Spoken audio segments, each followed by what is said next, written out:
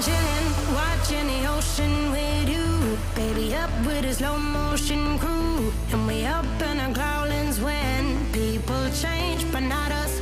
And we just chilling, kicking it, kissed by the sun. Could be soaked to the skin in the mall soon. I know she got the good vibes when seasons change, but we're the same. Even if I lost all my money, the zero runs deep, honey.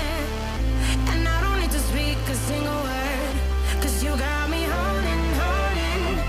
Even if my jokes sound funny, my tongue tied up on it. And I don't need to speak a single word, 'cause you got me holding, holding.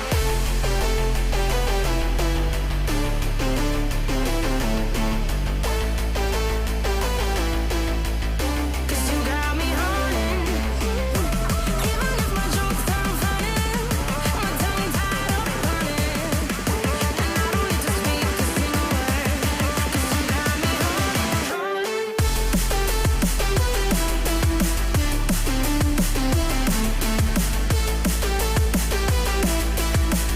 'Cause you got me holding.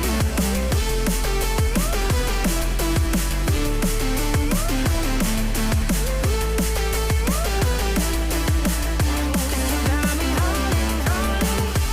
Even if I lost all my money, the zero runs deep, honey. And I don't need to speak a single word, 'cause you got me holding, holding. Even if my jokes sound funny, my tongue tied up on it. And I don't need to speak a single word, 'cause you got me holding me up. Play me like a bass guitar, simmer down and mash me up. Tripping like I'm Jimmy at Woodstock. Me up, drumming round in your red Ford, shivers down my spinal cord. Oh, oh, oh, oh. 'Cause you got me holding, holding. Even if I lost all my money, the zero runs deep, honey. And I don't need to speak a single word, 'cause you got me holding, holding. Even if my jokes sound funny, my tongue tied up on it. And I don't need to speak a single word, 'cause you got me holding, holding.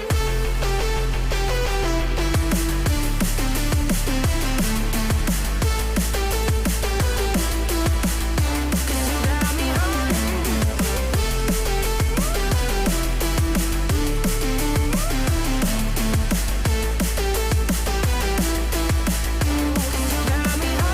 holding. Even if I lost all my money, the zero runs deep, honey. And I don't need to speak a single word, 'cause you got me holding, holding. Even if my jokes sound funny, my tongue tied up on it.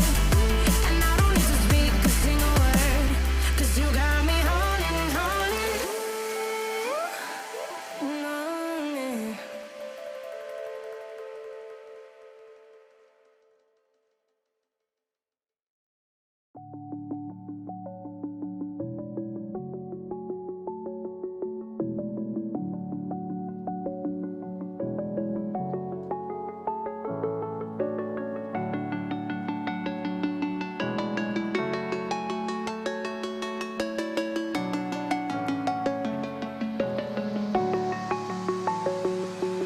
I'm alone, I'm a broken home. I gave you all the bricks that I own and know. I'm letting go, I'm breaking these walls down, breaking these walls down. If you want adventure, then fly to home.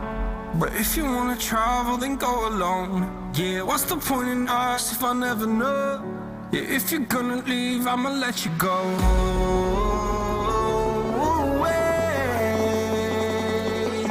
I'm tired of the pain. Go away. I'm tired of yesterday. Harder, harder.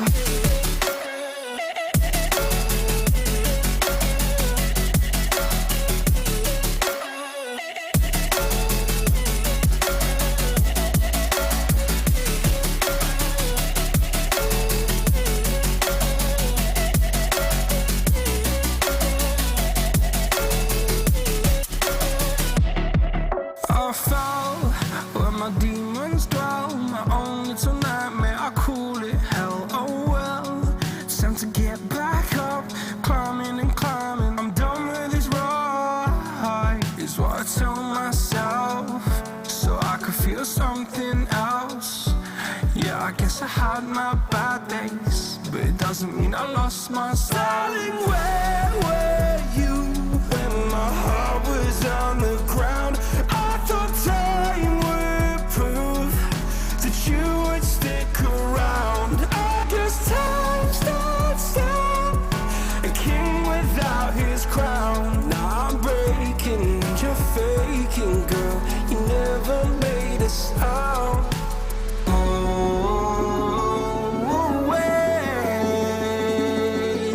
I'm tired of the pain. Go away.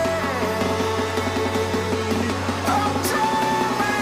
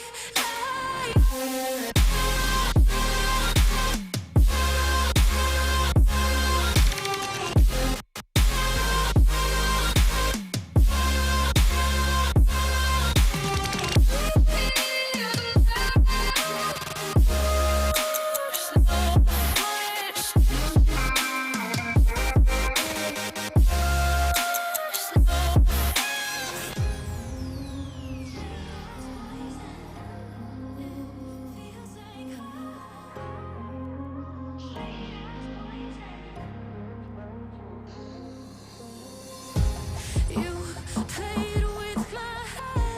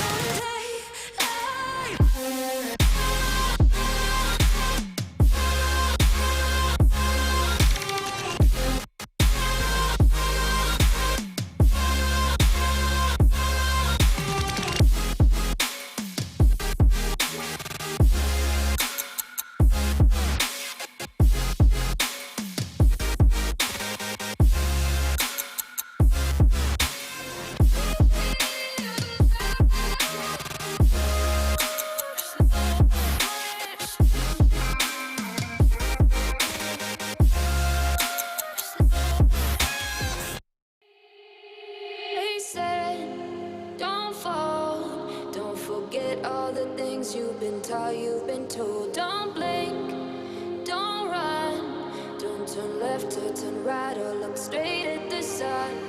mind's going in circles, I'm trying to fight it. Getting these voices inside to stay quiet. Going to the place where all this began, to start again. Oh, you won't see the light until the dawn breaks. No, till it's all said and done, you won't know what it takes. Gotta make a wrong turn and turn around. Gotta fall fast to pick yourself up off the ground. Until you get lost, you'll never be found, and you can't start again until you break down.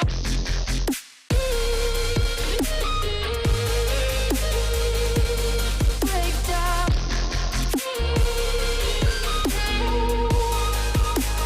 Until you break down.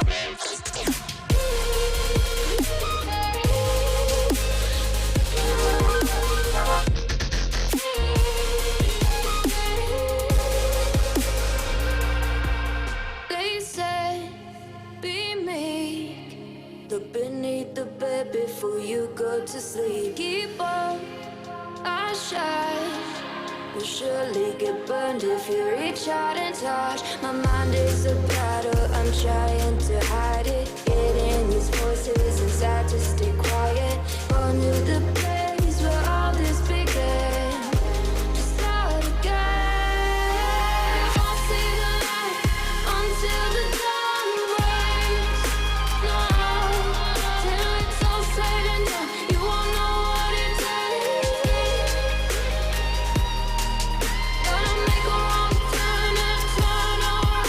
Gotta fall fast to pick yourself up off the ground. Until you get lost, you'll never be found, and you can't start again until you break down.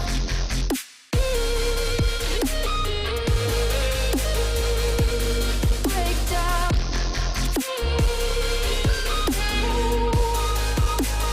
Until you break down.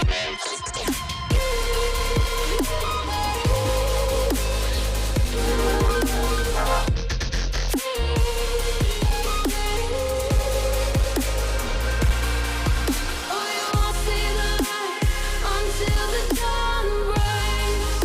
No, till it's all said and done, you won't know what it takes. Gotta make a wrong turn and turn around. Gotta fall fast to pick yourself up off the ground. Until you get lost, you'll never be found, and you can't start again until you break down. Hold on, hold on. You're not lost, you're not lost. Hold on, hold on. You're not lost, you're not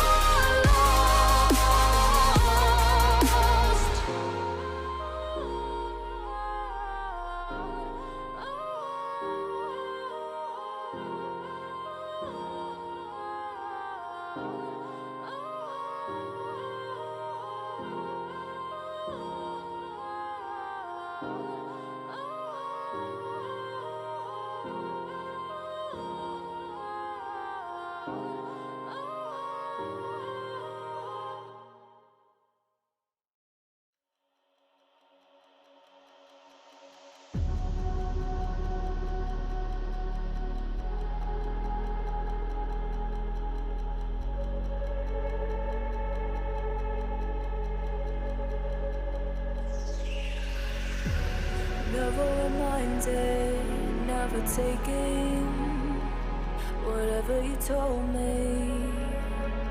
I know what I could be, making emotion paintable answer.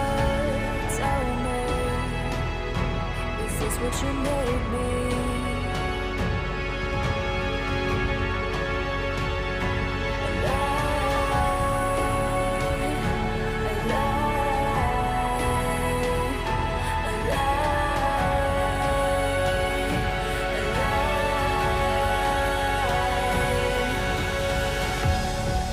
I'm the storm that meets the moon.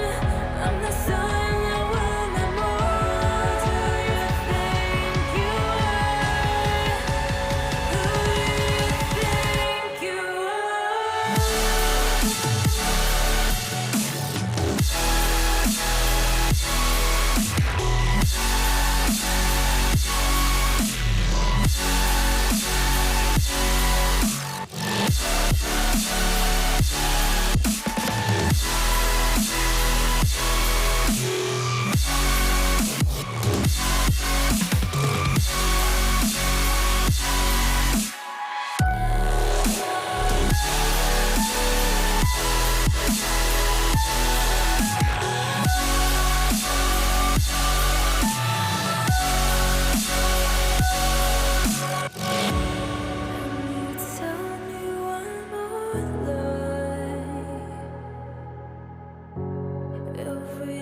time you bring me close, and you're thickening the ghost of you, bleeding tires you've undone, undone.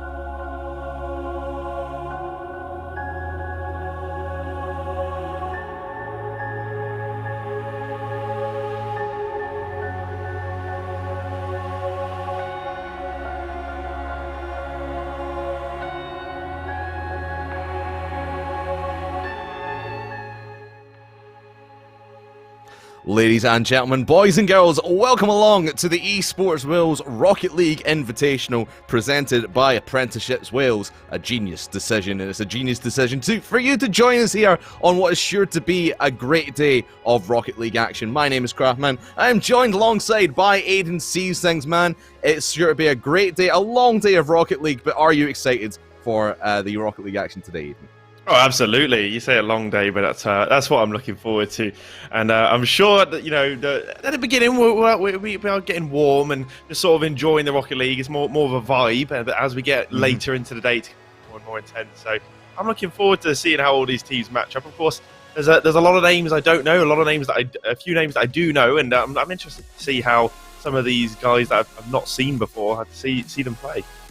Yeah, it's going to be an interesting day, and I mean, you talk about the names that you do know, and a lot of the people watching, maybe the name that people are going to know the most, or the names that people are going to know the most, are the names on 2 Potatoes, 1 Pro. We might end up seeing them later, or we probably will end up seeing them later on. That is the team of Ash, Base, and, of course, Tadpole, former Triple Trouble member, and, of course, Base coached Tadpole when he was on Triple Trouble, made it to Season 7, RLCS World Finals. So that is the team that I think everyone is looking to take out.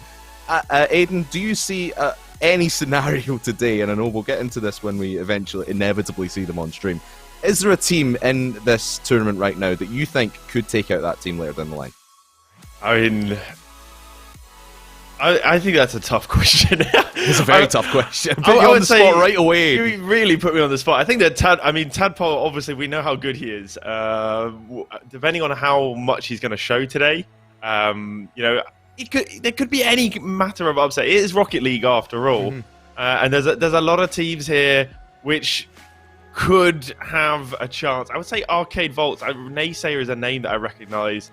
I think if there's someone from this group of teams, maybe they would have the chance against Two Potatoes One Pro. I don't know if you've already picked out a team that you think that can go head to head with Tadpole's team. I mean, like out of the teams that I recognise, Crosskeys Kings, which I've seen in the UK high school and college scene, they're a team that are very mechanical and could go toe to toe with them. But I think it's going to be very difficult to take that team down. And of course, as you just saw in the bracket there, it's going to be Arcade Volts, the team of Naysayer, Matt Sands, and Silent taking on that team first of all in the first round of the upper bracket. But right here on this stream, and I know a lot of people in chat are ready to see this game. A lot of people are very excited about this one. It is the Bangalorians versus the Pleborians, and a lot of the Pleborians army. I think I don't know exactly what you call yourselves, but the Pleborian army of everyone from Rage Darling stream is in the chat right now. Go ahead and spam. I can see all your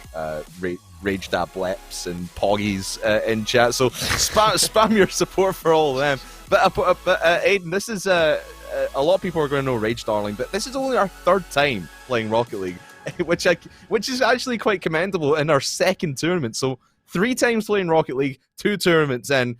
How do you see this one going for the Pleborians? I mean, I'm impressed because Rage Darling has played Rocket League considerably less than I have and competed probably in more tournaments than I have. So I'm a little bit envious, maybe. And well, I'm wishing them all the best, and I'm hoping that they can pull a result. I'd be impressed if a third-time Rocket League player going up against the Bangalorians. It should be interesting. I'm sure some calculated fakes will be coming out in this game. Oh, I can't wait! I can't wait to see that. It's going to be calculated fakes all the way, I think. But Bangalorians, they've played in EsportsWales tournaments before. I remember them being a fairly decent team, very, very well structured. So, in this best of 3, I know I'm going to be going against the chat here. Unfortunately, I'm sorry, guys in chat. I'm going to be picking the Bangalorians 2-0 in this one. And remember, it is a double elimination, so Pleborians are not eliminated just yet. If they do, or whoever goes down to in this game, they're not eliminated just yet. They will be playing in the lower bracket. But Aiden, what about yourself? Best of 3, who takes it? I think just for entertainment value, I'm going to go against you here, and I'm going to say... I'm going to say the Pleborians are going to take a tight, hard-fought 2-1 win here in this best of 3. You're just sucking up to Twitch chat immediately. First time here in EsportsWales, and you want to make friends with all the Twitch chat. I do need some friends, to be honest. My solo queuing in Rocket League has not been going well, so if anyone out there is anywhere between Diamond 3 and Champ 3, just let me know. Get him on Twitter at Aiden Sees Things, well, I'd say get me on Twitter, but honestly, I like the last time I played Rocket League properly was like the other day, and it was the NFL mode. I've been loving the NFL mode, by the way. It's absolutely fantastic. By the way, just before we get into this one, we'll tell you what everyone's playing for today. First prize today, if you get to the grand final, you're guaranteed £60, 60 British pounds. That's £20 each if you do the math, street players. 150 if you go ahead and win the whole thing. So some good money on the line. And of course, if you're not playing as well, you can still win something. You've got a PS5 to give that we've got to give away. ! Giveaway in the chat. Follow the link through to the Gleam page and hit all the things to enter. I think there's like 25,000 entries or something like that right now. So you got to be in it to win it. So you might as well go and throw your name in the hat and get yourself a PS5 potentially. I've been looking at trying to get a PS5, but it just sold out everywhere. Can't get one for the life of me. No, I heard they're in a pretty short supply, pretty high demand. And for me, it'd be a lot about the controller. If you play Rocket League, the PS5 controller is apparently really, really nice for Rocket League. Especially if you've got a bit bigger hands and you don't like Xbox controllers, it's a perfect cross between the two. So even for that, it's worth it. And of course, if you don't shoot, you can't score. So get in that giveaway. Exactly, got to be in it to win it. So everyone get through to the Gleam page and enter yourselves in that. But let's have a look at the rest of the teams in here. We've got a couple of people that we'd recognise. I mentioned Crosskeys Kings, and we'll probably end up seeing them a little bit later on, Aiden. I'm not sure if you know them as well as I do. But the Tails on that team, very mechanical player and a very team-focused player as well as Tails. But I feel that Cross Keys Kings team is going to be a lot of feeding the ball to Tails. In your experience watching Rocket League, how well does that work when you have one star player and you're just feeding the ball to him? I think the difficulty is, and I think this is something that can often be like a misconception in Rocket League, and you think that the best player should be the player going forward, getting all the passes and scoring the goals. But if you look at professional Rocket League, you often see the most mechanical, the best players as the third man. If you want your most mechanical player in order to soak up pressure and perform well in 1v2 situations. So it will be interesting to see what their game plan is indeed, but already the shot's coming out and Jim Jam's getting a save early on. Yeah, early days here as we get this first game underway. Best of 3, as we've said. Bangaloreans in the blue, the Boreans in the orange, and the first shot for Jim Jams comes and goes. Since they're able to get in front of it, and Kev working this down this right-hand side. And Pleborians with most of the offensive pressure in the first minute or so, and Bangaloreans struggling to get out of their own half. But now Chubby brings it into the corner, looking to get that one into the middle, try and find a teammate. Now Jim Jams follows up from behind, backboard rebound, inbound, and here comes Twig for the shot, but Kev gets the save. It's a valiant start for Pleborians, and I think you had Bangaloreans winning this 2-0, and I like the start from Pleborians. This is leaning a little bit maybe towards my prediction. Now the shot coming from Zenster, saved away from the line by Chubby. That one's going long, and it could be awkward. Those over-the-head saves that often catch people out, but not this time. Pleborians still defending valiantly, and will keep the score level. Twig trying to get this center, looking for Jim Jams, is just lurking on the edge of the box. Zenster unable to get away, and the danger still looming from the Bangaloreans. Pleborians still trying to soak this up as Rage Darling whiffs this one, but for a third-time Rocket League player going off the scene like that, kind of ambitious, perhaps. It's ambitious, but confident. I like the ambition from Rage Darling, and I think she's got a couple of good players around her. I think Kevin Elvum, I'm going to call him Kev. Kev's been very comfortable on the backboard and going for stuff like that. And Zenster, as you can see, just bringing that into the corner. When you see players on the backboard, just on their own backboard, taking it into the opposite corner, that's a sign of a confident player, and they know what they're doing. But a big demo to Kev from Chubby opened the door, but I think Zenster able to get in front of it. That could have easily been the first in favour of the Bangaloreans, but they hold fort for now and right back into this blue half. But Chubby was almost able to send that right back down the other end. But Kev is there. Here comes Zenster, can't find the shot. And Kev again working this, tries to find Rage Darling in the middle, but the defense too strong. Rage Darling just backing away and allowing a bit of space in the midfield. Bangaloreans not really making the most of it. There's an open net, and what a save from Zenster. He's got a hat-trick of saves already. Just over half the game gone. And, well, the Bangaloreans, the closest to going ahead. I think earlier they had a shot saved by one of their own. Pleborians still fighting in it, and perhaps not the favourites here, perhaps the underdogs, but showing that they can take the game to the Bangaloreans. Bangaloreans going to be wondering how they're not already one goal up. Such an effort going so close. Yeah, it's been very defensive so far. Not a lot of offensive maneuvers being done by either team. But here comes Twig, gets that reset off the ceiling, but can't control it enough to send it into the middle. And now Pleborians trying to struggle out of their own half. They really starting to lose these midfield battles, but that's one heck of a challenge by Kev. Can he follow up again? No, Jim Jams will step in front of it. Again, Zenster. Rage Darling's going to have to make the save on the back. Misses, and here comes Zenster to make up for her mistake. Again, just a very tactical whiff. Yeah, very tactical whiff indeed. But again, just very defensive from both teams. No one really wanting to take the game and overcommit. And I think that's the main thing, because if you have one of these teams overcommit and leave their net open, that's exactly what's going to happen. Zenster's going to follow it through, and Pleborians get the first on the board. Well, I don't think we expected it, but Pleborians are in the lead, and it indeed has been an incredibly passive, defensive game, and I think it's often the way in a best of three, isn't it? Because you think you lose one, the other team's already on at match point, and then your back's against the wall and you're under pressure, and right now it's Pleborians who are bringing that pressure to the Bangaloreans. They're a goal down, less than a minute remaining here in game one, and Pleborians with the chance to go up onto match point. just like that. Yeah, it can flip so suddenly, especially in these best of 3 situations. As you said, you feel you lose one and all of a sudden you're down match point. You need to battle back. It's not an easy situation to be in, but it's a great situation if you're a fan of the Pleborians. And again, just the defense working out so well for them.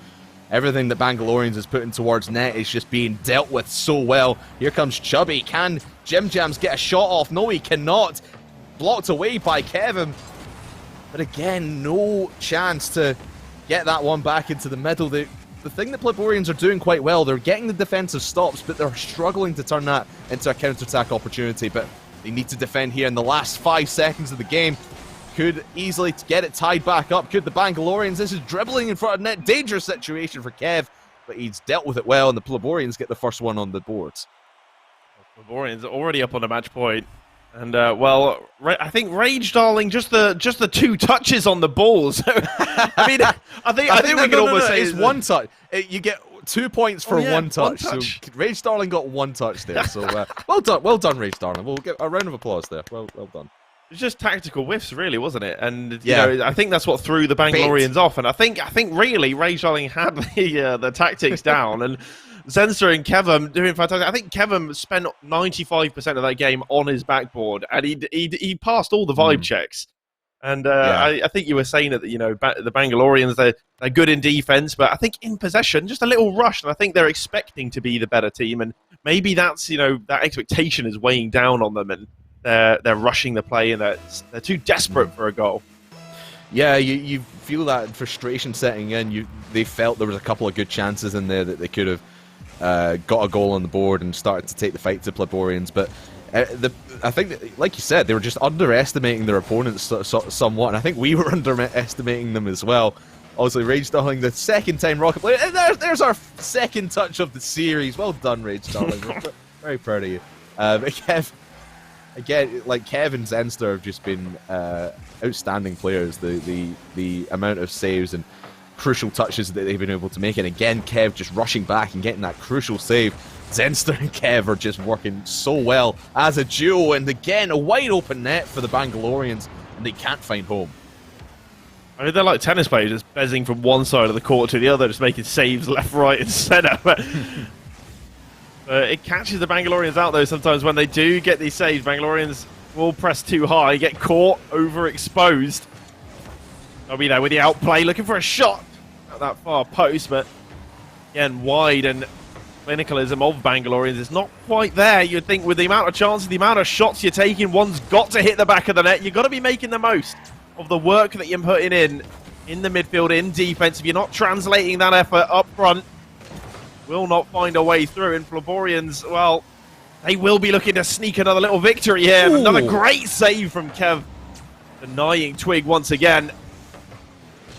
Here comes Zenster, wide open net, off the crossbar, it's going to bounce down, Twig will get the chance out. But again, the pressure's still there. Zenster trying to keep it down in this blue half. Rage Darling just kind of being a little bit of a bait there in the middle of the field. And man, oh man, Pleborians have made one heck of a showing here. And I think Twitch chat are now on their side. 67% of the Twitch chat in our poll say that Pleborians are going to take this series now. Now Zenster looking to try again. I mean, you got to remember here, Aiden, as well, first goal of the first game didn't come with it until like a minute to go. So both these teams just trying to wind up, warm up. Pleborians again just trying to get out of their own half, not doing too well at right now.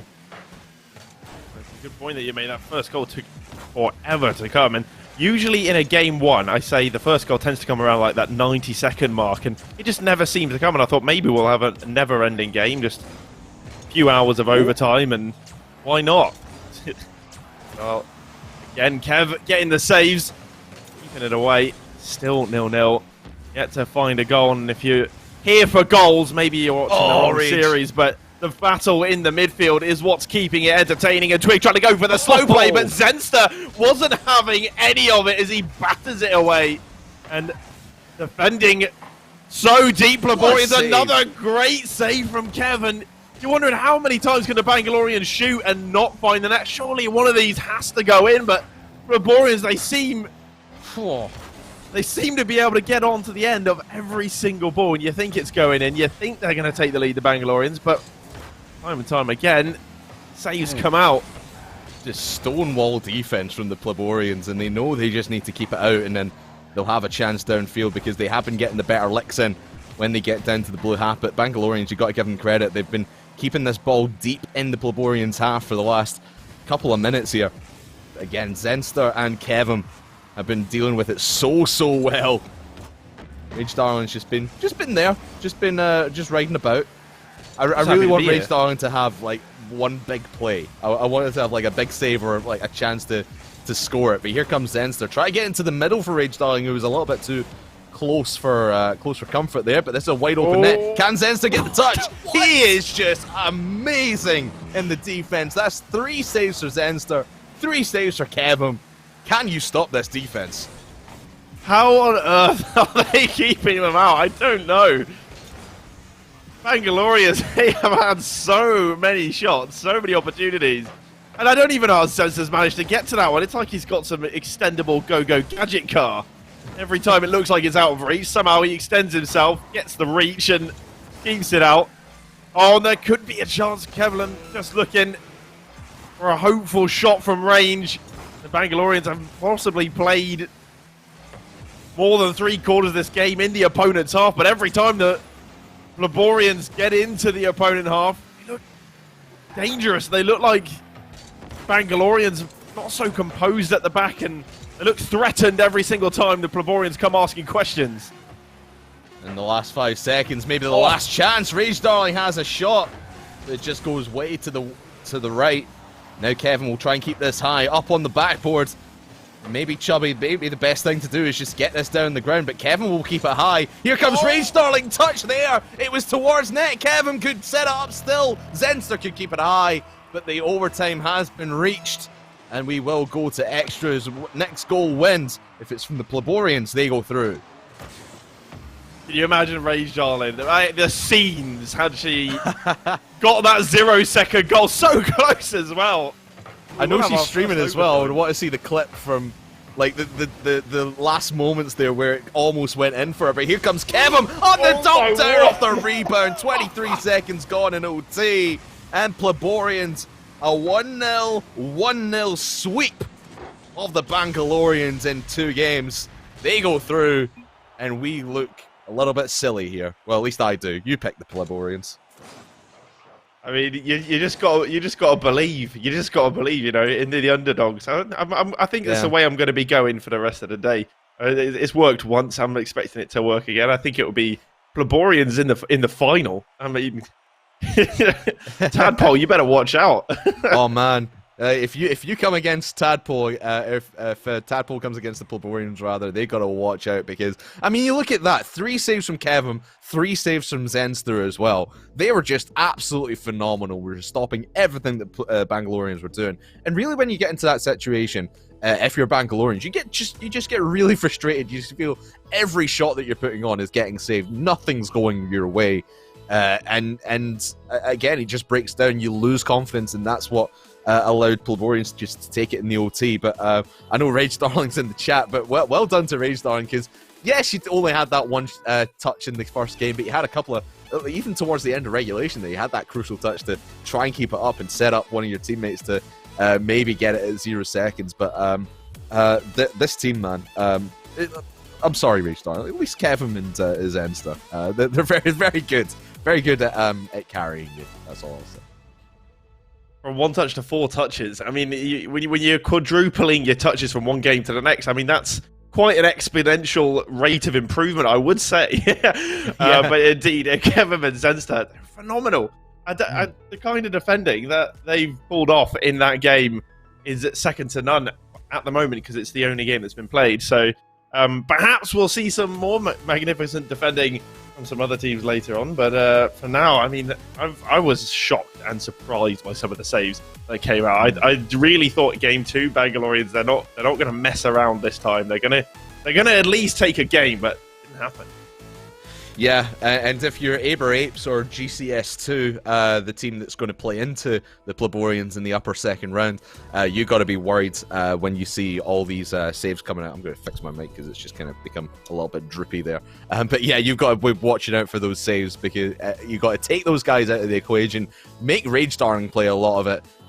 Because I'm sorry, Rage Darling, you are the weaker of the three. I know people are going to get on my back about that, but at the same time, you've got to be very careful of Kevin and Zenster going into that second round. But speaking of the second round, we will be going into the second round ourselves in just a little bit. After this short break, we'll have more Rocket League Invitational action, so stick around, don't go anywhere.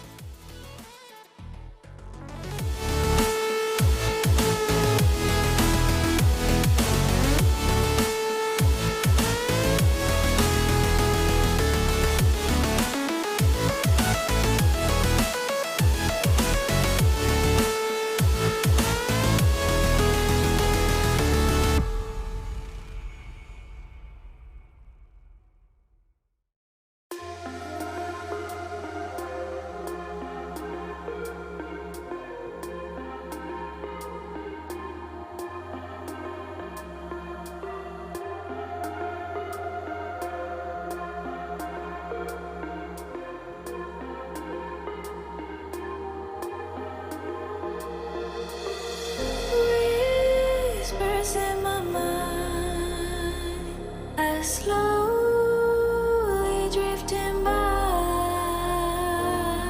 All the poems I wrote for you, they made me blind, they made me lie. Heard you in the rain, will you always be there?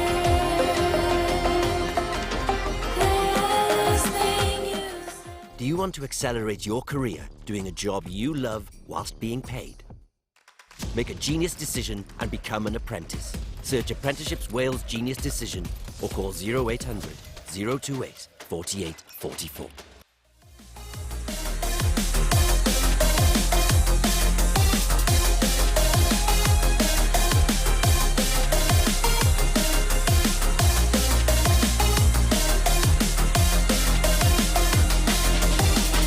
Heard you in the rain, will you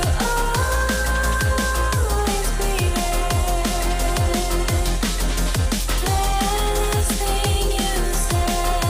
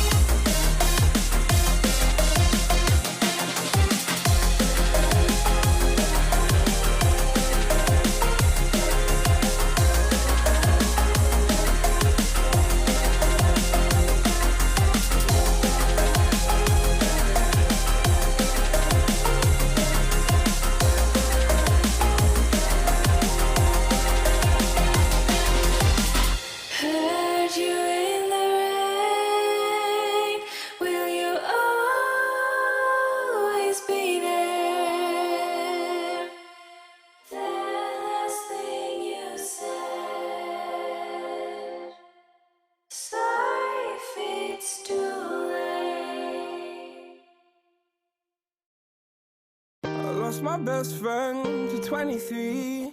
She left her body and hovered above me. I saw no shadow, I looked around, searched every building and home that I found. I saw no shadow, but felt a glow. The warmth inside me kept me afloat. It felt like heaven had found my bones and gave me comfort when I feel alone. Now you're gone, I'm alone. I guess it's time to get better. Through the pain, I will go alone. If I fall, break my bones, I will scream even louder. 'Cause I'm not dying alone. I lost my best friend to 23. She left her body and hovered above me.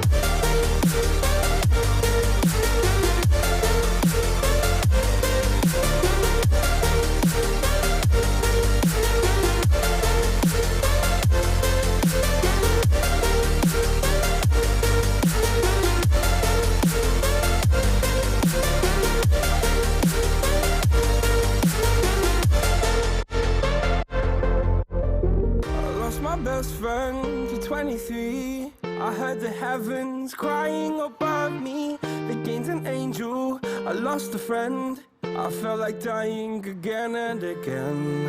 I went through hell, stared at death, but I keep fighting with each living breath. I saw no way out from where I stood.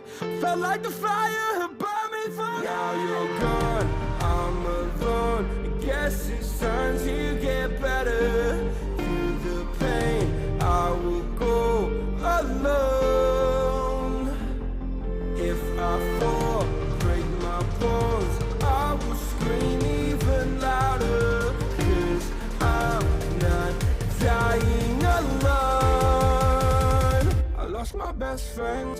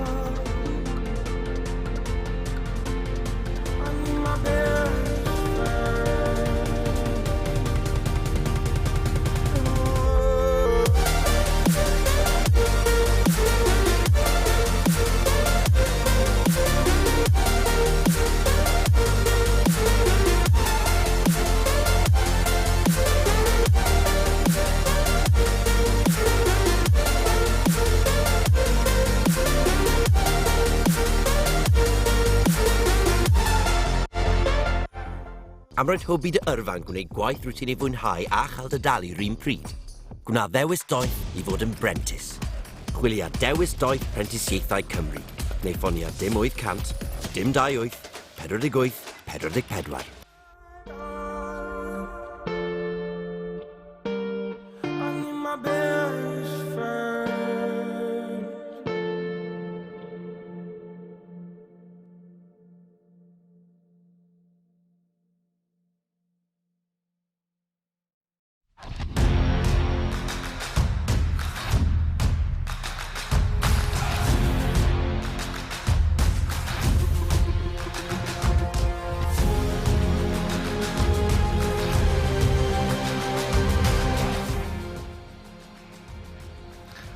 Welcome back to the Oh, here we are.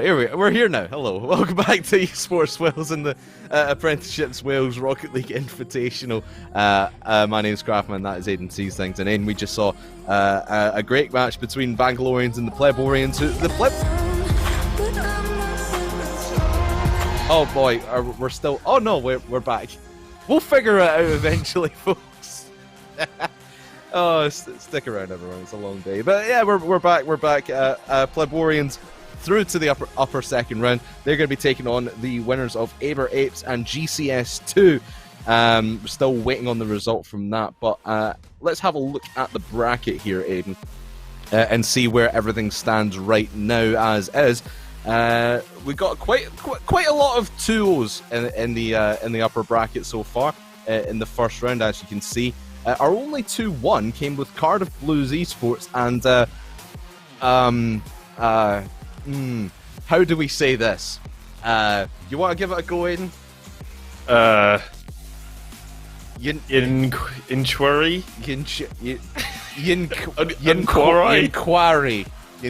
I think it is. The inquiry. We're not Welsh. So you can make fun of us all you want in the chat for that. But yeah, a lot of 2-0s, and of course we saw 2 Potatoes, 1 Pro. We mentioned them at the start of the stream. Our favourites for today just absolutely storming through Arcade Volts 2-0. And of course we're going to see Arcade Volts in just a second against the GCSLs. But is there any... there's not really any surprising results from there. I think everything kind of went as is, maybe with the exception of Pleborians. But let's talk about the Gore College Owls, GCS Owls, against the Arcade Volts. Lower round game here, Aiden. Best of 3 still, so whoever loses this will be out of the tournament. But just looking at these teams, what do you make of them so far, and what we've seen in their upper round games? Well, both teams getting 2-0, and I think for the Arcade Volts, not too much of a surprise, as they did go up against Tadpole's team, and that's obviously going to be the team that is likely going to go all the way. I mean, I don't want to call it too early, but they do have considerable power with Tadpole on the roster, and so GCS 1, hard for me to say because I don't really know a lot about Menaces. And they also got 2-0, so there's not a lot of stories to tell here. You know, if there was a 2-1, maybe I'd say they may have some momentum from that series. They may have some confidence.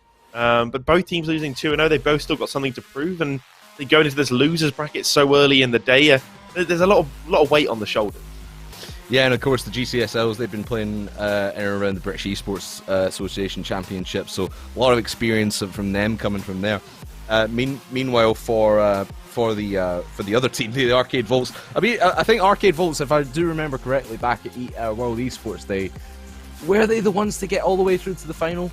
Oh, it was either them or Retrobytes. I think it was Retrobytes who made it through. They're the 2 esports cafes that were playing in or gaming cafes, I should say, that were playing back in that tournament. And I remember Arcade Volts. They did pretty well. So. They came 4th according to thank you Frank Bash 1 in the chat for the info there. Arcade Volts, yeah, still a very good team. So expecting this one to be a little bit closer, especially with a college team, you know, playing around that sort of British Esports Association circuit. Gets you a lot of experience, and experience in this kind of tournament, Aiden, I think that's what's going to pay dividends for a lot of these teams. Oh, for sure. Like, you know, it's tough playing in competitive environments that is not just, you know, ranked in Rocket League or tournament mode. You know, this is a different environment totally, and you have different kinds of pressure. You're on stream, you've got people watching you, you're being actively judged, and in the back of your head, maybe you think you got ice in the veins, but it can get to players, and I think, you know, if you've got a little bit of experience coming on your back, then, you know, you've may have an upper hand. But Arcade Volts, of course, they came 4th last time, and they got something to prove after losing to Tadpole's team. We are underway for Game 1. Got the Gal College Owls in the blue and Arcade Volts in the orange, and right now all the pressure coming from GCO. Yeah, and it was almost an own goal to start things off as well. I think a couple of the Arcade Volts players were going up to save, but just almost tipped it in. Luckily got it off the post for themselves and play on still at 0-0. And I think Gower College, Just coming out of the gate strong here, Aiden. A lot of quickness from them. And playing with authority, and a pass into the middle there from X-Barter. No one there to get it, although X-Hane, almost trickles in nonetheless. And Arcade Volts struggling on the defensive end so far, but they at least keep their sheet clean for the moment. Well, it's been a roaring start for Gower College Owls. They looked incredibly threatening in that first minute. Arcade Volt, though, they have weathered the storm, and that scoreline will remain even. Stevens. Arcade Volt's now trying to find some pressure down the other end, and they come across for a double commit, which turns into a pinch and asks a question of the Gower College Owls defense. They manage to save it, keep it all level, reaching that 90-second mark, and usually is where we see the first goal of a game come out, but in our first series of the day, we had to wait quite a while, but there could be a goal coming here, and it will come from Matt Slams. Arcade Volts, they take the 1-goal lead against the runner play. And, an interesting start to this series. Yeah, and you called it pretty much about 90 seconds into this one, and that's exactly what's gone on. And you feel Gower College have been mistreated in that one. They've been putting a lot of pressure onto the orange net, and they've just got that one counter-attack, have Arcade Volts, and got the one on the board. So Gower College need to be really careful on this back line, that they don't leave it as wide open as they did. They look at Matt Slams again, getting into Frank Bash. Not able to get a clean shot off, though, but this is good from Arcade Volts, just keeping that pressure down in the blue half. And again, a wide open net. Frank Bash coming from his own end, and that's 2-0 straight away. Frank Bash was up so quickly on this, and also the way he was committing, kind of as third man, I thought maybe a little bit risky. Sees his teammate coming back and thought, you know what? I'm going. I've had enough of this. Let's double the lead, get that cushion. Now Arcade Volts 2 goals up, and Gower College Owls will be chasing that lead. They will be feeling the pressure, the sweat starting to form on the brow, as they do know that defeat is looming over them. These best of threes are oh so dangerous. You're a game down, need your opponents on match point, you're in the lower bracket, and it's still early in the day. You don't want to be one of these early losers. Yeah, you don't want to be 2 and done, especially because Gower College actually have 2 teams in this bracket today. Their number 1 team in the lower bracket. Their number 2 team is still in the upper bracket. They won their first round game 2-0 against the Aber Apes, and they're against the Pleborians in round number 2. So for Gower College, they're playing for more than just staying in the tournament. They're playing for pride. They want to beat or go further rather than their Gower College teammates. So a very tricky spot for them to be in at the moment, especially down as the number 1 team. Yeah, if the number 1 team means this is their better roster, then they indeed have something extra to prove. And perhaps by ranking themselves like that, they are inviting extra expectation and pressure onto themselves. And Matt Slams, there was an ambitious pass out towards Frank Bash. Couldn't quite find him. It was cut out well by Gower College Owls. They congesting that midfield a little bit better, a little bit more eagerly. But handing possession away far too often, just these long clears that keep coming back to their opponent. Arcade Volts will be grateful of receiving the ball in their own half in order to set up plays again and again. But this long attempt from Easy has caught Frank Bash slacking, caught him napping on the halfway line. And Gower College Owls have got it back within 1. And that's exactly what you needed if you're Gower College. It's just right over the head of Frank Bash. And again, maybe just Arcade Volts being a little bit too overzealous, a bit too ambitious. Having a 2-goal lead with about a minute or so still to go in the game, that's a comfortable enough lead, but now it's been cut to 1, and that is the most vulnerable lead you can ever have, is a 2-1 lead, because both teams have scored, but they might make it 3. X-Batter has to make the touch to the left-hand side, and he does so with ease. Luckily enough for him, gets it and rather goes right upfield, tries to tie the game back up. This is better from Gower College. It's kind of what we saw in the first minute or so, Aiden. Just the all-out pressure. We want to see them maybe just tie this one up, but now they've not got a lot of time to do it. 45 seconds, need to make this save, and they do so. It was a crucial save. Gower College Owls have been turning up the heat. They've got that cooker on, and the long shot saved by Naysayer. Arcade Volts, since conceding that goal, they've looked like they've been under a bit of stress, a bit of pressure. Gower College Owls valiantly chasing that lead, desperate for an equaliser, but now you have to defend a little while longer before they can find a route out. Easy going to chase this one down that's coming into the corner, back into the middle. Naysayer will play that wide. Frank Bash poised well on that midway line for the pass. Aren't able to complete the attack, but it will keep coming towards that Gower College Owls net. Now perhaps a last chance, and this could be going towards the target. It's kept out by Naysayer, and so close to a 0-second goal for the equaliser, but Arcade Volts will take game number 1. Oh, that was so close, this trickling in that top left corner, Aiden. From the angle that we were watching at, I thought that was in for sure, but I think that touch right at the end saved their bacon, and Arcade Volts scrape away with a 2-1 victory. I mean, it was close throughout, to be quite honest. I mean, right in the middle of the game, you felt Arcade Volts were taking control, and the GCSLs were not really performing at their best and performing as well as they really should have been. But to be quite honest with you, both teams got a bit of offense in. It was just GCS did it at the start and the end, and Arcade Volts had pretty much the entire middle of the game to work with and show what they're capable of. So maybe for Gower College, having that more consistent play throughout the entire game, not slipping off the gas too much in the middle and letting Arcade Volts in. You keep this one close, maybe even get the first goal on the board as X-Potter almost made that prophecy come true, just off the post ever so slightly. Just keep that pressure up as long as you possibly dare, and for a more consistent time frame.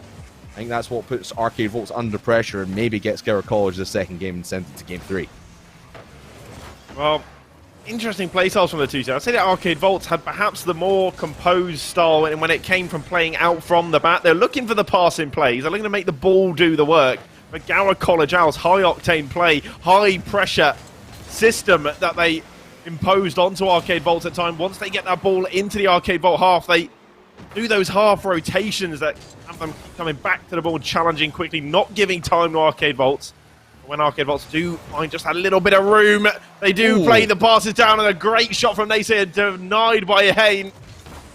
That's first minute really underway in an exciting fashion. Both teams eager to find the go-ahead goal and put their foot down on game 2, and Gower College Owls will be the ones needing a win here. They don't want to go crashing out of this tournament.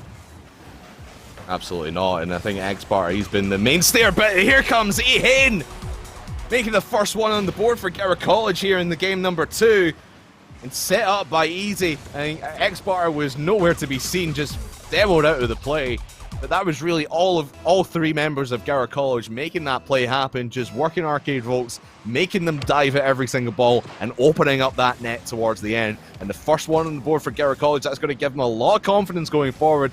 Here comes X-Bar, who's been the most mechanical player on this blue side so far. But this is an open net, is it? Bouncing in? Yes, it is. And Matt Slams ties it up. Well, this was rather fortunate, I think, for Arcade Volts, as it's got a pinch through the middle. Naysayers try to push it over the line, but it's still come on target from that kind of fortunate bounce, and Gower College Owls got caught out. And, well, we're all level just like that, and Gower College Owls going to have their head in their hands for that one. They worked so hard to take the early lead against Arcade Volts, and it was a lead that surely gave them a bit of confidence and the boost they needed, and they may get caught slacking again, and it will be a 2-1 lead for Arcade Volts. Quick fire goals from them to take the lead in the series, and now they're in control again. And Easy just a little bit too far upfield. I think X-Bar again getting demoed out of the play upfield opens that door to come back. But Easy, you've got to be positioned a little bit better than that. You can't be dragging yourself upfield, hovering up there, and then the ball just goes sailing over your head as the final man, and letting that one in for the second goal for Arcade Volts. And Gower College needs to start rallying back here if they want to have any chance of getting through to the next round and even staying in this tournament. Easy takes this into the corner, and Aizane, I think that's a better option. Just get back and defend here. Make Frank Bash use his boost and get it over to Naysayer. And an easy save there, but here comes Matt Slams on the return. Is this through? Boom, in our faces. Can't really see through the smoke, but X-Bar off the ceiling, looking for the reset. Yes, he has it off the crossbar. None of his teammates can follow up, and this is an open net as it goes right back down. Naysayer can't make the touch, though. That could have easily been 3-1 for Arcade Volts. after the double commit there from Garrett College. Well, the College Owls still trailing. They need to find something. They'll be fully aware of how much time is left as every second trickles down off that clock, and he ain't there, unable to connect with the ball, and they need a bit of consistency, they need a bit of clinicalism, they need to put the pressure on Arcade Volts. Arcade Volts finding it a little bit tricky to play the ball away from their own half, and they were looking a little awkward at the back, maybe a bit of confusion as who was going to go. Easy again, a desperate shot, and you're going to think, got to do more with possession there. Got to make that ball do a bit more work. Those shots when there's 2-3 men on net, you're not going to get the beat, and Arcade Volts will be happy to sit here and clean things up on the line with this 2-1 lead. Now looking for a third goal, perhaps so close off that near post, causing a bit of problems in front of the Gower College Owls net, but he managed to stay strong and keep it just to the 1-goal lead. They need to find some room in the midfield, but they're not being allowed out by Arcade Volts. Time is running out for them. Very much so. You need to get some licks of offense downfield if you're Gower College, and X-Sparta is going to be your best chance at getting that downfield, and he does so once again. Needs to try to start finding men in the middle, and Easy again. The positioning from Easy has just not been there, and Naysayer might make him pay for it.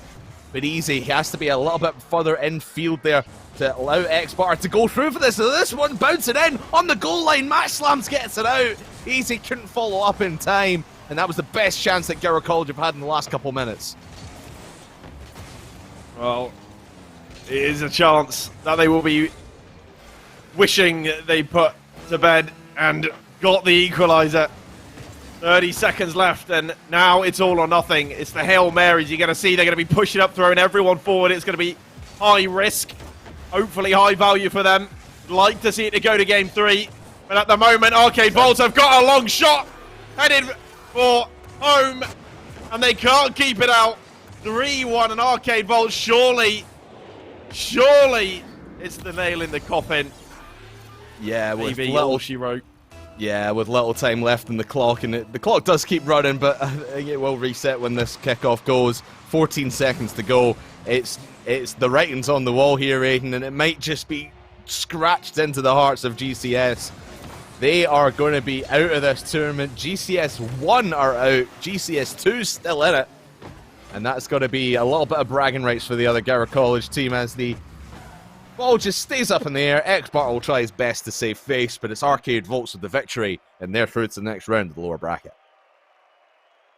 Arcade Volts are through, and Gower College, I think they'll be a bit disappointed here today, as I think they could have easily taken the series had they played a bit more consistently, a little bit more composure. I felt too often they would get on the ball and they would just go, we need to score, so we take a shot. And, you don't need to shoot every time you have the ball. Maybe make the ball do the work, find the infield pass. And there just seemed to be a lack of support from time to time. And Arcade Volts had done well to soak up pressure when it came at them. And they got a few fortunate goals in game 2. I think, a long shot for the third goal and that bounce for the second one. And it could have gone another way, but Gower College Owls, they're not going to be continuing in Arcade Volts. Well, congratulations to them to staying in the tournament after losing against Tadpole's team in the round 1.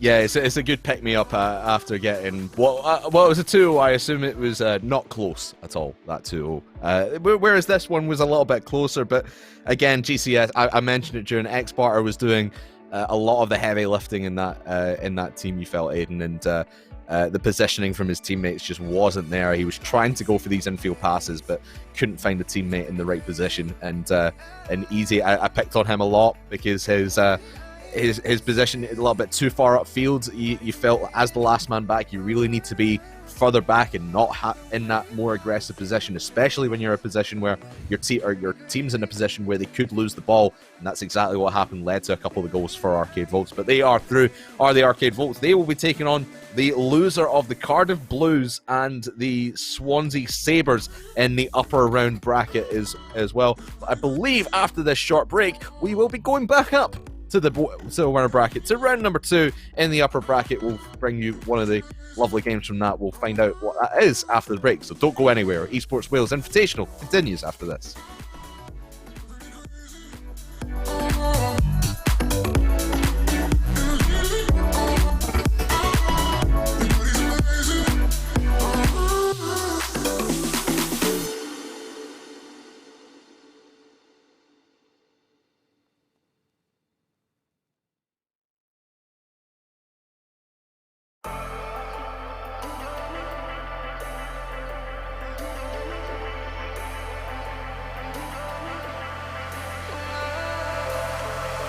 been chillin', watching the ocean with you. Baby, up with a slow motion crew. And we up in our growlings when people change, but not us.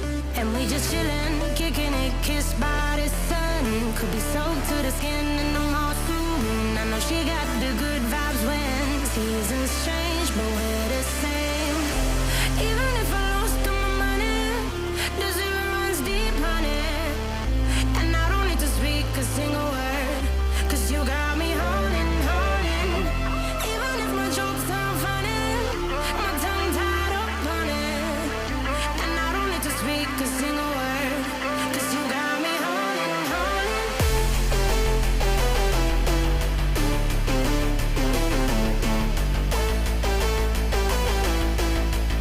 'Cause you got me holding.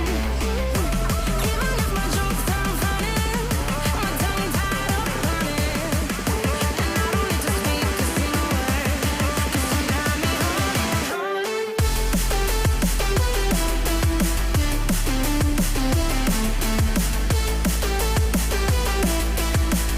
'Cause you got me holding.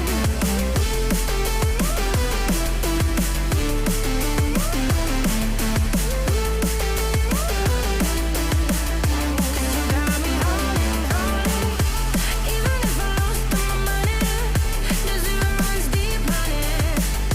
And I don't need to speak a single word, 'cause you got me holding, holding. Even if my jokes sound funny, my tongue tied up on it. And I don't need to speak a single word, 'cause you got me holding me up. Play me like a bass guitar, simmer down and mash me up, tripping like I'm Jimmy at Woodstock. Me up, drum me round and go right forward, shivers down my spinal cord. Oh, oh, oh, oh. 'Cause you got me holding, holding. Even if I lost all my money, the zero runs deep, honey. And I don't need to speak a single word, 'cause you got me holding, holding. Even if my jokes sound funny, my tongue tied up on it. And I don't need to speak a single word, 'cause you got me holding, holding.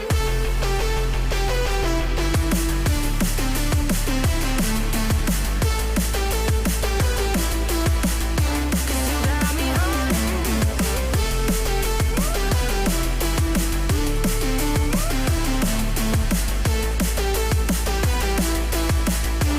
You got me holding, holding. Even if I lost all my money, the zero runs deep, honey. And I don't need to speak a single word, 'cause you got me. Do you want to accelerate your career doing a job you love whilst being paid? Make a genius decision and become an apprentice. Search Apprenticeships Wales Genius Decision or call 0800 028 4844.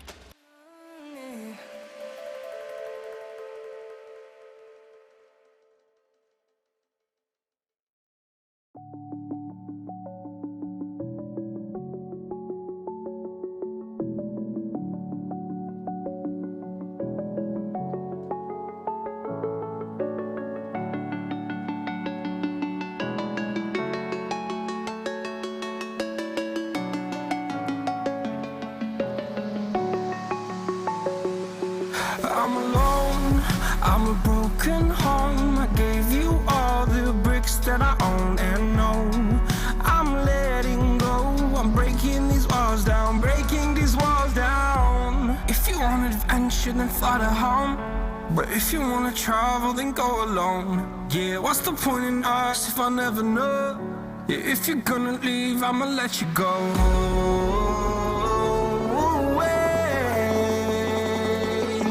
I'm tired of the pain. Go away. I'm tired with yesterday. Fada, fada.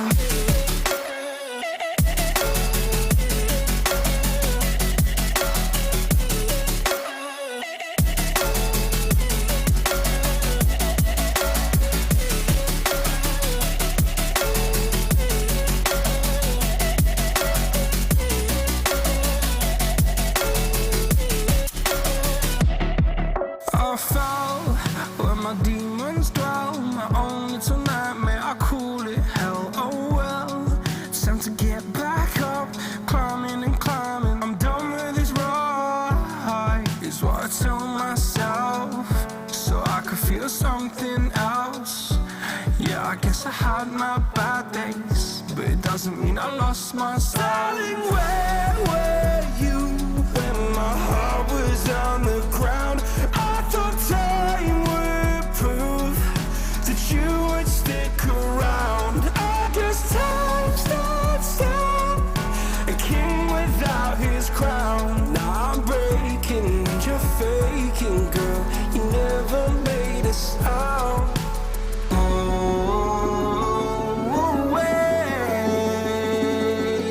I'm tired of the pain. Go away. I'm doing yesterday. Father.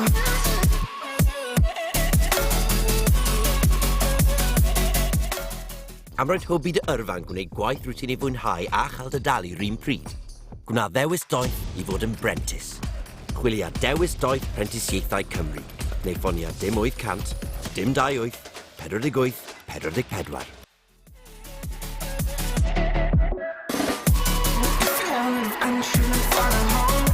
But if you wanna travel, then go alone. Yeah, what's the point in us if I never know? Yeah, if you're gonna leave, I'ma let you go. If you want adventure, then find a home. But if you wanna travel, then go alone. Yeah, what's the point in us if I never know? Yeah, if you're gonna leave, I'ma let you go.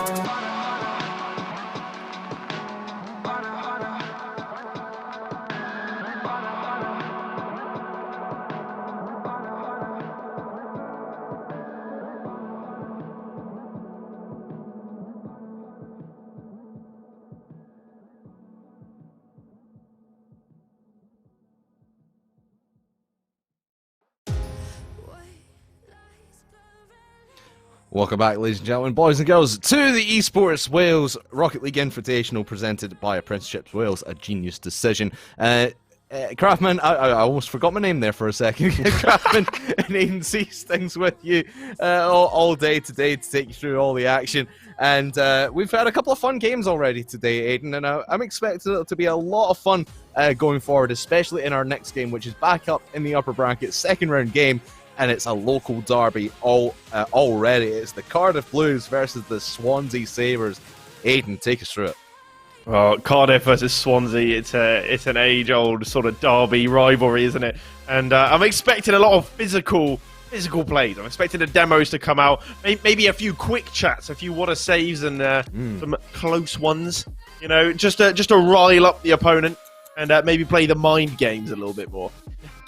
Yeah, it's going to be a lot of mind games and you know, a bit of a back chat back and forth between them, and obviously we've got a couple of different Cardiff and Swansea teams in today. We've got Swansea Sabres. That's the Swansea Storms second team. Where are Swansea Storms right now? Are they actually? Well, they're not on my sheet here. Where are they? I've lost them. They're not even playing today. Never mind. They're not playing today. So this is the only Swansea team that's in today. Cardiff have two teams. Cardiff Blues obviously playing in this one. And the Cardiff Crusaders. Actually, that's an interesting point here. If Cardiff Blues win this one, and Cardiff Crusaders win their game against Cross Keys Kings in the same round, Cardiff Blues and Cardiff Crusaders are going to meet in the next round of the upper bracket. So that's a little bit of a pride there that these guys are going to be playing for. And again, we mentioned it with Garrett College. Garrett College first team going out early, and GCS2 they're still in it. So these intra-team rivalries are still very, very hotly contested. Aiden. Oh, absolutely! You would love to see it, wouldn't you? You'd love to see the Cardiff Blues against Swansea Sabres. That's already sort of a rivalry, a derby, and then they have to go up against the other Cardiff team, and it's another little rivalry, perhaps a more friendly one. But it keeps things exciting, and I think as the day keeps progressing, the games are going to get more and more heated. They're going to get closer and closer. We're going to see some really close results coming out, and some real battles on the field. And I'm expecting one here between Cardiff Blues and the Swansea Sabres. Swansea Sabres, of course, going 2-0 in their first series of the day in round one, and Cardiff Blues also winning, but then but dropping a game. It was, of course, the only game in round one where which was dropped. That was the only series that went all 3 games. So perhaps we'll be having the same again here. And it would be, of course, nice to see, because so far both the series that we've casted have been clean sweeps. Now perhaps a bit more of a fight would be called for. Yeah, I think this is going to be a lot closer than with the games we've seen already. Just to bring you some of the results from the lower bracket from the round that we saw in our last game. Obviously, we saw GCS 1 getting taken out by the Arcade Volts there through. The Aber Apes took out the Bangaloreans. The Bangaloreans are gone already. Our first team that we saw lose today, they are out of the tournament already. Aber Apes will be playing the loser of Cardiff Crusaders and Cross Keys Kings. Arcade Volts are going to be, as I mentioned before the break, Arcade Volts are going to be playing the loser of this game that we're seeing as we let's take a look at the bracket. This is the lower round? Yeah, this is the lower round. We also had Krim Ramney and the Slouch Couch. They're still playing their game. No score reported there right now. Oh god, the Golden Cobras beat out. Where's the pronunciation? It's in our Discord somewhere. Kwarai. Yunkara. We don't need to say it again, so we can butcher it now. Yunkare. We're gonna get letters. Do people still send letters? I don't know. I'll get an email or something like that. But as you can see, those are the matches. Fax machine, carrier pigeon, what have you. Just don't tweet me at CraftmanRL. Berate my Welsh pronunciations. But those are the games that are. We'll be seeing a little bit later on. But in the upper bracket, of course, we've got 2 potatoes, 1 pro against Net Menaces. I can barely read the... there we go. I can read it bigger on this screen. Can't see it on my laptop. 2 potatoes, 1 pro, obviously the favourites for today against the Met Menaces. Pleborians against GCS 2. We've got Cardiff Crusaders against the Cross Keys Kings, and of course our game, Cardiff Blues, against the Swansea Sabres. I personally, apart from our game, I personally would want to see the Pleborians and see how they get on against GCS 2. What about yourself, Aidan? I want to see Pleborians in the final. I want to see I want to see Pleborians up against Tadpole. That's what I want to see. I want to see Rage Darling dunking Tadpole. That's what I want to see. That's what we want to see. That's the main draw of this stream. We want to see Rage Darling get one heck of a shot against Tadpole. But let's get into our game right now. Is the Cardiff Blues in the blue against Swansea Sabres in the orange in the opening opening gamut, I should say, from the first 10 seconds of kickoff. Cardiff Blues looking to get aggressive right from the start. Swansea Sabres dealing with it fairly well so far. Well, Swansea Sabres indeed dealing with early pressure from the kickoff. Cardiff Blues just testing their opponent. And, you know, the one thing about best of 3, that first game, usually what you'll see in a best of 5 or best of 7, that first game can go absolutely either way, because this is where the teams usually take time to figure each other out, see how do they play, how do they react to certain touches, and what do they do on the ball, what sort of habits do they have. But you don't have time to do that in a best of 3, so it's always sort of balls to the wall and just go and try and get the early goals, put the pressure on, don't hold anything back, and Jackalus not holding anything back there as he finds the go-ahead goal within the first minute of game 1 with a lovely little aerial drop down into the net. I think that's exactly what Cardiff Blues wanted. Obviously, the first 10 seconds they had the first goal, or the first couple of shots in the first 10 seconds of this game, and now within the first minute they have the first goal as well. And I think that's the intentions from this Cardiff Blues side. They want to put the all-out aggression from the get-go, but now they have to play a little bit of defense here as Naruto tries to take that one, slow it down. But I think Cardiff Blues, they want to play at their own pace. They want to keep the game pace very, very high and sort of force Swansea Sabres to play up to their level and play up to the speed that they're at.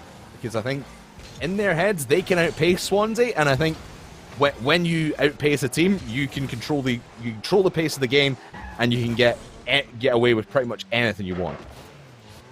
Oh, there's one thing I'm noticing. Of course, Cardiff Blues have got the lead. They have had the majority of the possession. But Swansea Sabres is a little bit better at sort of managing the boost. You think maybe when it comes to it, when they need it, they need those resources, more likely to have them over Cardiff Blues. That's something that often we don't pay enough attention to. Sort of the macro, always so caught up in the moment of what exactly is happening when things like boost management positioning in the long run, what it can earn you. Swansea Sabres, of course, though, still the goal down. 2 minutes gone, and it looks like they're still trying to figure out their opponent. They haven't quite got their number just yet. Naruto, 999, trying to get it through, comes into the middle. No one able to follow it up, and it's looking a little dicey there as that ball drops into the danger zone and dropped down again. Sam raising and stretching, somehow getting something to it to parry that shot away, but Cardiff Blues on the edge of doubling their lead, and they could well do so here with Rollinator doubling the lead for Cardiff Blues Esports, and Swansea Sabres are going to feel a little sorry for themselves there under the demos. And Cardiff Blues are just rolling right now. Rollinator getting that zero-angle shot in. It's amazing from Cardiff Blues. They're just playing at an unbelievable pace right now, and Swansea Sabres are struggling to keep up with them. And you got to remember as well, Oaken on the Swansea Sabres, he's actually the sub. Block Davis not able to play in this one, so Oaken stepped in as the sub role. So when you play with your sub, it does change the team dynamic. And maybe Swansea Sabres just not comfortable with the three that they're fielding right now. But they need to get themselves back into it. And still 2 minutes to do so. Still plenty of time, but they've got to get some shots on net. Swansea just haven't tested their opponents enough. They haven't asked enough questions of them. And, I mean, if you don't shoot, you can't score. And it's what they're missing. And, you know, I do often say, you know, you shouldn't just shoot every time you get the ball, but you need to put something on the target. And that was very close. And Swansea Sabres reacting to our call there. Came very close, a little too close for comfort for Cardiff. They do hold on to that 2-goal lead now. Back on the attack again. Rollinator trying to come off the ceiling there. Sam with some good backboard defense. Passing that vibe check. Oaken now with a great pass and back into the middle for Oaken. A 1-2 pass in play, and Swansea Sabres coming alive now towards the end of game one. That was the best chance that Swansea Sabres have had all game long, and that pass setting up Oaken was picture perfect, and Oaken just couldn't keep it low enough to get it into the net. And again, Swansea Sabres just showing that they have the capability to score against this Cardiff side. It's just Cardiff for controlling the pace of the game, as we've been saying, but Naruto, open net, chance, opportunity, and can't send it in. Oh, again, another great chance for Swansea, and they cannot find the back of the net. So frustrating for this Swansea team who've had brilliant pace to try and keep up with Cardiff Blues. It might be 3-0. Naruto does get the save here from Penguin Ed, but with 25 seconds to go, it might be all said and done here in game number one, unless a miracle can happen. But Rollinator looking to put the third on. It'll just waste time off the clock in 15 seconds. That's pretty much the nail in the coffin here, unless maybe Naruto can get one down. But no, can't get it past Penguin. Oh, Jackalus! I was headed straight for the top bins.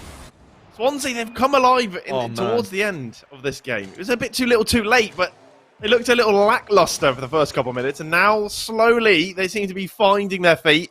A couple of passing plays coming out, and they're utilising the time on the ball a little bit better. Cardiff Blues, indeed, as you mentioned so many times, they have the pace, and they're just really up in the face of Swansea and putting the shots on. Swansea have improved, but they've still got work to do. Yeah, a lot of work to do, and I think in this second game they're going to be a little bit more comfortable where they're with how they're operating, because you saw it took a little bit to get into that one for Swansea Sabres. They got their offense in towards the end, but as we've been saying, it was a little bit too little too late. So try and keep this game close. Don't let Cardiff run away with it here. Try and keep the pressure down in the other half, but as we can see, Block Dovis, Dovis, it's not an A, it's Dovis. He's actually subbed in for Oaken this game, so a true 4-man roster it seems here. It's always interesting when you see like a mid-series sub, because I mean it's tough because it's a best of 3 and you think, okay, we might need to make the sub. Usually you'd wait a little longer if you are going to make a sub, because you don't want to mess things up too much, because they just started to get the hang of playing together, and you saw that passing play come out in that sort of final minute of game one from Swansea Sabres, and it was a 1-2 with Oaken, and you think, well, they clearly started to get that chemistry working. They're looking a little bit more warmed up, and now they've subbed him, and wow, it's come very close. Sam just denying there, but It's been all Cardiff Blues so far at the start of game 2, and that's Penguin Ed comes flying across, cuts across the plate, drops it down into the net, and Swansea Sabres can only watch as this one flew right in.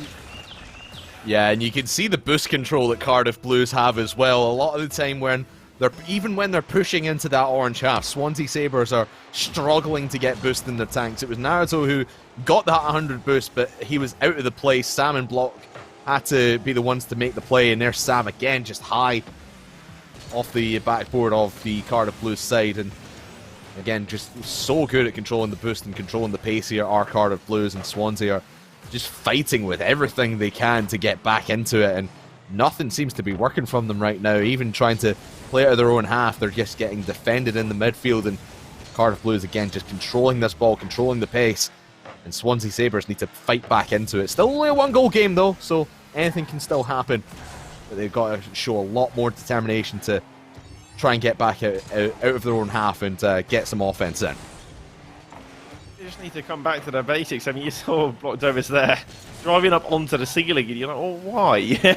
And sometimes it's just about playing it simple, stay on the ground, come back to the basics of Rocket League. What did you learn when you watched those Sunless videos when you were Diamond? And that's better from Swansea Sabres.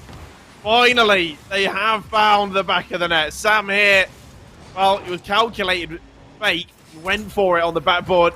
The follow from Naruto ensured that Swansea Sabres make it level. I wasn't sure the angle that we saw that from. I thought Sam did get that touch off the backboard, but the replay showed he didn't.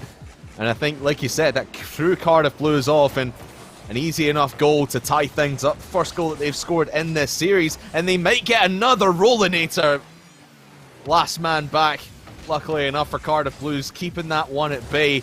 Otherwise, that was a completely open net. Now Sam trying to run the gauntlet himself. Penguin Ed making the save, and this is better from Swansea Sabres. They're starting to get themselves back into it, starting to keep some pressure down in the blue half of the field here, Aiden. But now relieved by Penguin Ed. And on to goal, Sam, luckily enough for Swansea. Man back in defence. But with 2 minutes to go here, Aiden, it's still anybody's game. Locko Davis has a shot. Oh, can't get it on target. Just smacks it off the post. And it might be a counter-attack opportunity for Cardiff Blues, but right into the corner. Swansea will be able to recover. Swansea got to make the most of those opportunities. They don't come often for them. And that was one for the taking. Block Davis going to be wondering how he hasn't taken the lead there for Swansea. But Cardiff maybe a little rattled as they try to dribble it out here with Jackalus. But Naruto now with a shot, punish the touch. Saved away by Rollinator and remained 1-1. Getting heated as this game does go on, all tied up. Cardiff Blues looking to seal the deal and end the series here and now. Swansea Sabres, they want to take it, obviously, to Game 3. They don't want to go down just yet.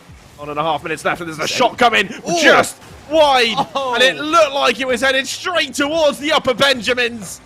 But they've been denied by the woodwork, and Cardiff Blues definitely got that post under contract. So many times today that we've seen this ball ricochet off the woodwork, but it ricochets in favour of Naruto this time. The busted play turns into a goal, and everyone from Cardiff Blues thought that was going in. Bails out of the play, and Naruto, great positioning from him to keep Swansea Sabres in it. And with just over a minute to go, I believe this will be when the kickoff happens. Yes, it will be, minute 10. Swansea Sabres now in control, but can Cardiff Blues get back into it? We know they have the capability and the pace to deal with Swansea on their back line. The question is, can they stop the momentum that they have? Oh, the series definitely heating up to be the derby or the rivalry that we wanted. As Swansea really fighting back at Cardiff Blues. And potential for the Game 3 is there. 2-1 lead. It's only a 1-goal lead. Not a lot of comfort here for Swansea Sabres, but here's an improvement from their Game 1 display.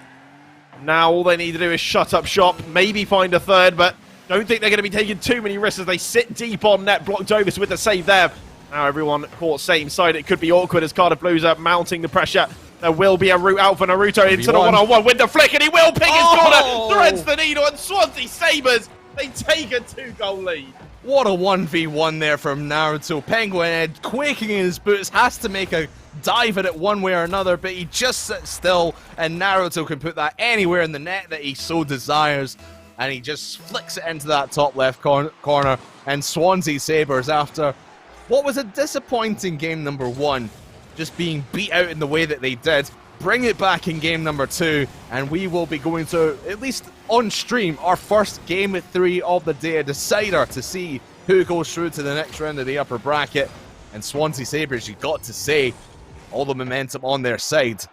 With a win like that, they've got to be feeling very, very confident going into the final game. Well, they made the sub and it was questionable. We were thinking, well, maybe it's a bit of a knee-jerk reaction, but it does seem to have worked out. And Swansea Sabres a 3-1 lead over Cardiff Blues here in game 2. Going into game 3, there's a bit of a back and forth between these two teams. If Swansea can maintain the kind of pressure that they did here, Cardiff Blues will be having a tough time. And well, I'm sure that they're feeling a little bit more nervous now, perhaps rattled by this result here in game 2. And now you know it goes either way, and the team to take the next game will take the series. Yeah, and would be interesting to see if they do stick with Block over Oaken. See if they do actually make that change. I don't believe they are going to. Looks like Block, Davis, Sam, and everyone from the previous game on Swansea Sabres. Naruto still in this one. Yeah, Oaken will be watching from the sidelines. And to give him his credit, Oaken did have a couple of good plays in the first game, but I think playing with your main roster, especially when Oaken's listed as the sub, you got to be thinking they're more comfortable playing with Block over Oaken in these kind of situations. So probably the best decision, and of course sticking with the roster that you got the win against. The win with against Cardiff Blues. Going to make all that difference, but they're going to have to play from behind here, Aiden, to start things off. 30 seconds in, Cardiff have the lead. Well, Cardiff do take an early lead, but they did so in game 2 as well, and they did in the series. The Swansea Sabres clearly a team that's capable of fighting back, and I'm going to drop their heads. It's only 30 seconds. It's not even plenty of time for this game to develop. Swansea Sabres will only require more attacking from them, and I do appreciate it when you get an early goal, because it opens up the game. It forces the teams to play, forces someone to attack. And often when you remain at that stalemate 0-0 for too long, teams become very passive. No one really wanting to take the risks. Yeah, and I think both these teams are sort of settling into their roles and not wanting to overcommit, because they know if that one little mistake, as you said, just trying to make a little bit more passive play here, and one mistake could be the end of them. Now Swansea Sabres, look to duck this one down. Naruto, the deciding goal scorer from game number 2, can't find the net this time around. It's still dangerous down in this Cardiff Blues half, but they've dealt with the pressure very, very well. Now only has one man to beat. Does Jackalis, takes it to the corner, and Sam had to make that touch. And now Swansea Sabres try to fight out their own half, keep this pressure down in the blue half, as they've done so the last minute or so. Do keep this very dangerous down in the Cardiff half, but this, I thought Sam was nowhere to be seen there, but luckily enough for Swansea, keeps this deep in Cardiff territory. Oh, indeed, he was rather isolated on defence as well, Sam, and I think Swansea Sabres, they've got to be careful with their spacing. You see people dropping very far away from the play, and that means that they can end up quite isolated on defence or on attack, and Swansea Sabres, they had great pressure in game 2 to take that win. It was sustained pressure, and often when you got 2-3 competent defenders in front of net, you need sustained pressure to find a goal, because those solo plays and relying on pure chance that they're going to whiff or make a mistake won't be enough at this level. Swansea Sabres need to tighten it up a little bit, because they are still a goal down and chasing the lead. But Naruto here with the pressure. He was a difference maker last game. They're dropping it into the danger zone for his teammate to follow. Wasn't able to find an equaliser yet, and we're got half the game remaining. And it's been rather a bit of a midfield battle and sort of congested. No real clear-cut opportunities for either team since that early go-ahead goal for Cardiff. Yeah, you feel Cardiff are just holding back a little bit and are really happy with their one-goal lead, because Swansea have been putting a lot of pressure on. They might get one through here. Jackalis will come away with a save, but no real overcommitting from Cardiff Blues, and I think that is the right call. Just hold on to your one-goal lead and force Swansea to play out of their own half, because You've been having more success when you've been ahead, and Swansea have been struggling to get back into games. Now making them play from behind, that's the best spot that Cardiff could be in. Indeed. Offense, the best form of defence, many people would say. I do like the approach that Cardiff have taken to this 1-goal lead. But now they get caught out. They went forward to attack. They looked for a second. And perhaps got a little complacent as Jackalus caught very wide of his net, off his line. And Swansea nip one in the bud, and we're all level again. And this is game on here in game 3, a minute and a half to go. And it is Naruto again, the champion goal scorer from game number 2, but Jackalus gets his second in record time, right off a kickoff, assisted by Penguin. And Jackalus, right place, right time. That's tough to defend that kickoff goal, and that's a kick in the teeth for Swansea because they worked so hard to get it level, and now they need to do it all over again to tie it up at 2. Yeah, this hurt me physically. I think kickoff goals are one thing I really hate to see in Rocket League. It's, of course, you know, you got to say work on your kickoffs, just be more consistent with them, but it is painful, especially when you've just leveled it up and you work so hard, and a kickoff goal is so simple. But they're trailing again. They've got a minute to change it. It should be enough time for Swansea to stay in it, but they're definitely rattled here, and they go ploughing through each other. Naruto, he didn't have the patience. He said, we've got to move. But Sam has recovered well for his teammate. Naruto off the ceiling, looking to make things difficult for Cardiff, and it caused them to double commit. They will get the save, and a great little touch from blocked Ovis, and he's almost slipped it on by. But Jackalus keeps it clear of the nets, keeps the danger away, but Swansea Sabres come rushing forward, trying to keep the pressure on Naruto. He could have gone for that, but he just went on by. Sam, once again, isolated at the back, but gets the crucial touch to keep it away. Swansea Sabres going to keep piling forward, I'm sure, with less than 20 seconds left to go.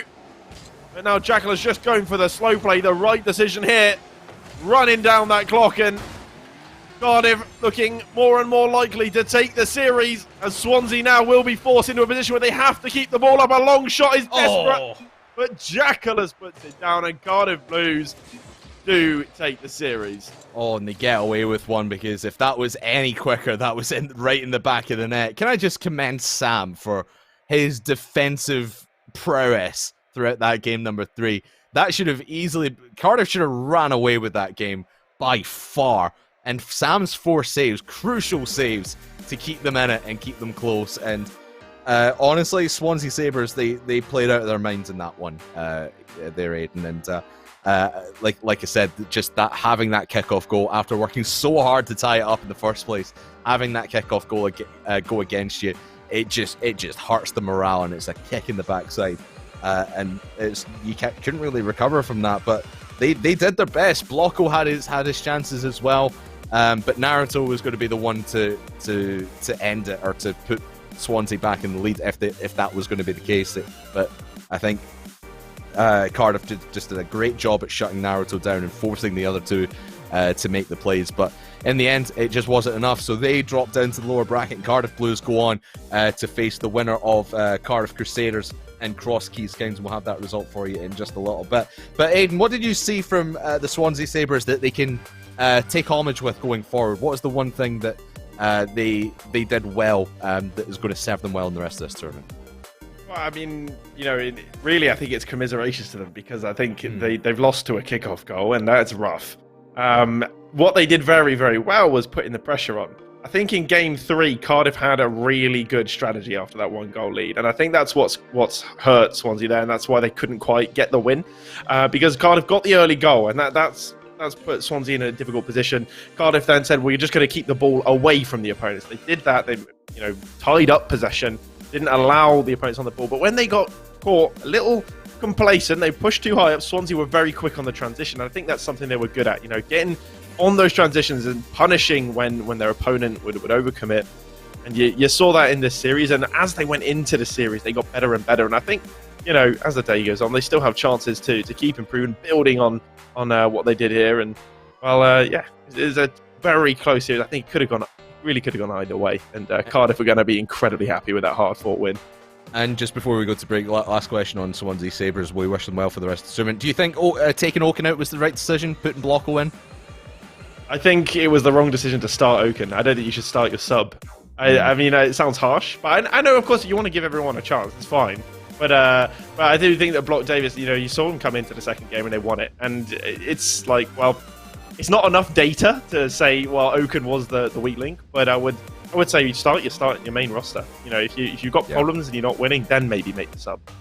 Well, we never know what happened in the series previous, but I agree with you. I think Block played much better than, or worked better in the team than Oaken did. But hey, life goes on, and Swansea Sabres are into the lower bracket. They will be facing the Arcade Vaults in that lower second round.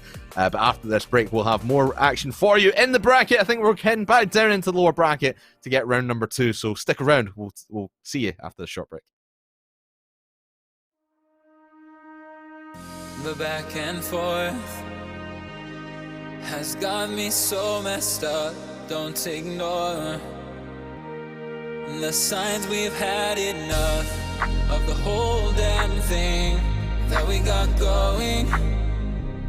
You hold the strings without me knowing. Why do I have to suffer through the... Do you want to accelerate your career doing a job you love whilst being paid? Make a genius decision and become an apprentice. Search Apprenticeships Wales Genius Decision or call 0800 028 4844. Find a way, find a way out. Find a way out.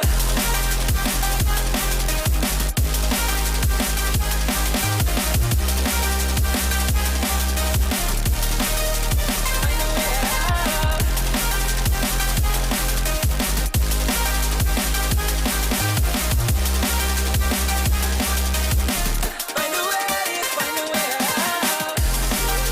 out.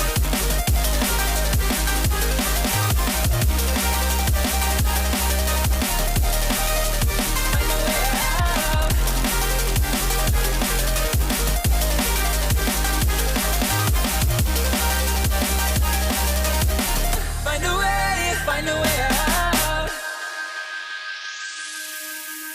What's all this for? It's got me turned around, but I can't ignore the feelings that I found in this whole damn thing that we got going. You hold the strings without me knowing. Why do I have to suffer through the thinking? Why do I have the feeling that we're sinking? I need to find a way.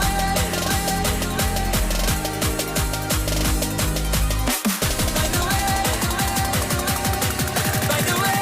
Find a way out.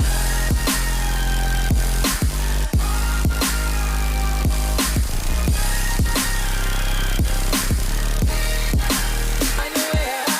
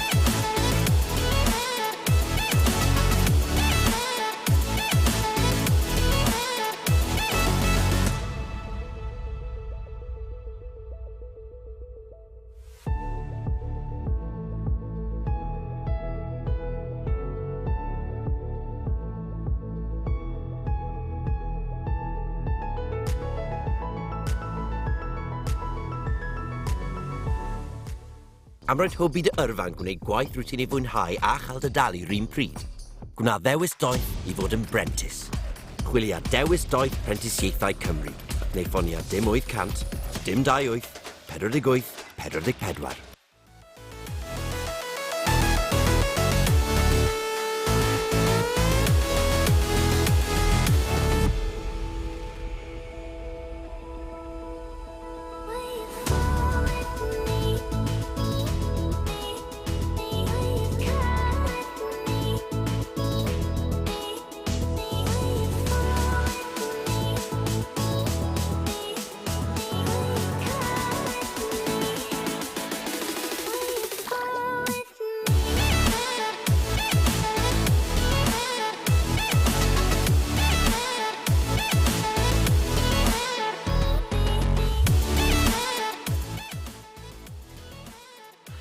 Welcome back, everyone, to the Rocket League Invitational for EsportsWales, presented by Apprenticeships Wales, a genius decision. Aiden and Craftman here, and Menaces versus Golden Cobras is our next game on stream here in the lower round bracket. Both these teams down here playing for their tournament lives here. Aiden, obviously, Menaces, they've just lost to Two Potatoes One Pro, who, again, Tadpole's team, favourites to win today, but they ended up taking a game off of them in the upper bracket. So what volumes does that speak for Met Menaces that they were able to take one game off of the potential favourites here today? Yeah, I think that, that it's always easy to say that they therefore must be really good because they took a game. But at the same time, they're best of threes, and you can always grind out a win, by keeping possession away and getting a lucky goal. Not to say that that's what happened. Maybe perhaps Met Menaces really took the game to Tadpole's team. But Golden Cobras come from Unquai Rai. They beat them 2-0, and that means we won't have to try to pronounce that name anymore. Yeah, I'm glad I don't need to say that name anymore. But yeah, Golden Cobras. We've seen, well, at least I've seen some people from Golden Cobras before. I remember Mechafox. Mechafox, they're the grand champ on that team, and we're getting told he's going to be the main carry because he's the grand champ, supersonic legend, whatever you call it. Whatever. I forget what the ranks are these days. I don't keep up. But Mechafox, I remember I've seen him in tournaments before, especially around the British Esports Association again, which you're going to see a lot of players from that side of things playing in here today.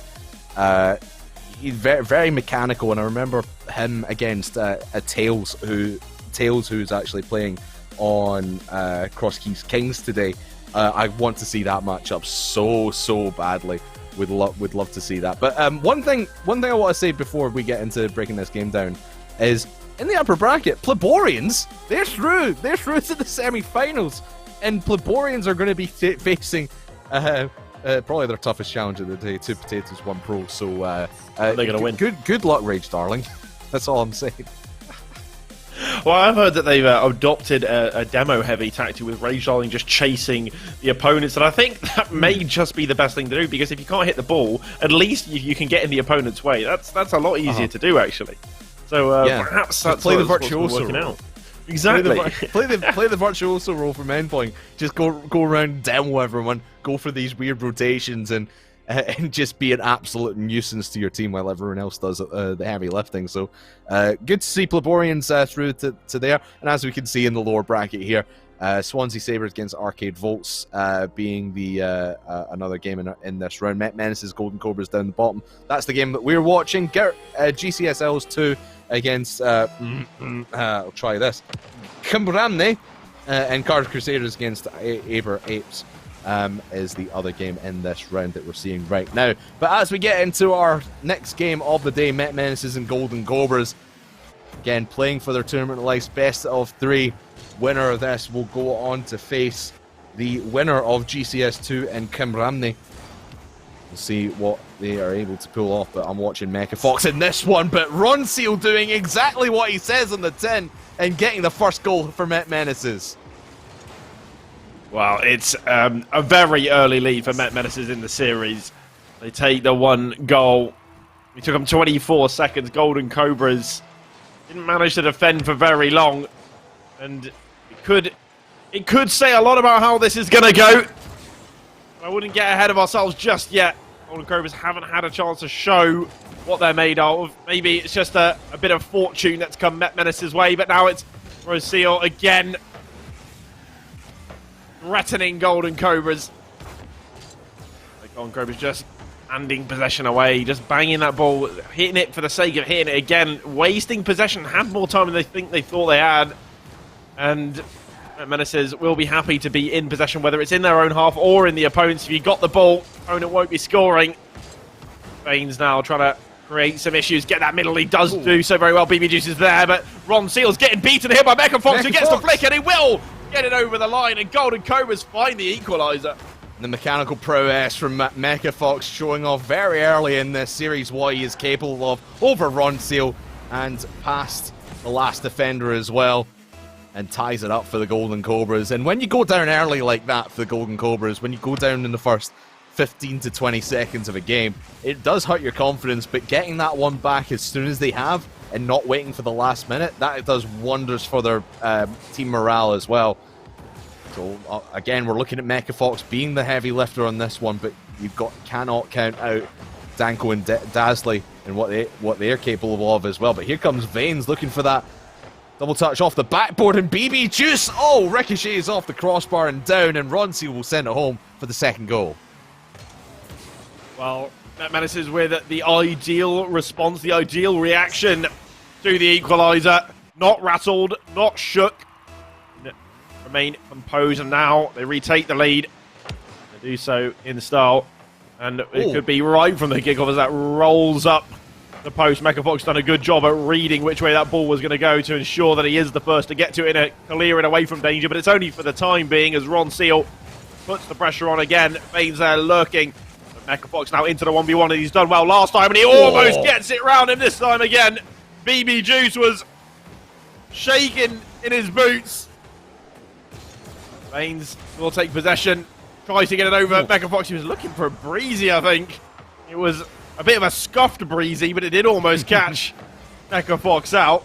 They keep this pressure up. Vanes again to the backboard, and BB Juice is there for the drop down, and it's a great save from Mecha Fox to keep them just one goal down. And now on the transition, there's only BB Juice back, and he will be able to sweep across, just bezzing across the goal line there to ensure he can beat his opponent. But Golden Cobras still the goal down and still chasing that lead. Yeah, Mecha Fox trying to do a lot of the work as we've been really expecting from this team, and he'll put another shot onto net. Vane's able to step in front of it, and I think the matchup here, Aiden, is going to be Vanes versus Mecha Fox, but you cannot count out BB Juice and Ron Seal. What a hookup that has seemed to be. Going for these infield passes has been great to watch. By the way, shout out to Dasley with the endpoint decal. Big ups to that. 3-1 to Met Menaces. It's really telling again, and we expected Mecha Fox. He is the best player on this Golden Cobras team, and we mentioned it earlier. When you have this one-star player and you're trying to get him to do all of the heavy lifting, pretty much all of the work, it can sometimes break down because you cannot have a 1v3 essentially. And I think Vanes is looking like the best player on the Met Menaces team, but it's not by much because BB Juice and Ron Seal, they've been doing wonders in the midfield. Well, they have been tying up the midfield and keeping Golden Cobras off the ball. BB Juice there just denying Mecha Fox. Golden Cobras still chasing. They're 2 goals down, and the clock keeps on ticking. Game 1 looking to go in favour of Met Menaces. Golden Cobras will need to get a goal back soon. It's a great little stop. Is it enough to keep it away? And it will be enough for the time being. Vanes tries to keep the play going. A good little back pass to Ron Seal. BB Juice again, that third man role that he's playing, just clearing up and collecting the ball every time it gets sent back the other way and into their half. Golden Cobras haven't had enough time on the ball, and you've got to question the use of the ball. Every time they get back in possession, it's not composed. They're just hitting it away and clearing it. You see the desperation to find a goal back and forcing it too much, and that Menace is remaining composed and going for calculated plays, and it's going to win them the game, and that clock will be ticking down, and Golden Cobras I would say that maybe a write-off here in game one. Yeah, I completely agree with you. All the touches that Golden Cobras are making on their own half just seem panicked and very last minute and very reactionary to what Menaces are putting up towards them, and rather than trying to be proactive and meeting the ball where it's expected to be rather than where it is. And BB just looking for the fourth, won't get it this time. Can anyone follow it up? No, they cannot. It will just bounce out, but it's a victory nonetheless. Ronsi will maybe try to put the last lick of paint on this game. Will not happen, but it doesn't matter anyway. 3-1 to the Met Menaces, and really, it was not close. Yeah, it wasn't very close. I mean, it wasn't a complete pandemonium, you know. It wasn't like they ran all over them. It's not like it was, 10-0 or something. But Golden Cobras, they managed to have a few shots and managed to ask some questions. But BB Juice, he was always back there for Met Menaces. He was always just cleaning up. He was playing that sweeper kind of role and cleaning up every time danger came their way or the ball came into the half. And it was just the fact that Golden Cobras would hit the ball long and they wouldn't chase it down. There wouldn't be anyone to follow up the hits. There's no one in support. And yeah, it was just Met Menaces had the ball almost the entire game. Possession was in their favour, and the goals were therefore in their favour as well. Yeah, and you saw the shot count at the end there as well. 12 shots for Met Menaces, and I think Mecha Fox had 5 of his own, and I think it was only 3 between the other 2 on Golden Cobras. I mean, Met Menaces scoring within the first few seconds of game number 1. Why can't Mecha Fox return the favour and put a banger in the back of the net within the first 6? Well, that was dirty from Mecha Fox. Golden Cobras, they get an early lead. And while, I said earlier, I hate the kickoff goals, but at least that one was done in style. He's looking to do it again, but this time it will be a bit further wide, and BB Juice is there to clear any oncoming danger, but I was thinking maybe he can do it twice. Could maybe do it twice, and I think Mecha Fox is going to have the... He does have the capability, and I think he's shown his mechanical skill so far in this series, as everyone from Golden Cobra is just clumping towards the front post there. Lucky to get away with a clear on that one is Danko. But Mecha Fox, again, just trying to feed the ball to him. I think Danko and Dasley... They're getting into this series. I think they're starting to work better as a team, and they're starting to find their feet. And here comes Dasley again.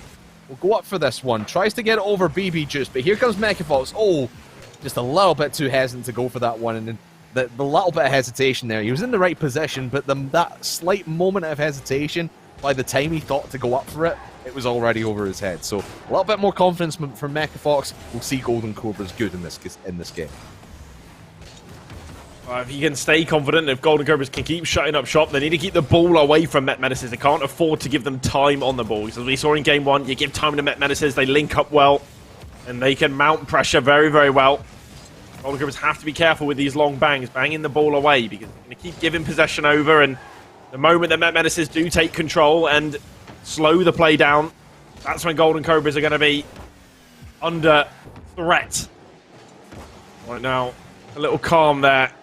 As Danko just clears it out to the corner, but it drops into the middle. Veins is there, got the flip reset, but won't you be able to utilise it? BB Juice follows it, it's just narrowly wide of the top bins. And Golden Cobra's dodging a bullet there. Yeah, very lucky to get away with that one. That should have easily been the tying goal there for Met Menaces, but just a little bit inconsistent getting that one right through to the net. Veins should really have been the one to put it in.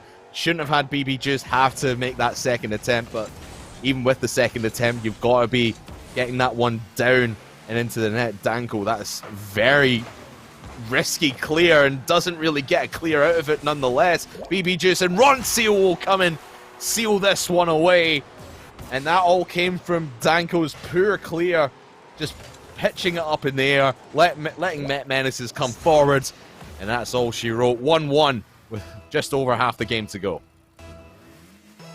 Well, Met Menaces, they do find the goal. And Golden Cobras, they had the early lead from Mecha Fox, and it wasn't enough to hold on to it. And I was wondering, would they be able to do so? Ron Seal now, just like that. Come on, quick fire goals from Met Menaces, and well, it's not taking them long, but they've taken back the lead. Golden Cobra is going to be a little bit upset in the fashion at which they've gone behind. Yeah, coming back quick and 2 quick goals on the board is not going to do any wonders for Golden Cobras and their team morale. Make it 3 quick goals. And BB Juice, I think that's his second of this game, but man alive. Even Roncio getting the demo onto Mecha Fox, so crucial to get him out of the picture. And now Met Menace is starting to run away with it a little bit. And we saw this in game number 1 when Met Menace has got on a roll and started to push the leads.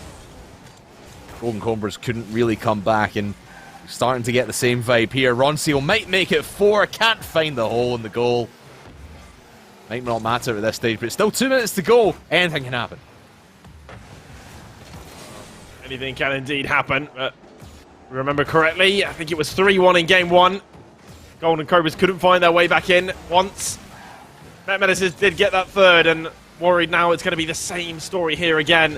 Mecha Fox looking to ask some questions though, gets it away from Veins, and Ron Seal is called into action to get that away from the danger zone. It's going to drop back into the middle again. Mecha Fox up early, drops it down, and Golden Cobras do get on the back, and they avoid the same fate of game 1.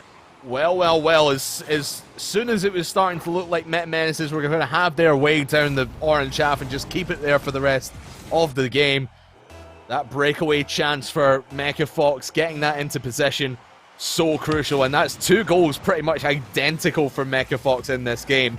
Can he pull off the third and get the tying goal on the board, or will he have to fight back a little bit more? Yes, he will. Veins will make it 4-2.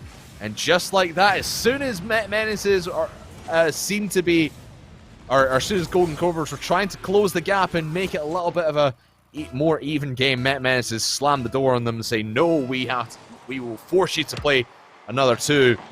And all pressure really on Mecha Fox now. Can he pull off another 2 incredible shots? Well, Golden Cobras, they bought themselves a lifeline that they once again just immediately got taken away from them, stripped away. Veins going to slow play this one and wind down the clock, and BB Juice will pop a shot away. It's a great save by Mecha Fox, but it's not enough, and it drops back down on the line.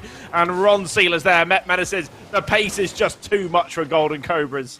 And I think you're starting to see from Met Menaces why they were able to take, or how they were able to take a game off of 2 potatoes and a pro in the upper bracket before they were met with their untimely demise into the lower bracket. Just the speed and the control that they have, and I think that the connection they have between themselves as well. They're very confident and they're very trusting of their teammates.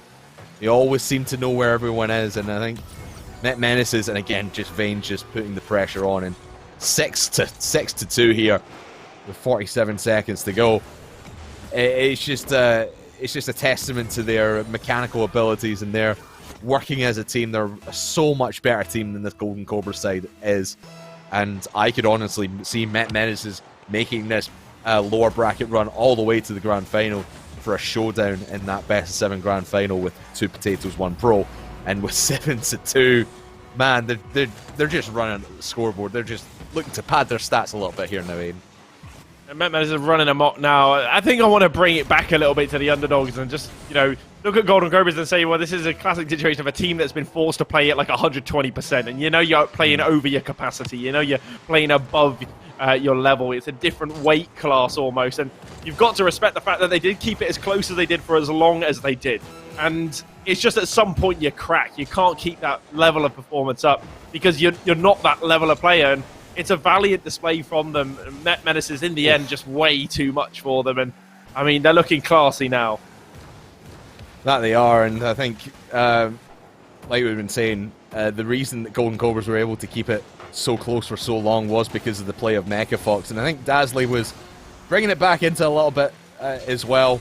He was making some plays in his own half, but the teamwork from Met Menaces was just too much, and that'll be almost an 8-2, but 7-2 doesn't matter if that last one went in or not. It's going to be a considerable and what's the word I'm looking for? Defining victory, decisive victory. That's the word I was looking for. Decisive victory for Met Menaces. They go through to the next round of the lower bracket to face off against either Crimramney or GCS2. We'll find out in just a little bit who they're facing. But Aiden, I said that this Met Menaces team could make this lower bracket run and face off against Two Potatoes, One Pro and that grand final. Do you see that as a possibility? I would say it's a possibility. I mean, they've already taken a game off of Two Potatoes and One Pro, and that's just sort of a testament to say that they are, they're worthy of opponent to take a game, and therefore I do think that they could do well in this lower bracket run. It's hard to judge by just the one win, and of course we haven't seen Golden Cobras before now, so we don't know how they've been playing. But of course, at this stage of the tournament, that the easier opponents have been weeded out a little bit, and now you're getting into the tougher matchups. And I mean, it was a dominant performances for Met Menaces, and I think that if they go on in this fashion, then we will see them likely in the grand final. Yeah, it's one heck of a run to making from the second round of the lower bracket all the way back to the grand final. But hey, that's just the nature of these tournaments. You never know who you're going to play and when you're going to play them. But one surprise team that I'm again surprised about to see in the upper bracket right now where they are is the Pleborians. They are going to be facing Two Potatoes, One Pro, and we're going to be heading back up to the upper bracket as well. We'll be seeing either them or Cross Keys Kings against Cardiff Blues in that upper bracket. So don't go anywhere. The Rocket League, the Esports Wales Rocket League Invitational presented by Apprenticeship Wales rolls on after this.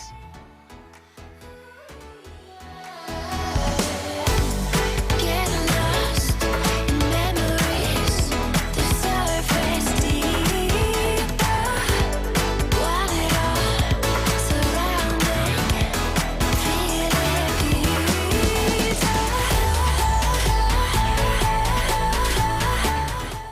Do you want to accelerate your career doing a job you love whilst being paid? Make a genius decision and become an apprentice.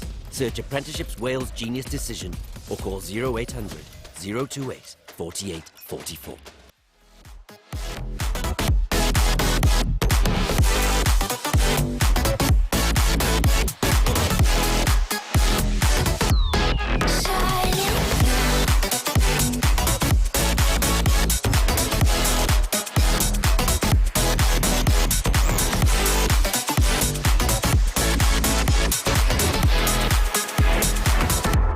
Shining through.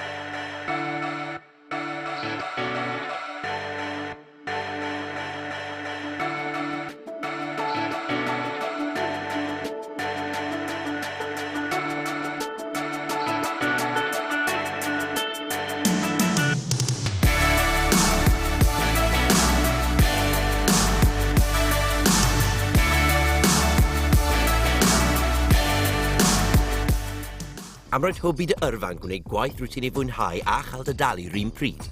Gwna ddewis doeth i fod yn brentis. Chwilio dewis doeth Prentisiaethau Cymru.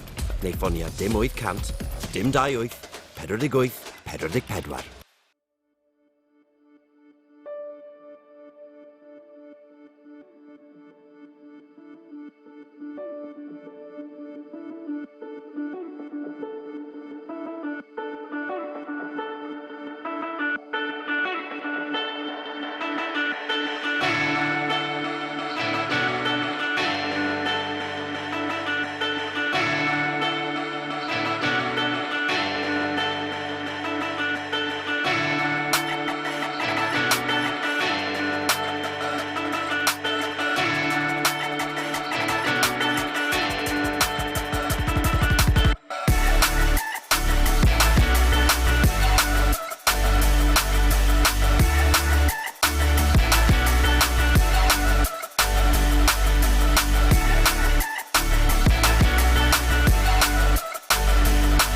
Welcome back, everyone, to the EsportsWales Rocket League Invitational presented by Apprenticeships Wales, a genius decision.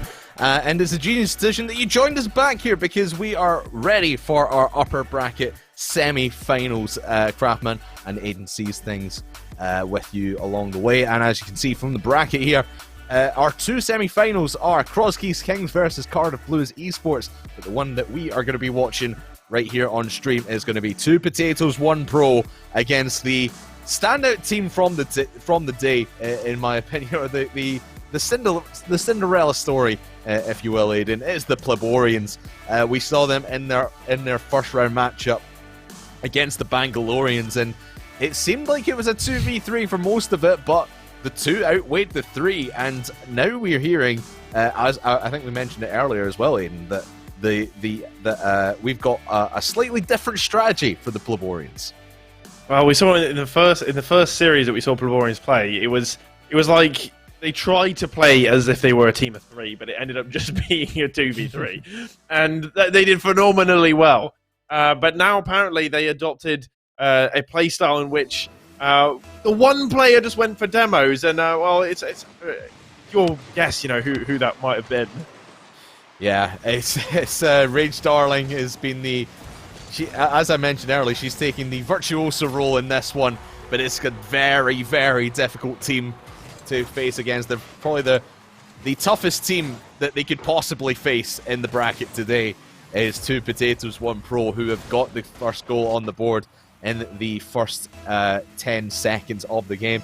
First best of 5 in this one of the day. So now 3 games to win it. So maybe their punishment is going to be extended a little bit. But again, we mentioned at the start of the day, Aiden, that this 2 Potatoes 1 Pro team, I mean, you look at the names there, Ash, Base and Tadpole, 3 very formidable names in the world of Rocket League, especially Tadpole, who's been to the World Championship. Yeah, no, absolutely. You see the kind of Tadpole whiffing there on the wall. Maybe tactically, I don't know, but you saw Ash Boy pre-jumping out of the opponent's net, and I think that's maybe a bit of complacency, fully aware that they are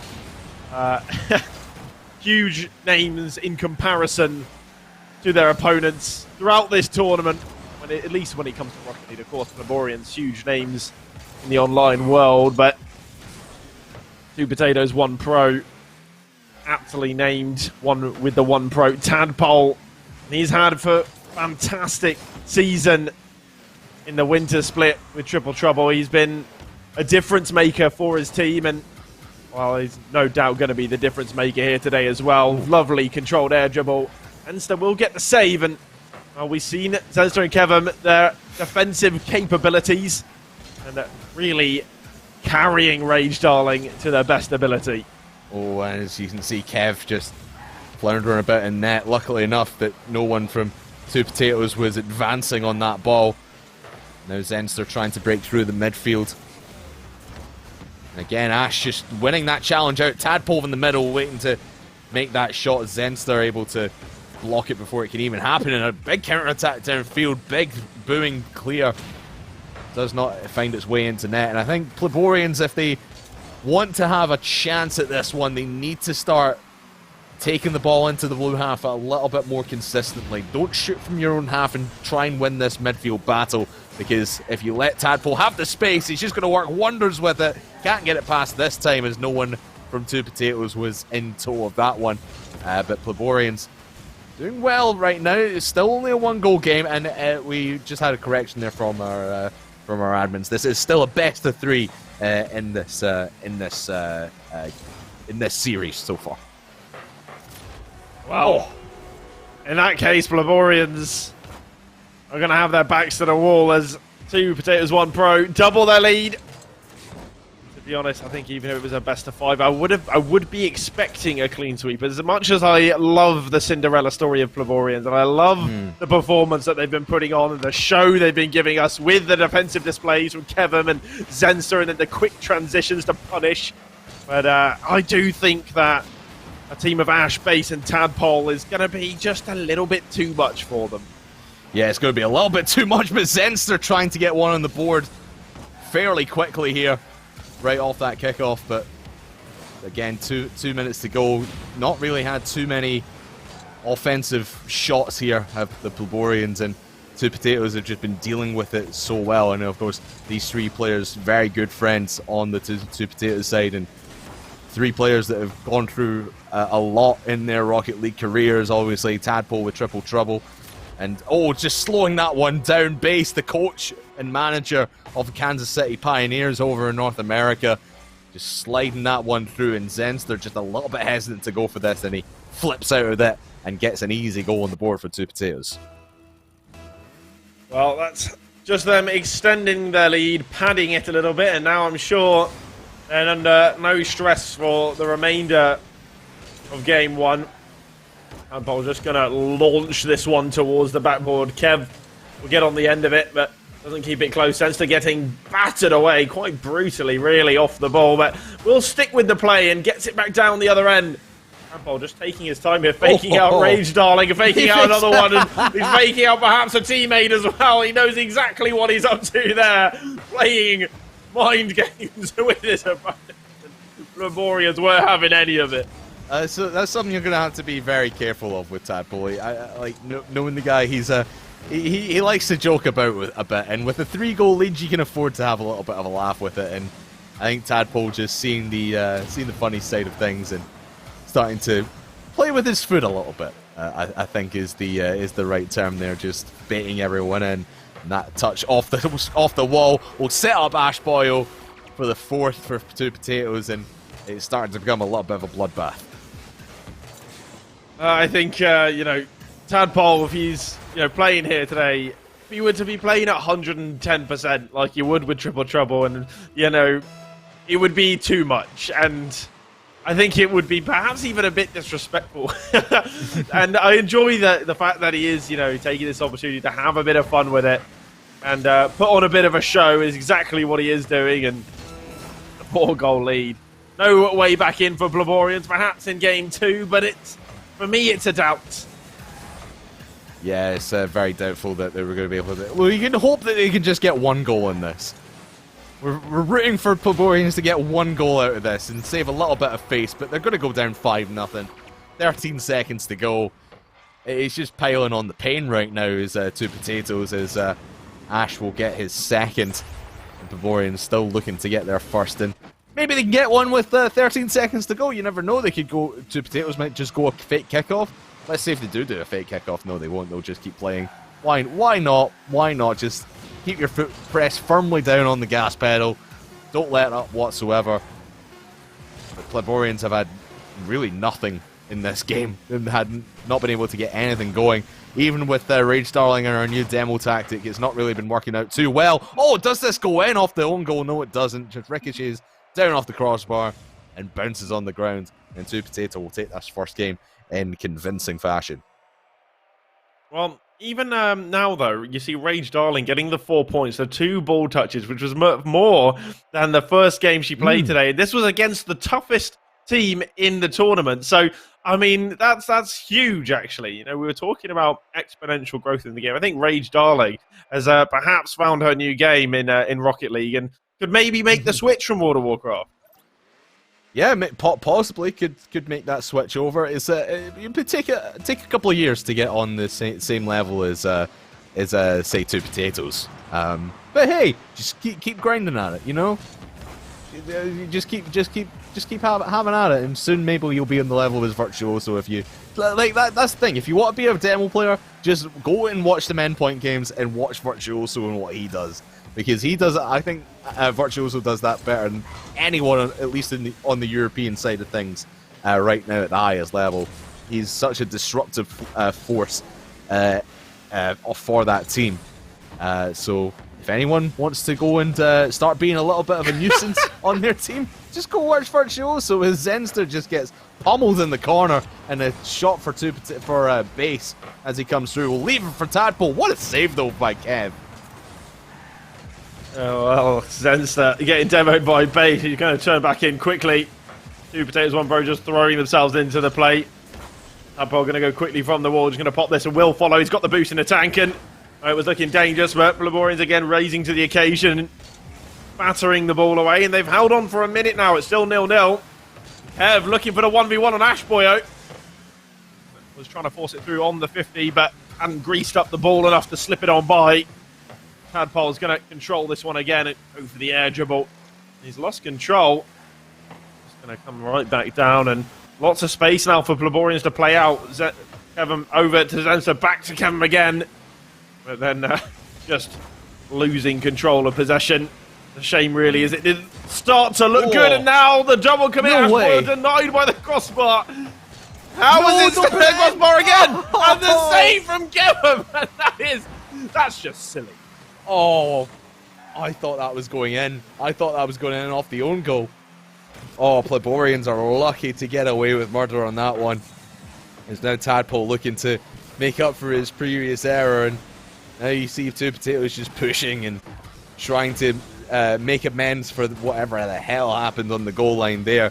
Luckily enough for Pleborians, and I think that the chat favourite right now does seem to be the Pleborians. I can see all the Rage Starling emotes in the chat right now. Kev can't follow that one through. But you got to remember as well, Aiden, Kev and Zenster were the defensive powerhouses in the game against Bangaloreans a little bit earlier on. You just felt like they were saving everything that was coming their way. And again, they at least been able to keep their sheet clean for the moment with 2.5 minutes gone, 2.5 to go. But Tadpole, you can never be too confident when he's coming towards you like that. But Zenster shuts him down early. Kevin and Zenster doing absolute bits here in this tournament. But I think the thing is while they can defend all day long, going and attacking against Ashboy, Base and Tadpole, you need something special to beat them on net. And when they do have a couple people back, and even if it's just the one, it's a quality player that you're trying to get round, and you need to fashion something a little better. And Tadpole just baiting his opponent into the challenge there, taking his sweet time with the clear.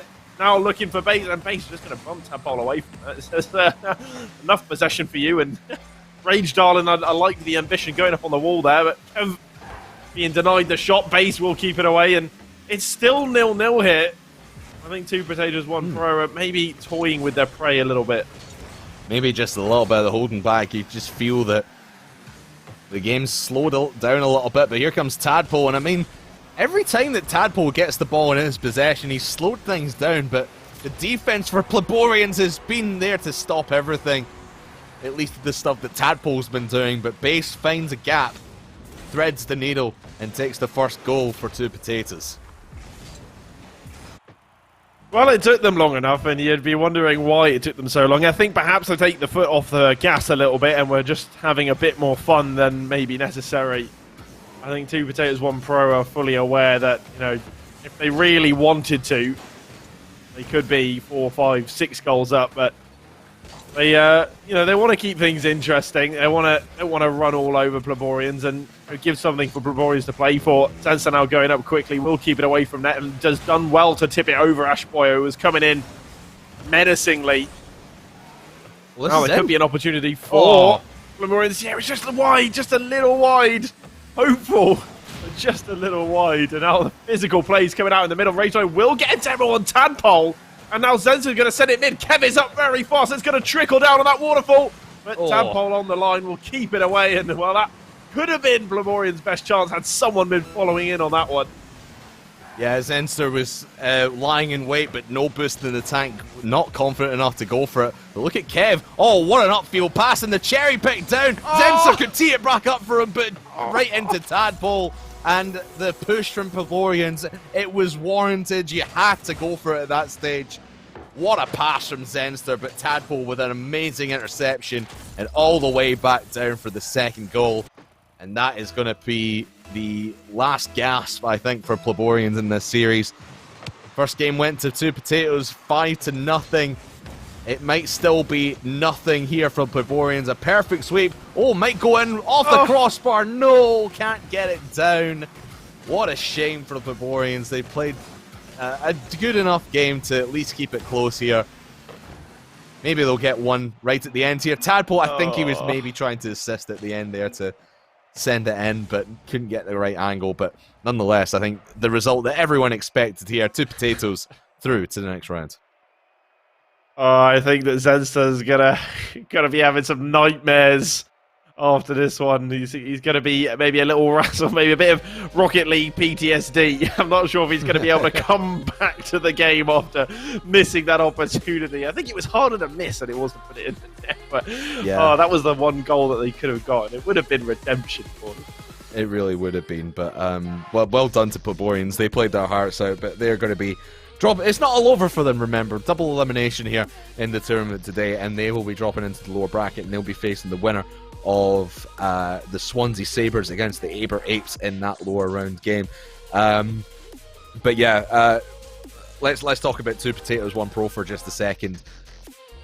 You feel, I think you mentioned it during the game as well, Aidan, that you felt they were holding back. That this is not the final form of this team. There is more to give from them, and just knowing their history, we know how dangerous they can be and how much of a threat they can be. And I mean, I asked the question of you, can Met Menaces make that lower bracket run and get to the final? Now that we've seen both Met Menaces and 2 Potatoes play, who do you think has the edge if that is going to be the grand final matchup? 2 Potatoes, 1 Pro. Plain simple. I think, I mean, we saw in that game that they didn't at any point play at 100%. You know, Tadpole was having a lot of fun with it. And I don't think they ever took it seriously. And I think I don't know if that's BM or if it's just the fact that, you know, if we do play at 100%, it would just be boring, right? Like, it'll just be 10-11 because I do think they could easily do that. Tadpole this was only a shadow of himself. Like, it was not even close to what he can do. So I do think that they are, you know, without a doubt, the favourites. And if they come up against Met Menaces again, I would like to see how Met Menaces took the one game. And I would love to have seen that series between them, just to see what were 2 Potatoes, 1 Pro doing in that game. But if it was anything like this one, then I can say now that it wasn't their best performance. Yeah, it wasn't their best performance, but it was enough to get through. And by the way, I thought we'd just say we'd changed our we're like bathed in the Welsh colours right now. All I need is like a dragon flag or something. I don't have a dragon stuff toy. No, I don't, unfortunately. Oh well. We'll be something for next time. But anyway, after this short break, we'll be dropping back into the lower bracket. We will be seeing GCS 2 versus the Met Menaces in this lower bracket run. Can they make the run to the final and be that second team to take or have that redemption match against 2 Potatoes, 1 Pro? We'll find out after this.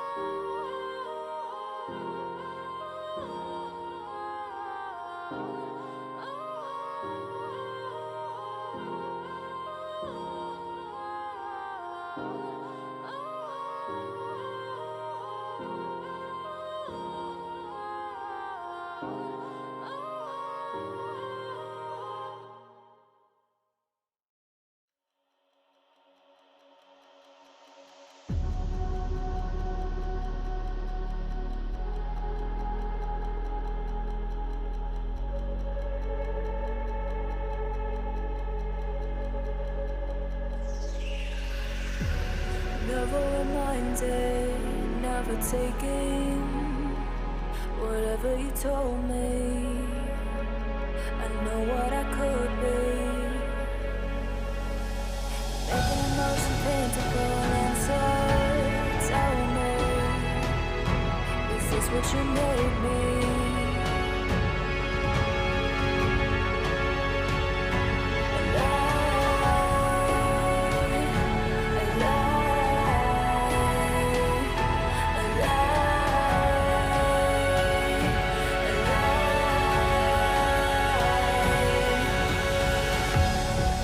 I'm the storm that meets the moon.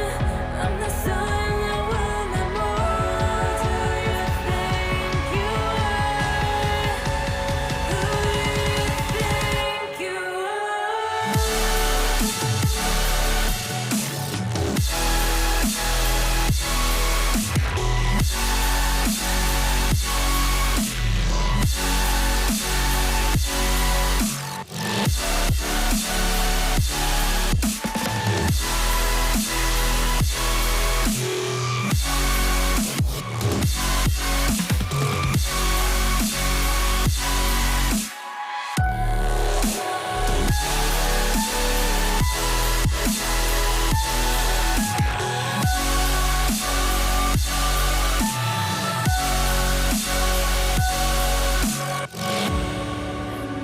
tell me one more lie? Every time you bring me close, and you're thickening the ghost of you,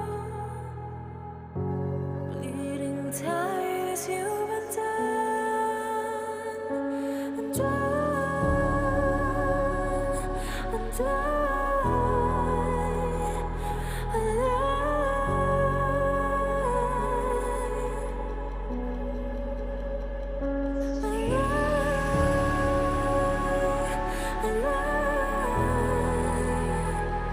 I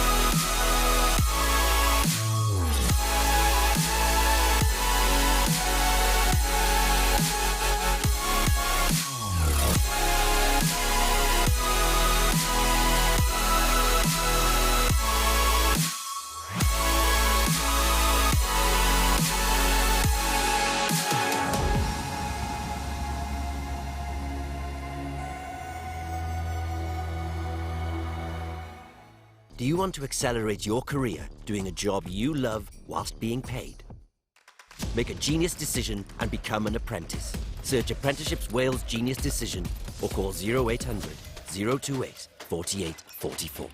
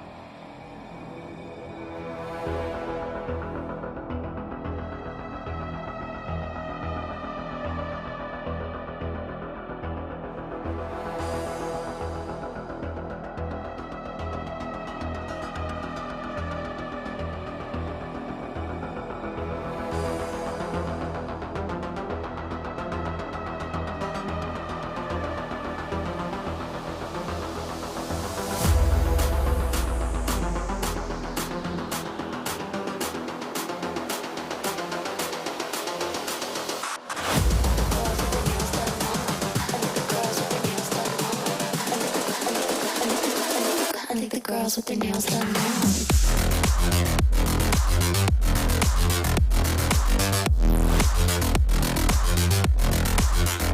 Girls with their nails done.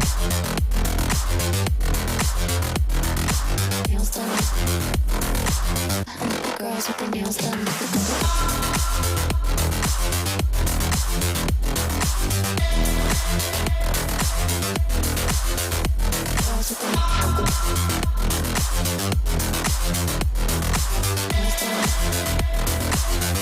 Girls with their nails done.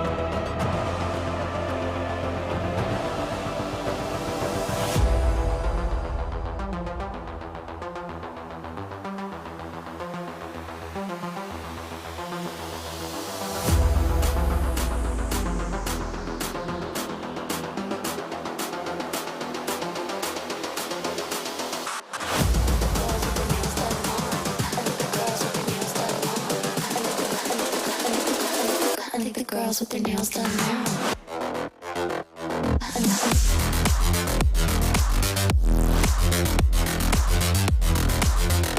Girls with their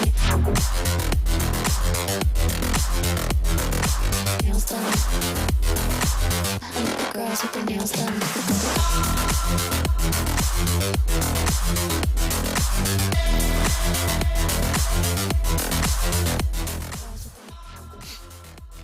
Welcome back, everyone, to the Esports Wales Rocket League Invitational presented by Apprenticeships Wales, a genius decision. Aiden and Craftman here to take you through the rest of the way. And, mate, we just saw Two Potatoes take out the Pleborians in a convincing fashion. The Pleborians' Cinderella story will continue in the lower bracket, though. But speaking of the lower bracket, Aiden, that is where we're heading right here, right now. We are going to be seeing GCS2 versus the Met Menaces for the right to play Cardiff Blues in the next round of that lower bracket. Now, Met Menaces, we said, or we've been talking about them being probably the team to make this lower bracket run. But this GCS2, the Gower College, we saw their number one team go out a little bit earlier on. GCS2 lost to the Pleborians in the upper bracket. But they've had a pretty good run so far, both teams. I think GCS2, they've reveled in the lower bracket. They've done well under the pressure, and now they're here in round 3 of the lower bracket up against Met Menaces. Now, this is going to be a huge test for them. We've seen Met Menaces, and they were only down into the lower bracket because they did take a 2-1 loss to Two Potatoes 1 Pro, which, of course, are the favourites here today. And to take a game off of that team is already a big dub, in my opinion. And they came in against Golden Cobras, 2-0'd them, and GCS2 played against, I'm not going to pronounce this right, I'm going to butcher it, but Cumrimney? Yeah. Cumrimney, I believe. Oh wow! I mean, that sounded. That sounded. I think it's close enough. We'll take the dub on that. We'll take the dub on that. And well, they won 2-1. They dropped a game against Romney, and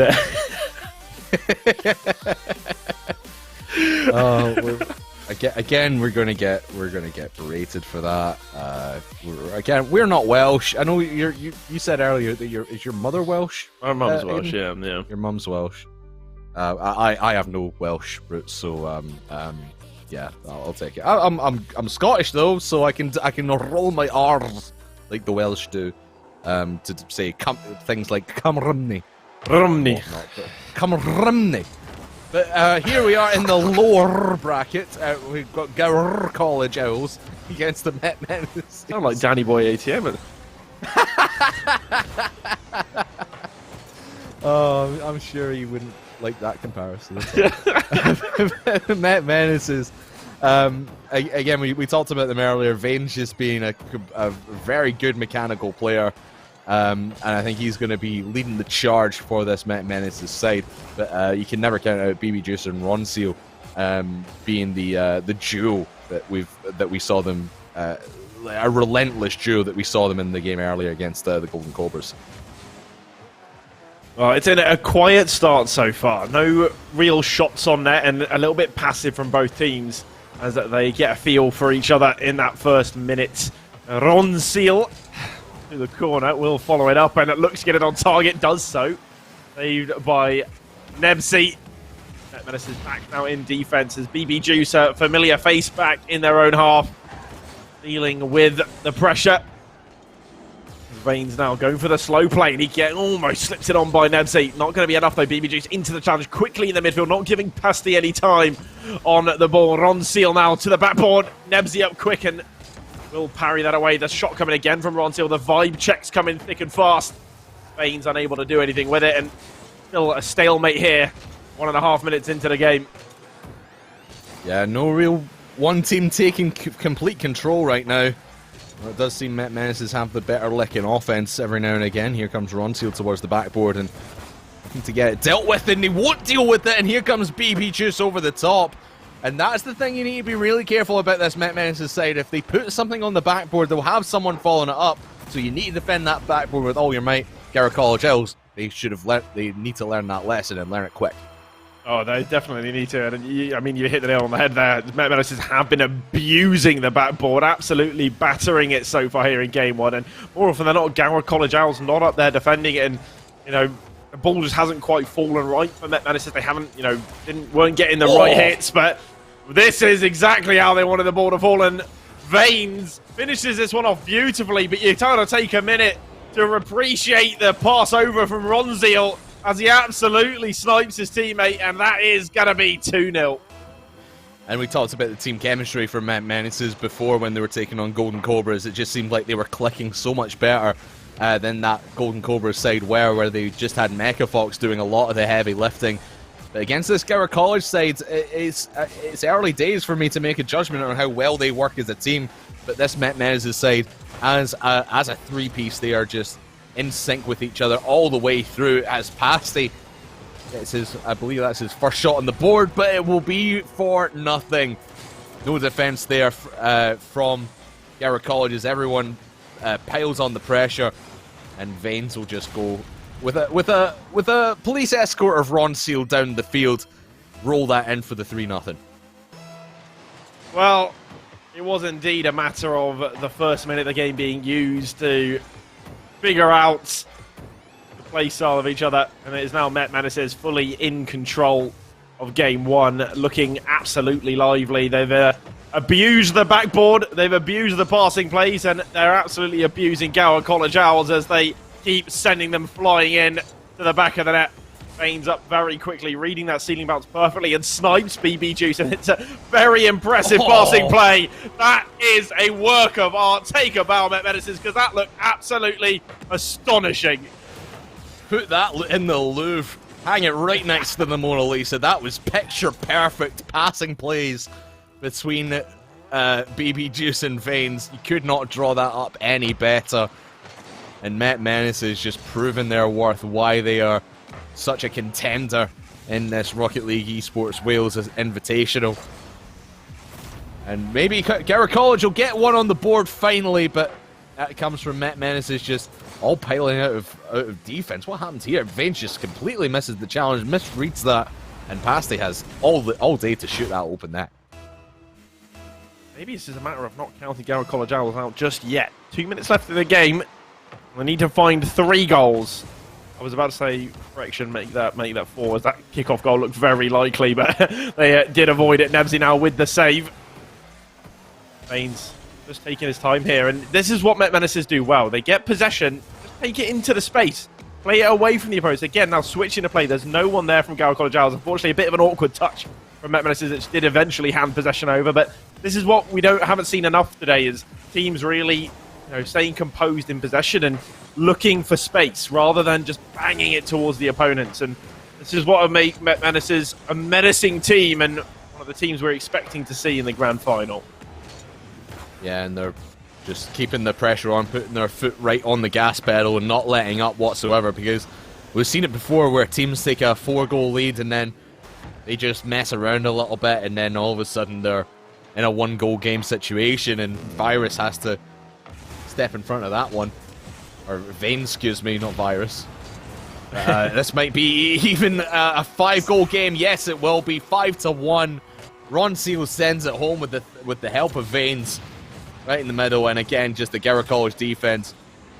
I mean, at this stage, when you're when you're 3 goals down now, 4 goals down, it's tough to defend stuff like that, and really just keep your head in the game. And now you're just, if you're Gower College, you're thinking about game 2 and what you can try and take out of this Met Menaces side, and try and make them play from behind a little bit, because really when you're in a situation where you're outmatched by your opponents, if you can keep it close, if you can keep it within 1, maybe even 2 goals, that is when you can thrive. That's when you can start to make a little bit of a run at. But as soon as the game gets away with you, it's pretty much said and done. So Gower College, going into game number 2, they need to stop Met Menaces from pulling away a massive lead as they did in this one. Try and keep this a 1-2 score deficit and make a run in the last couple of minutes. Just wear Met Menaces down, because that's not what they did in this game, and they paid the price for it. I do think that if Met Menaces get an early lead, it will be done and dusted very early, and it sounds maybe quick to go to that assumption and make that prediction, but I don't see Gower College Owls winning a game if they concede early on. I think that will put it will make it too much of a tall order for them and rattle them a little bit, and then they will feel a bit shook, and I can tell they already are just by the way that they've been going further into game 1. It looked tougher and tougher for them, and they looked less and less in sync as that game went on, and that lead kept getting bigger and bigger for Met Menaces. Game 2 is going to be important for Gower College. They need to reset. Yeah, they do, and you saw the shot counts at the end there. Met Menaces 4 shots apiece, 12 in total. Meanwhile, GCS only had 7 shots between them, so The shot disparity and the offensive disparity between these two teams is a stark contrast, to say the very least, and they might get a goal to start things off in the first 5 seconds. Luckily enough for Garrett College, they were able to keep it at bay, but Met Menaces are not done here. BB trying to find his teammate. Vanes is there, but cannot make the shot. Well, it's a spicy start. Ron Seal now, though, at the back from Met Menaces, and he will get caught in possession. Nebsy going to get the dunk, that's going to drop in front of net, and it will be in! Oh, that's all. And Gower College Owls get the early lead. Now, I was saying, if Met Menaces do it, if they get the early lead, it'll be tough for GCS. But it is them who have taken the lead, and now they have something to hold on to. And it's an own goal from BB as well. That is devastating if you're Met Menaces. Giving away an own goal in the first 30 seconds of this game, that is absolutely diabolical. I mean, you compared me to Danny Boy earlier. I'm just calling their defense diabolical. Comparisons are stark here, ladies and gentlemen. I mean, I just saw in the chat there was a vote there. I literally just missed it as it was fading, but 70-something% of our poll result says that Met Menaces will not just win this series, but will make it to the grand final. And I mean, if they end up scoring own goals like that, that's the other 30% of the chat is going to be right. So they need to get right back on the board here and get that own goal out of their heads. Have a bit of a goldfish memory about that. Just do not remember that one. That does not exist. Get a goal on the board here right now, and you'll be right back in this game. But Nebsy, oh, very close to that one. Just a little bit too far in field, and Met Menaces will be able to get this one right back into the GCS half. Well, GCS holding on to that 1 goal lead. Holding on tightly to it. They don't want to get caught slacking. Hasty doing the right thing here, keeping it close, slowing it down. No need to rush the play, and it's good. Going searching for those 50s. Not making it easy for Menaces, tying up possession. But if you want to tie up possession for 3 more minutes, it will be tough. They will perhaps want to find a cushion, a little bit of a comfort. Take it 2 goals up. Now they are going to have questions asked, and BB Juice, who we often see cleaning things up, sweeping up in the back. He's come forward for Met Menaces here with vigour and knew exactly where he was placing that shot as he ties it all up for Met Menaces. And it was a great pass in from Vanes as well, just pinching it on that corner, putting it a place where only BB Juice can get to it. And the turn into the goal was phenomenal as well. Might even get a second one, and he will! BB Juice is coming to life. And just in a blink of an eye, Met Menaces 1 goal down, now 1 goal up. And he came from so far away and went so early. The read, it's something you got to respect. Like, it's not as easy as it looks. And it may look simple because he wasn't flapping around and air rolling and doing double taps, but he went up very, very quickly. Read exactly where that ball was going to go, timed the jump perfectly, managed the boost in the air perfectly, and he's taken the lead for Met Menaces. He's now the difference maker for them. Half the game remaining, and Gower College Owls go from defending a 1 goal lead to chasing a 1 goal lead. Now GCS really need to start defending with all their might, but not if BB Juice is popping off like he is. Almost gets a third to his name, but just bounces off that post and out. But Met Menaces again just keeping this pressure going in the blue half. And Garrett College, you can see the boost as well in their corner.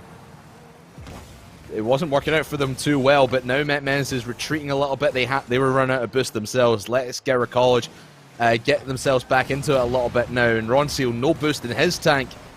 And you can feel Met Menaces, maybe they are still trying to push the issue a little bit. They are getting beat out because the Garrett College defense is starting to come to life a bit more. But that missed touch from Nebsy is going to be so bad for them as it just stays down the blue half with Garrett College getting no offense in whatsoever. They need to hit a one defended. Plasma does so just in the nick of time.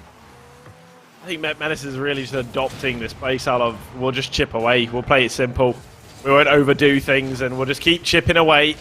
Garrett College Owls, they will at some point slip up and make a mistake, and it's every time they do make a little mistake. Just a second ago it was Nebsy whiffing, and immediately Met Menaces are menacing and threatening the Garrett College goal. Looking for a third. And really. Menaces, we can tell they are, on paper, the better team, and, well, they might be playing it right by just waiting for the mistakes to come out so that they can pick their moment, and the moment is now as Veins makes it 3-1.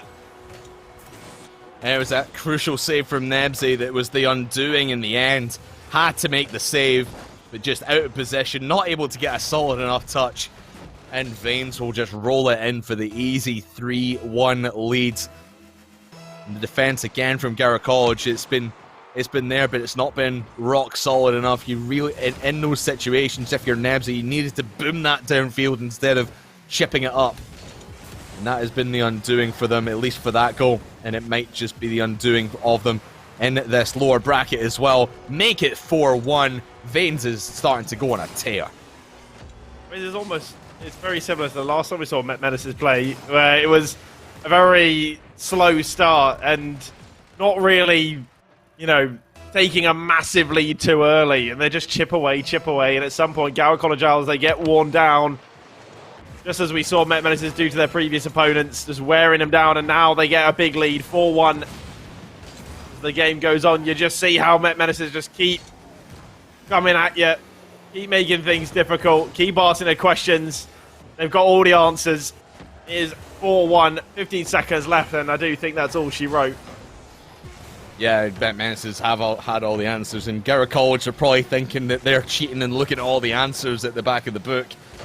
But Menaces nonetheless through to the next round. And they'll be facing off against Cardiff Blues in this lower bracket to keep their run alive. Will they make this run through the entire bracket and face off against potentially 2 Potatoes 1 Pro in the final? Just have to wait and see, but they're one step closer to making that dream a reality. That's now looking very likely, and we can see, now that we've seen them play on not just the one occasion, we can see that those kind of performances, that kind of quality is consistent, and they're not, it's not just that they did it once and that's that. They're here replicating these performances, and they did it against Golden Cobras earlier, now against GCS2, and they keep clean sweeping their opponents like this. Next, they'll be up against Cardiff Blues, and if they do that there again, well, we will likely see them up in the grand final. Yeah, but we saw Cardiff Blues earlier, and they're not a pushover team, so I'm expecting that one to be a close one. Unfortunately, we're not going to be able to see that one on stream because we will be seeing the other lower quarter-final game, I should say. It is going to be the last chance for the Pleborians. The Cinderella team to make it this far has been outstanding. We will be seeing them against the Aber 8 after this short break. Do not go anywhere. We'll be back in just a sec.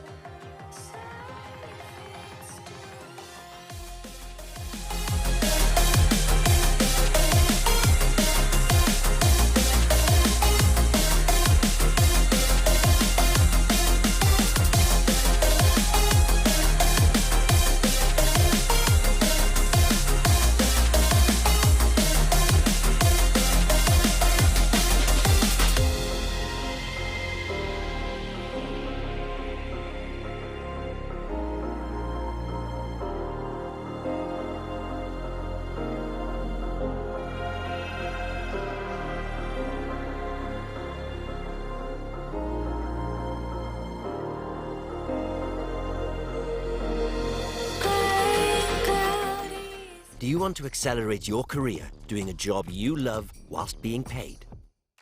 Make a genius decision and become an apprentice. Search Apprenticeships Wales Genius Decision or call 0800 028 4844.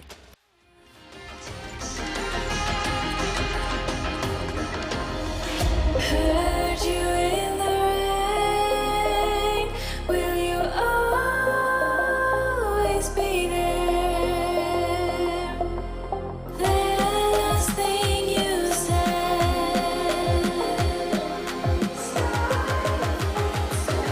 Sorry if it's too late.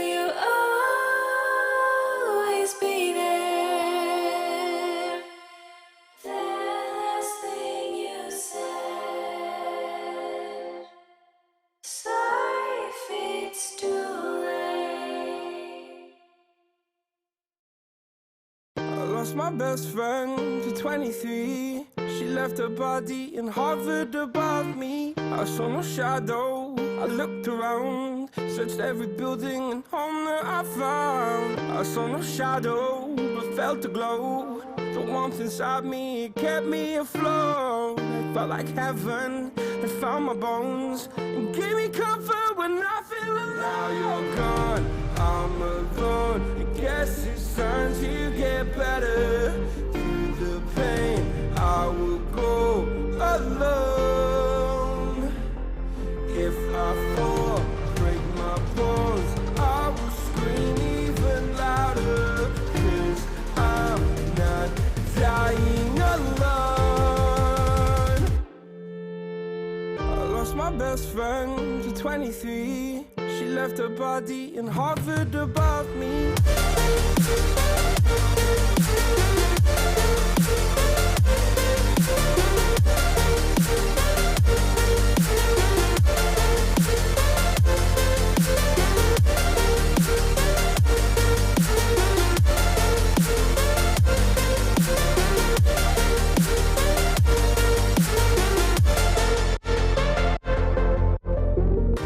My best friend to 23. I heard the heavens crying above me. They gained an angel, I lost a friend. I felt like dying again and again. I went through hell, stared at death, but I keep fighting with each living breath. I saw no way out from where I stood. Felt like the fire had burned me through. Now you're gone, I'm alone. I guess it's time to get better. Through the pain, I will go alone. If I fall, break my bones, I will scream even louder. 'Cause I'm not dying alone. I lost my best friend.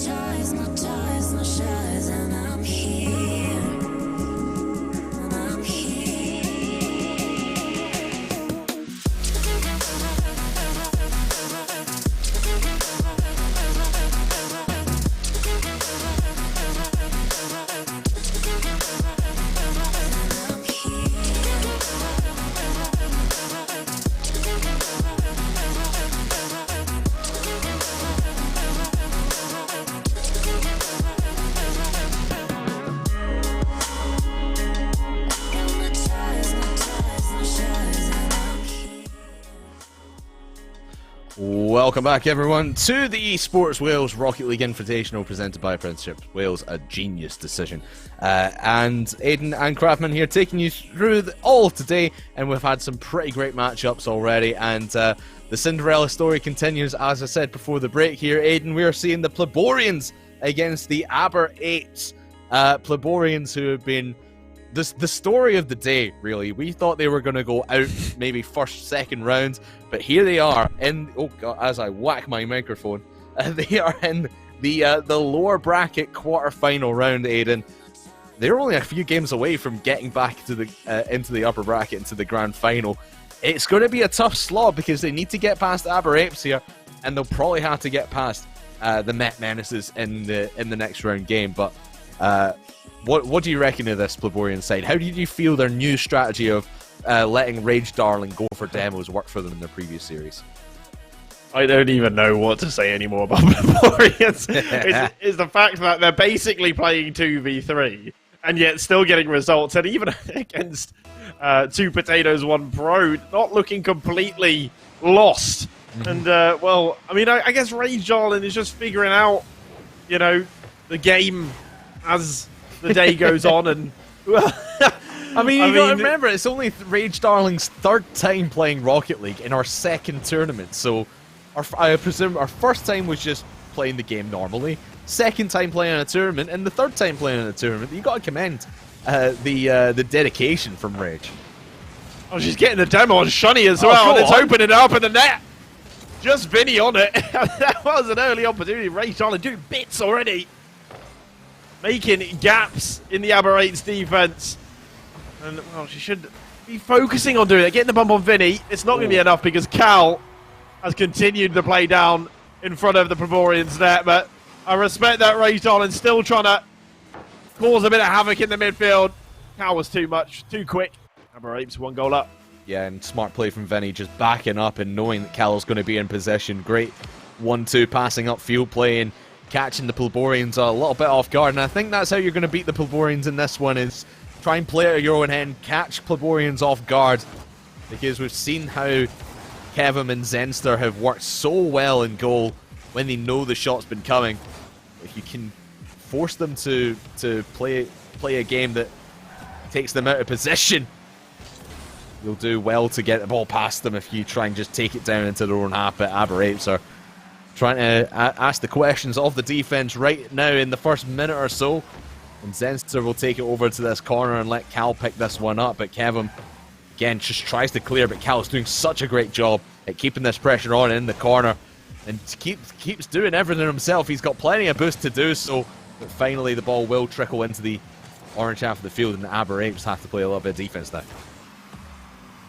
Aber Apes now backing up a little bit.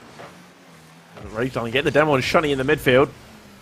Cal going to get a long clear over, so he gets the read. It could be dangerous, sends it just over. It was always going to be tough. He was very low boost. Now rushing back towards net, keeping it wide. Zenster still chasing it down. It's coming back into the middle with Cal called into action again. Vinny with the follow. It's going to go towards net, but Kev is there, and Kev is at the back. Not too much to worry about. Zenster in front of the net as well. Now Vinny denied by him. Cal trying to keep the pressure on. And Kev now with a bit of a slow play, going for the dribble through the middle, left and right, weaving in and out, gives them the eyes and sends it towards the top pins, and Rage Darling is there and gets her first goal of the day. And the Pleborians are all level, and it's who you would never expect to see on the score sheet. And what placement on the shot, power broken through the back of the net, and Aber Apes are wondering what just happened. Well, first of all, what a dribble play from Kevin to set up Rage Darling, and even the positioning from Rage Darling, great shadowing of Kevin, just knowing this ball's going to ricochet back, and she's going to have a shot at it, and a great save there from Kevin, keeps it at 1-1, and another one from Zenster keeps it tied.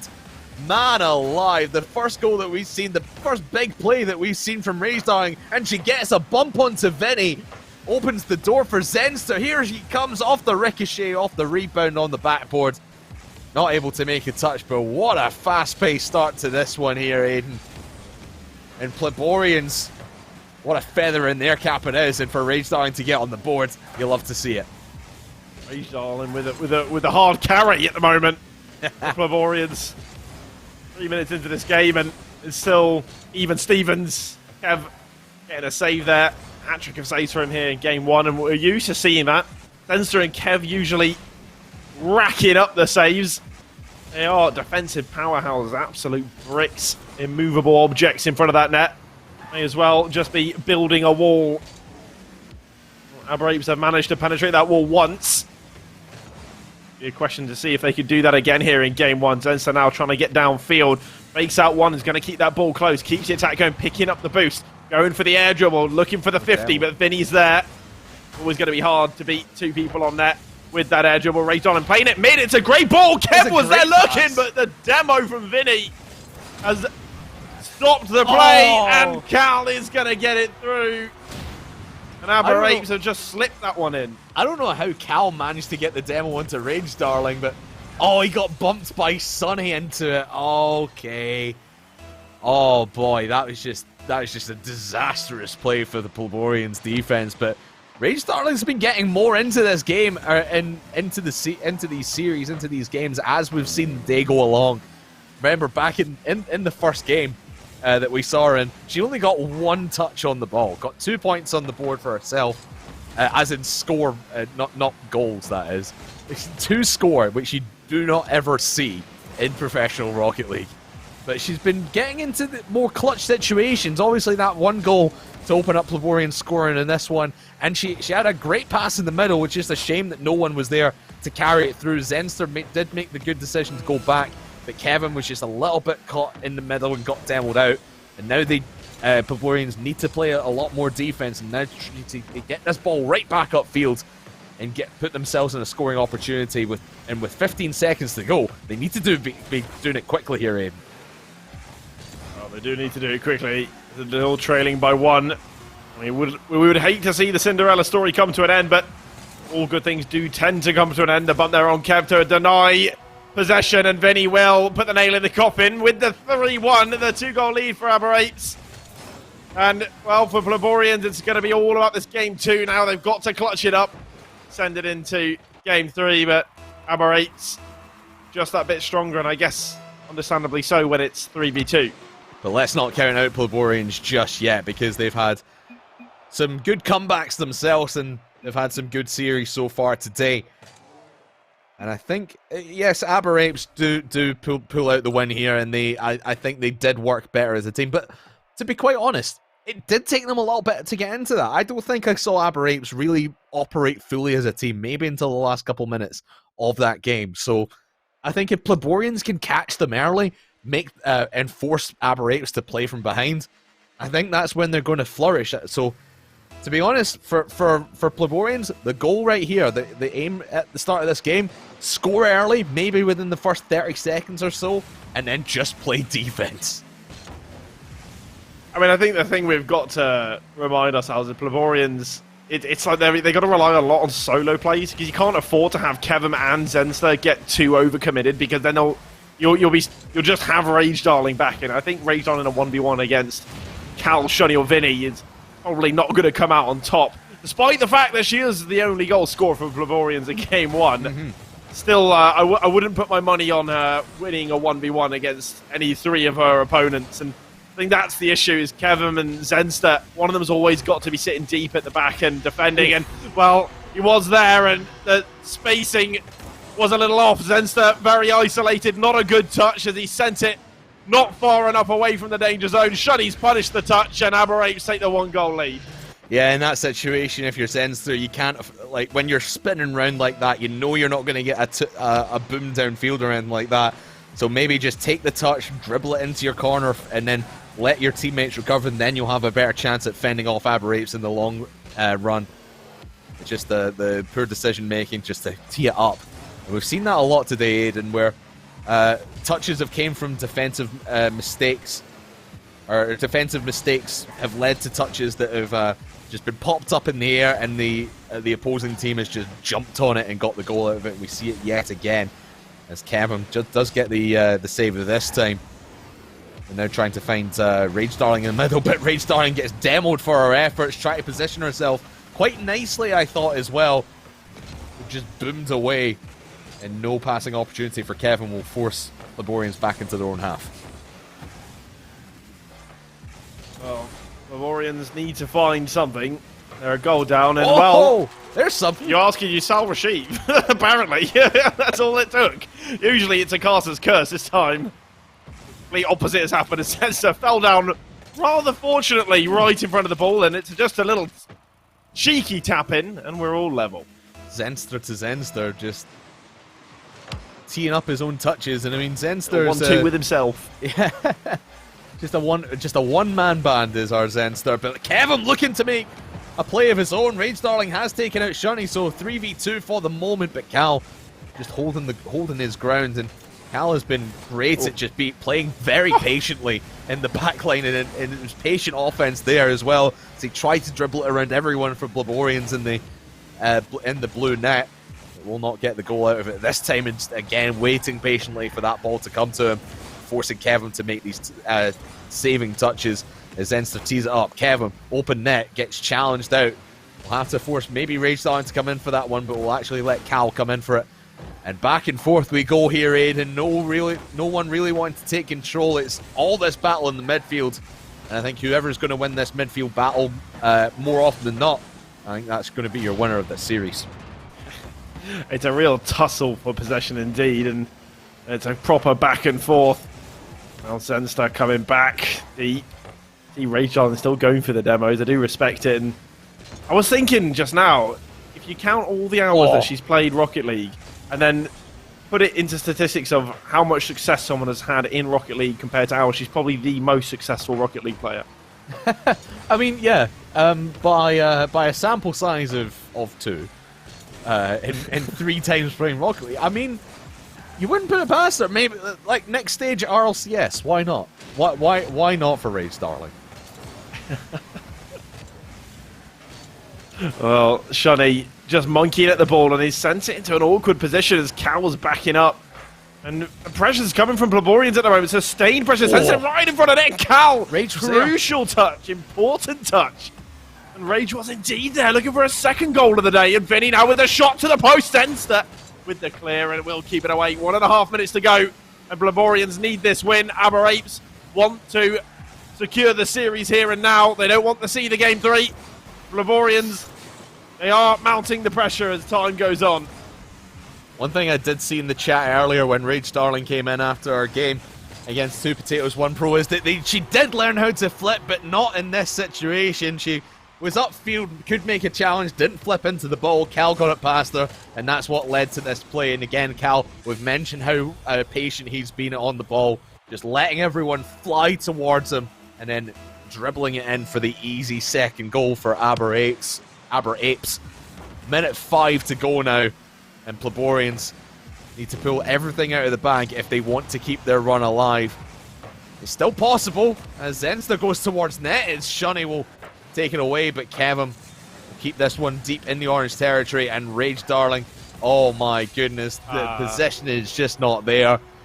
She dived towards that ball, thought that was hers for the taking, but it leaves a massive gap in the midfield, and Zenster, as great as him and Kevin have been in defense, can't get to that one in time. I think this is again I think it's what I said at the beginning of this game, is you got to think Zenster and Kevin, they are essentially playing a 2v3, and as soon as they commit both of them to the attack and they don't convert, you're stuck with Rage Darling as your third. And as much as she's improved today, I mean, it's a no-brainer to say that you wouldn't expect her to win in a duel between her and any of the 3 players on Aber Apes. And understandably so, but that's why Zenster and Kevin, they just got such a tall order. And they've done valiantly. They've done so well today, but I think Aber Apes, they were just a bit too consistent. Zenster almost did well. Hey, there's still a chance. 8 seconds to go. I believe that the clock is ticking down, but I think it has stopped at about 8 seconds. Maybe it's a chance off the kickoff here. I mean, you never know. You never know. We've seen what happens when players have less than 10 seconds on the clock off the kickoff and 1-goal situation to send it overtime, but it's not going to happen this time. It's going to go the other way, just bouncing on the goal line, and Aber Apes will be the one to send it home, and they'll be through to the next round. And unfortunately, this clock has struck midnight. The carriage is turned back into a pumpkin, and the Pleborians looking to go out of this tournament. Well, they've had a great day though. I mean, this is a good day in the office for Pleborians. I don't think. I mean, you had them losing their first game of today, their first series against Bangaloreans. They did not. They went and they surprised us. And I even said they would drop a game, but they didn't. They surprised even me. And then they've gone on and had an incredible run that no one would have expected. And it's fantastic. And Rage Darling, I mean, she's got to get herself a goal. It's definitely something to remember. And Pleborians are going to be proud of themselves going out. Of course, commiserations, but Aber Apes, I think they fully deserve the win. Absolutely, I couldn't agree with you more on that. But yeah, Rage Darling's going to be clipping that, sending that all over Twitter. I imagine she'll be. I would have loved to have seen the comms or heard the comms from when she scored. I imagine she'll tweet it out in just a bit. I'll go watch that. That's our first goal ever, apparently. And she's just said in our chat that's our first ever goal in Rocket League. We're happy to be part of an historic moment here, Rage Darling. First stop, the EsportsWales Rocket League Invitational. Next stop, RLCS. I mean, you already more successful than me in Rocket League, so and me as well, yeah. But us combined, perhaps. Probably, yeah. I mean, the best prize I ever got out of a Rocket League tournament was ice cream. So there you go. I won a goal explosion I really didn't want, and that's 3,000 hours of Rocket League. There you go. We've got a rubbish goal explosion and some ice cream.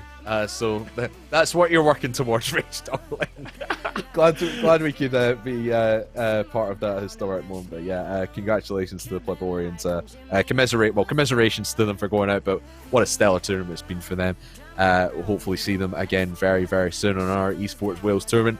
But for now, it is Aber Apes. They are through to the next round. They are going to be taking on, as we said, the winner of the other game that is going on right now, the Met Menaces versus the Cardiff Blues. Right now, Met Menaces up 1-0 in that series. We'll let you know how that goes, and we'll, of course, see that lower round semi-final a little bit later on. But after this short break, we will be heading back up to the upper bracket, to the upper finals nonetheless. It is going to be Cross Keys Kings versus the favourites, 2 Potatoes, 1 Pro. Who's going to go through to the grand final? We'll find out in a bit.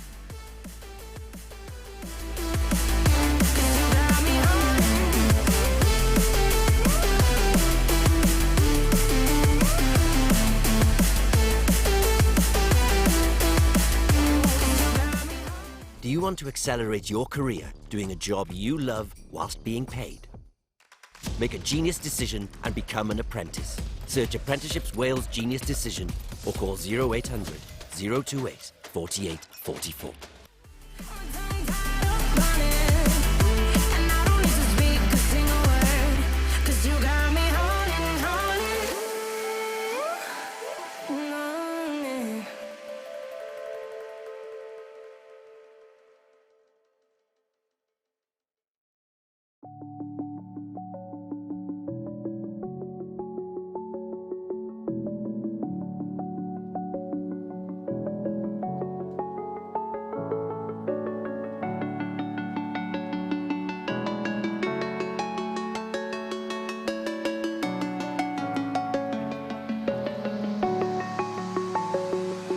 I'm alone, I'm a broken home. I gave you all the bricks that I own and know. I'm letting go, I'm breaking these walls down, breaking these walls down. If you want adventure, then fly to home. But if you wanna travel, then go alone. Yeah, what's the point in us if I never know? Yeah, if you're gonna leave, I'ma let you go.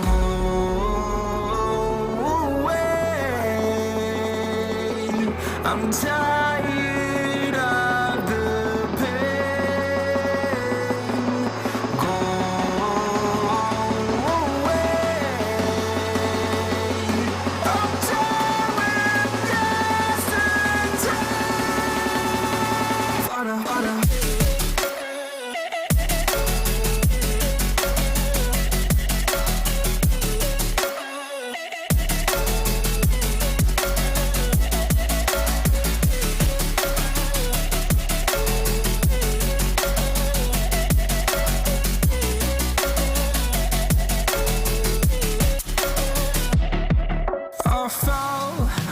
my demons dwell. My own little nightmare, I call it hell. Oh well, it's time to get back up, climbing and climbing. I'm done with this ride, is what I tell myself, so I could feel something else.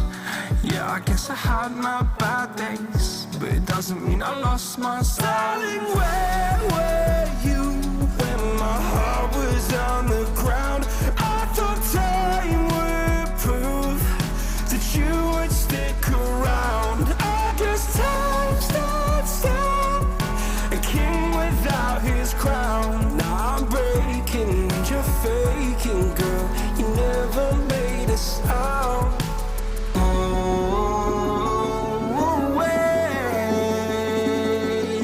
I'm tired of the pain. Go away. I'm doing yesterday. Father.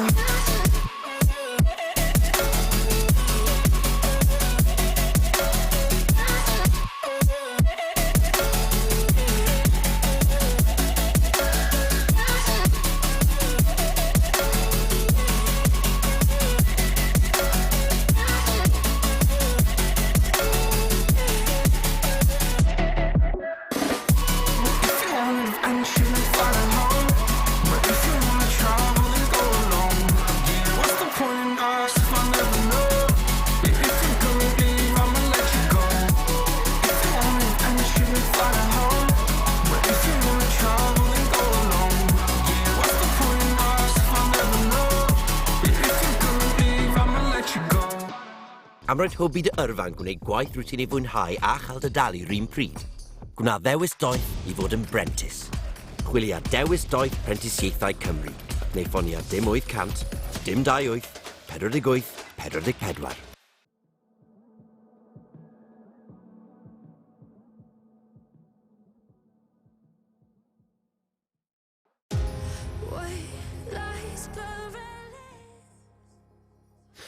Welcome back, everyone, to the EsportsWales Rocket League Invitational presented by Apprenticeships Wales, a genius decision.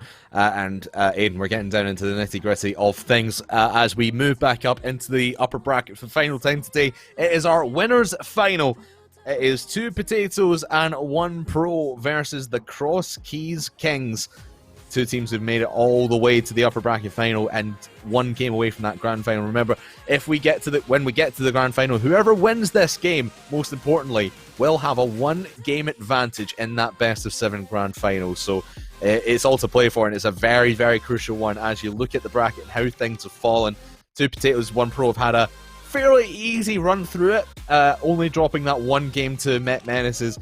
Meanwhile, Cross Keys Kings have had pretty much the same run on their side of things as well, only dropping 1 game to the Slouch Couch. So, Aidan, we've seen 2 potatoes, 1 pro already. We said they were holding back when they were up against the Pilborians earlier. Do you think this is the time for 2 potatoes, 1 pro to let it all out, or do you still think they're going to hold things back for the grand final? I don't think I'm not sure if we'll ever see them go completely all out. I think they would, if they are going to, they're going to save it for the grand final. Maybe even in the grand final they're going to try and keep it interesting and drop a couple games. Who knows? But we haven't seen Cross Keys Kings today, and we also haven't seen any of their opponents, I think. So it's hard to say exactly how they. Oh no, we saw Cardiff Blues play, and so we saw them defeat Swansea Sabres, and Cardiff Blues were pretty decent. They were a pacey team. They were high pressure, didn't give opponents time on the ball, and so if they've come through them with a 2-1, was it a 2-1 win or a 2-0 win? It was 2-0 win against Cardiff Blues. 2-1 against Cardiff Blues. 2-0. Yeah, 2-0. Then they're definitely going to be a strong team. Not sure about, are they on the level of Menaces perhaps? Are they? They're definitely not going to be quite on the level of 2 potatoes, 1 pro, at least not on paper, but you can never count someone out. This is Rocket League after all. Yeah, it is indeed, and of course, if you follow, I keep mentioning it, the British Esports Association. This is where you see a lot of the players that are up and coming through colleges and through schools and whatnot. And this is where Cross Keys Kings usually do their business, coming from Gwent College, of course. And I mentioned Tails earlier on, and I think Tails is a very mechanical player. I think he's going to be the one that you're feeding the ball to a lot, kind of playing that Mecha Fox role from when we saw Golden Cobras earlier on. He's going to be playing that kind of role. But I think this is a more balanced team than Golden Cobras ever was. I think all three players on this Cross Keys Kings team are going to be quite balanced. They're going to be sharing the ball out. But I'm going to agree with you. I think this challenge is going to be too strong for them. And again, like we said, if 2 Potatoes 1 Pro hold back, they might let Cross Keys Kings into it a little bit, but then they can step it up and get back into it themselves. So in this best of 5, we're changing to best of 5s now. I think, do I think Cross Keys Kings take a game? That's the question I'm asking myself right now. Do they take a game? I'm struggling to think if they do, to be quite honest. It's a best of 5. Could be. It could be a game. I think they'll take one. I think it'll be 3-1. 3-1. Yeah. Do you know what? I'll agree with you. I'll say 3-1 as well. I think Cross Keys Kings can take one game off these guys, because I've seen Cross Keys Kings in the past, and yes, they may not be on the level of, say, Tadpole or Base or Ash, but I think they can maybe just surprise a few people and just come out the gates. I think if they're going to take one game, they're going to take this first game. And I think that happens a lot, where a team might just underestimate their opponents a little bit and let them run away with game number 1. But then after that, I think it will be plain sailing for 2 Potatoes and a Pro. Do you see that going the same way then, or what do you see as a potential weakness? I would say, actually, that's my question to you. What's the one weakness that in that 2 Potatoes team that Cross Keys Kings could possibly exploit? I think Tadpole is the weakness because he's not taking it seriously. He's doing some questionable air dribbles and some questionable moves. I think he's trying to get some clips, and that's maybe where they will fall down, because I can see, his 2 teammates, they're really trying and like trying to, perform at their best. So Tadpole is just taking it easy. And maybe they can manipulate the fact that maybe Tadpole will hand possession over a couple of times. And as you said earlier as well, that, if it's 3 players that they've got playing sort of on the same level as each other, as long as they're on the same page and there's not too much of a difference, you're going to have some chances to go forwards and take a game. And I think it will come in the first game as well. I think you hit the nail on the head with that one. They take a game, it'll be game 1, where you're just going to catch 2 Potatoes 1 Pro out. And it is often the way when you see an underdog play, they tend to take the first game. Well, let's see what happens. I see a lot of people in chat rooting for the Cross Keys Kings, the underdog story. All love a good underdog. And this, whenever you go up against 2 Potatoes 1 Pro in this tournament, you are going to be the ultimate underdog. So let's see how things pan out in the early stages, and a couple of shots on both sides of the field, just showing both teams' intentions that I think this is going to be an offense-heavy game here. Aiden, I don't think a lot of either of these teams, a lot, are going to be focusing on their defense and letting the game come to them. They want to push it upfield as much as they possibly dare and just choke their opponents back in their own half. So it's going to be interesting watching how things develop and how strategies evolve. But Cross Keys Kings, right out the bat, 50 seconds gone, they take the first. It's a lackluster clear from Ashboy right into the path of Zerko, and he's punished it, sent it right into the middle of the net. And, well, you can also say that they're a little isolated on defense. There was not a lot back, just Ashboy defending the net. Base and Tadpole, both caught same side, still retreating back and over-committing. And that was perhaps the weakness that Cross Keys Kings needed to find. They found it early, they got the 1-goal lead, and could be the 1 goal that they hold on to. See if they can hold on to it, and they are doing well, just stopping 2 Potatoes 1 Pro from coming forward as much as they'd like. Over Tadpole there, and actually Ash is giving the ball right to Tails, finds the top corner and paints it in. Cross Keys Kings with a 2-0 lead. What a finish. Just don't know how he's managed to get all that height and sort of loop it over base. But 2-0 for Cross Keys Kings, and it's 2 quick goals. And I think Ashboy are now making a couple mistakes. Tadpole is going to start to realise he needs to step it up, because now we're coming up against teams which are fully competent. And I think once you get to a certain level of Rocket League player, they can hold their own against pros. I mean, I coach players myself, and I see people who are not even SSL going up against professional players and managing to take a game off them in a sprint. And this is what Cross Keys Kings are now going to be able to do. And Tadpole He needs to step it up. He needs to realise Ash Boyo and Base, like, they're not going to be good enough to do this without him playing at his peak. So we're now finding a great pass to Tadpole all the way to the crossbar with the follow. We're just getting on top. No! The post again. Crosskeys Kings wiping some sweat off the brow there. They've dodged a bullet. And those are the chances if you're 2Potatoes1 Pro that you can't afford to be going missing. Just painting that top left corner of the goal and just having it skim out. Those are the chances that you really don't want to be giving away if you're 2Potatoes, especially in this 2-0 situation when you're down. And the way that Crosskeys Kings have just come out of the gate and really put you to sleep a little bit. There's not really been too much to write home about for the blue team so far. And again, like you said, Tadpole just not playing as well as we know he can. I know he knows Base and Ash very, very well. They're both great players in their own right as well. But they've got to be playing at a high level if they want to go through that grand final, that one game advantage. With 2 minutes to go, Crosskeys Kings just happy to hold on to this, baiting in both Tadpole and I believe that was Ash as well. And Tails is just going to roll this one in. Get it stolen actually by Zerko, but he won't care. It's a 3-0 lead. Are you going to claim that you're a top-level analyst now, Craftman? I think you called this, didn't you? First game win for Crosskeys Kings. Yeah. Looks like they've got it in the bag. Call it now. Do you know what? I'll retire now. Thank you very much, everybody. It's been a great career. All right, I'll you take it the rest of the way, Aiden. I'm gonna retire. Like wallow in my no retirement money that I've saved. Well, maybe when the winner of this tournament, maybe you can send him a message, Arsenal, just chuck a few pennies your way. Possibly. For some cocktails on the beach. Or whoever wins the PS5 in chat as well, I could ask them about an exclamation point giveaway if you went into that competition to win a PS5 as well. Oh, that was smooth. That was smooth. Thank you. I think you're peaked twice now in one series. It's either quit while ahead or keep rolling because I'm on a roll, but either way, tell you who is on a roll is Crosskeys Kings, and like I said, Tails has really been the standout player, but not here as he just completely whiffs this one from Tadpole. What looked like a routine save just goes right by him, gets the first one on the board for 2Potatoes. Well, 2Potatoes1 Pro finally getting a goal, and I think they needed it. Because the 3-0, he would have asked too many questions about them, and could have been a hit to the ego. And now they do get their one goal, and that'll allow them to have a little bit of momentum. Perhaps they find a second here. Ash Boyle just off the post. Tadpole's there, off the post again.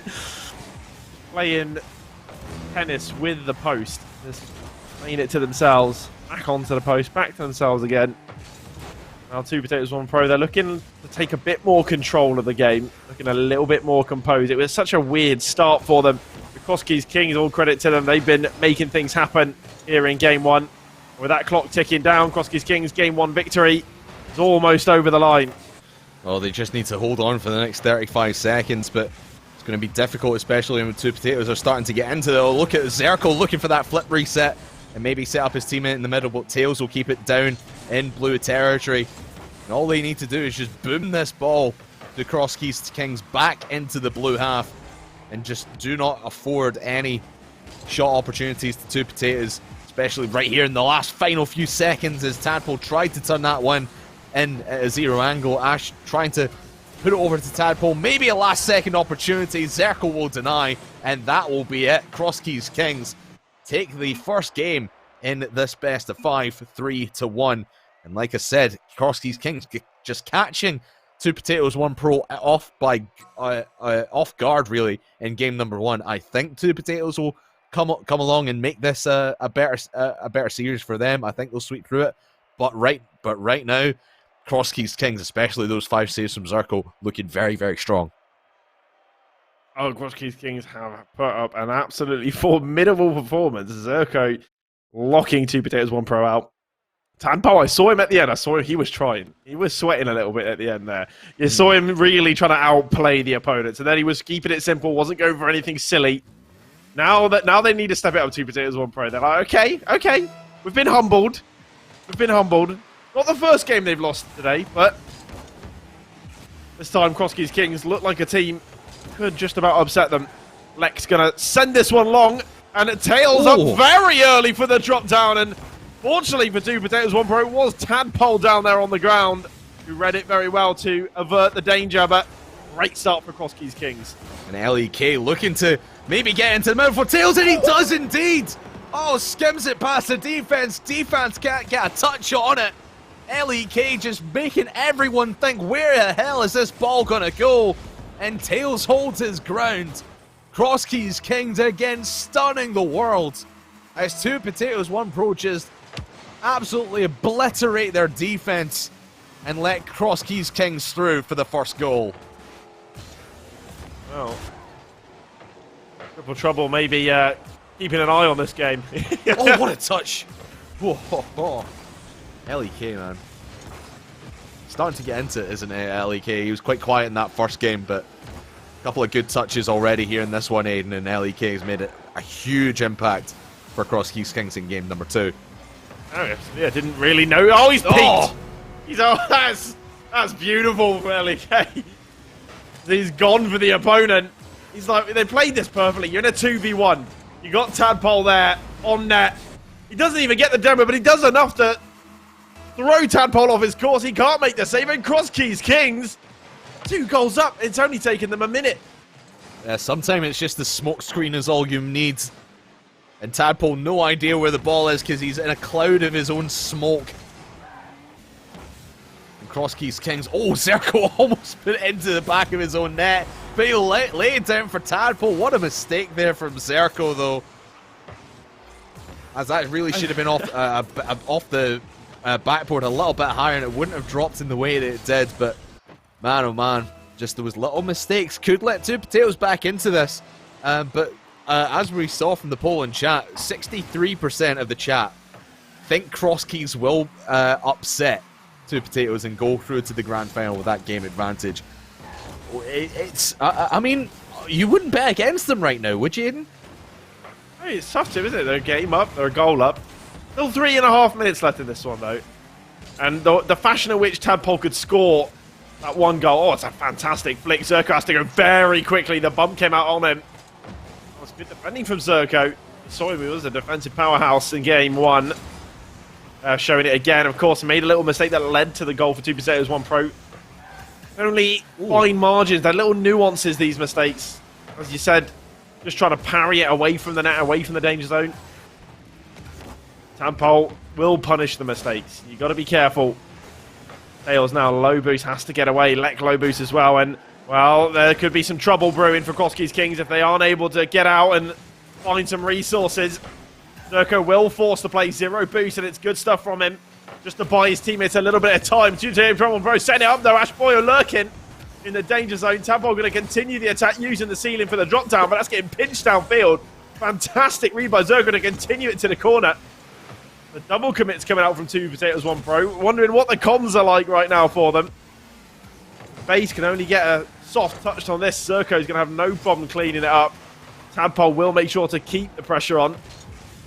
Base now off the wall, sending it centre again. Tadpole lurking, but good defending by Lek as he sends it away, and now back into the middle, looking for Tails on the other side, who goes up quickly to the backboard, and Zerko's joined in, and they're committed all 3 players to the attack. It's risky. It could come with high reward as Lek pulls out the protractor and almost calculates the angle, and almost sending Tadpole back to school to learn some Pythagoras. Oh man, oh man. Just pulling out all the stops are Cross Keys Kings, holding on to this 2-1 lead. Want to extend it. And again, just every shot that they're making onto this 2 Potatoes net, it's denying the blue team a chance to come right back downfield and put some pressure on of their own. The Cross Keys Kings have had all of the momentum on their side. And you just feel that it's just a matter of time that Cross Keys Kings were going to score, but they let their guard down for half a second here, Aiden. Base with a big win there and wins it out in the middle as well. I don't know who this is in the net, but they just stand still. I think it might have been Zerko. I think it was Lek with hardly any boost and just stood still and just watched that ball trickle in. Cannot be affording to do that if you're Cross Keys Kings, especially with the lead that you had and the momentum that you had. Now you need to battle back and get one more. It was so awkward for Lek. He thought Zerko had it and then realised at the last moment, oh no, it's going in. He can only watch that ball, and that is pain. Physical pain. And Lek again, only just parrying it to the crossbar. Zerko redeeming his teammate. It remains 2-2, but for how long? Tadpole asking some questions. Lek having to get rid of it. Now Zerko on the ball, looking for the out dribble on Ash Boyo. And he will get it played to the corner, but no one following up, and they're just giving possession back to base. It's a weak clear. Straight into the path of Zerko. Goes up quick with the air dribble. And Tails is there to follow it onto the crossbar. And the rebound not going to be good enough as Tadpole with the clear, but some pressure coming from Cross Keys Kings here. 2 Potatoes, 1 Pro trying to soak it up. You can feel that 2 Potatoes are starting to turn their level up. They know that this Cross Keys Kings team is a formidable one at that. And they're starting to treat them with the respect that they deserve. And Cross Keys Kings are getting very frustrated. Everything that had worked before for them in offense is now getting met by a defender. And with 10 seconds to go, Tails trying to make a game of it and get one out onto the blue net before the end of regulation, before we head to overtime, which is looking like we might do so right now. Lek will have one final shot as Base takes it to the right-hand side. Maybe just let this drop and tries to go upfield with it, but nonetheless, we find ourselves in only our second overtime of the day here, Aiden. Indeed. We haven't seen a lot of overtimes. We haven't seen a lot of super close games. It either goes heavily one way or the other. Even in series where the games do go back and forth, it's always never too close. This time, 2 Potatoes, 1 Pro and Cross Keys Kings quite evenly matched on the field here in Game 2. 2 Potatoes, 1 Pro having to wake up. Perhaps a rude awakening for them after that Game 1. Great little dip into the middle by Lek, of course. But no one able to follow it up. It would have been a nice little passing play. Potential was there. Just trying to find each other in the midfield. And do need to be careful of wayward passes. That's where 2 Potatoes, 1 Pro will punish. Or trying to find Base down the left side. Plays it towards the backboard. Zerko will catch an edgeable very, very well. Tails to follow. And that will be the winner. And Cross Keys Kings with a phenomenal transition play that the 2 Potatoes, 1 Pro could do absolutely nothing about. Zerko, what a phenomenal touch to get it out to Tails. Zerko did the heavy lifting on that play, and Tails in a great place at the right time to send it into the back of the net and put Cross Keys Kings up by 2 match points.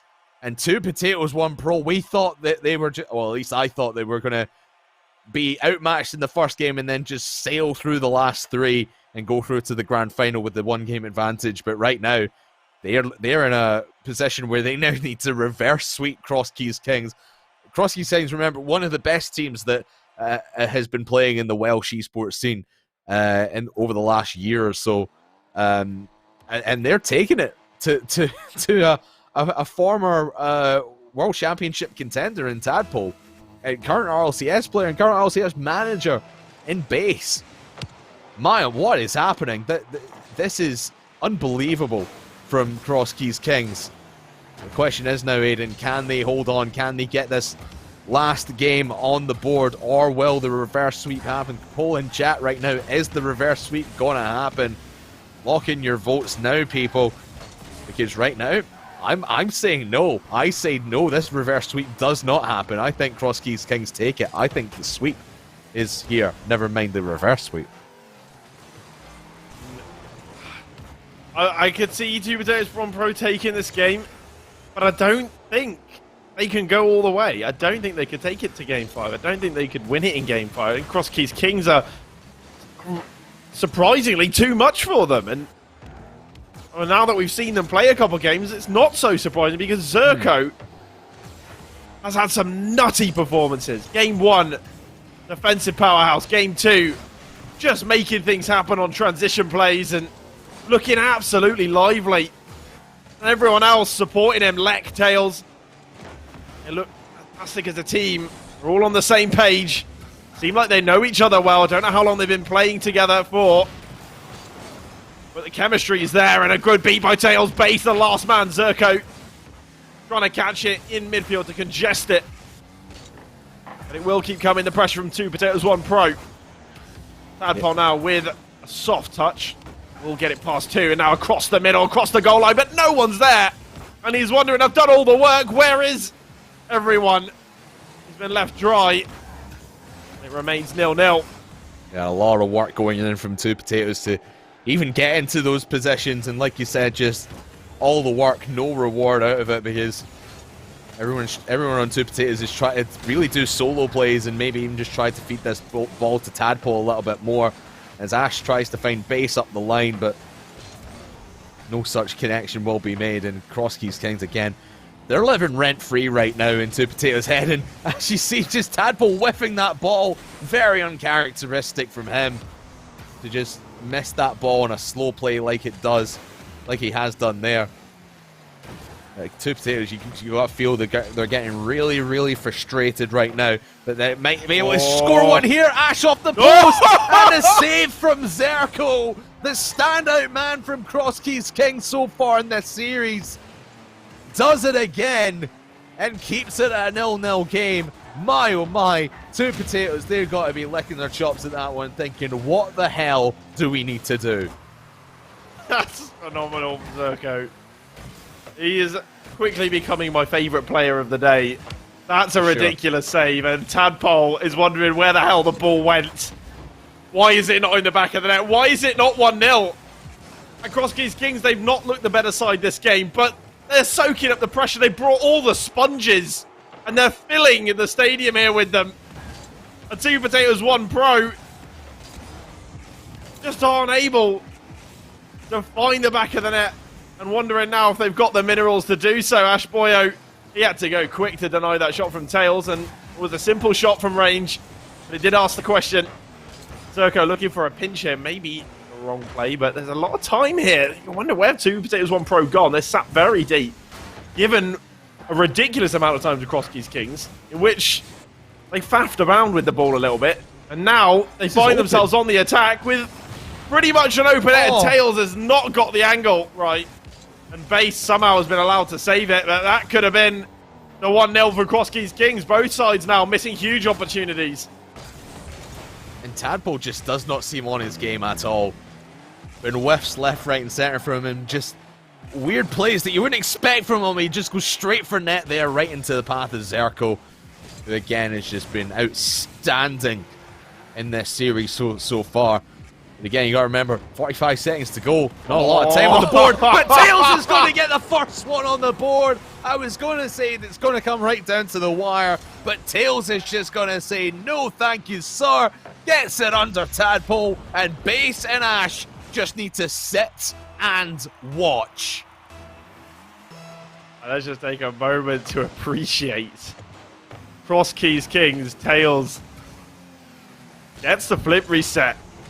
And I think he's actually faked out Tadpole there, because he held on to it, did not use it. Tadpole's expecting that shot to come.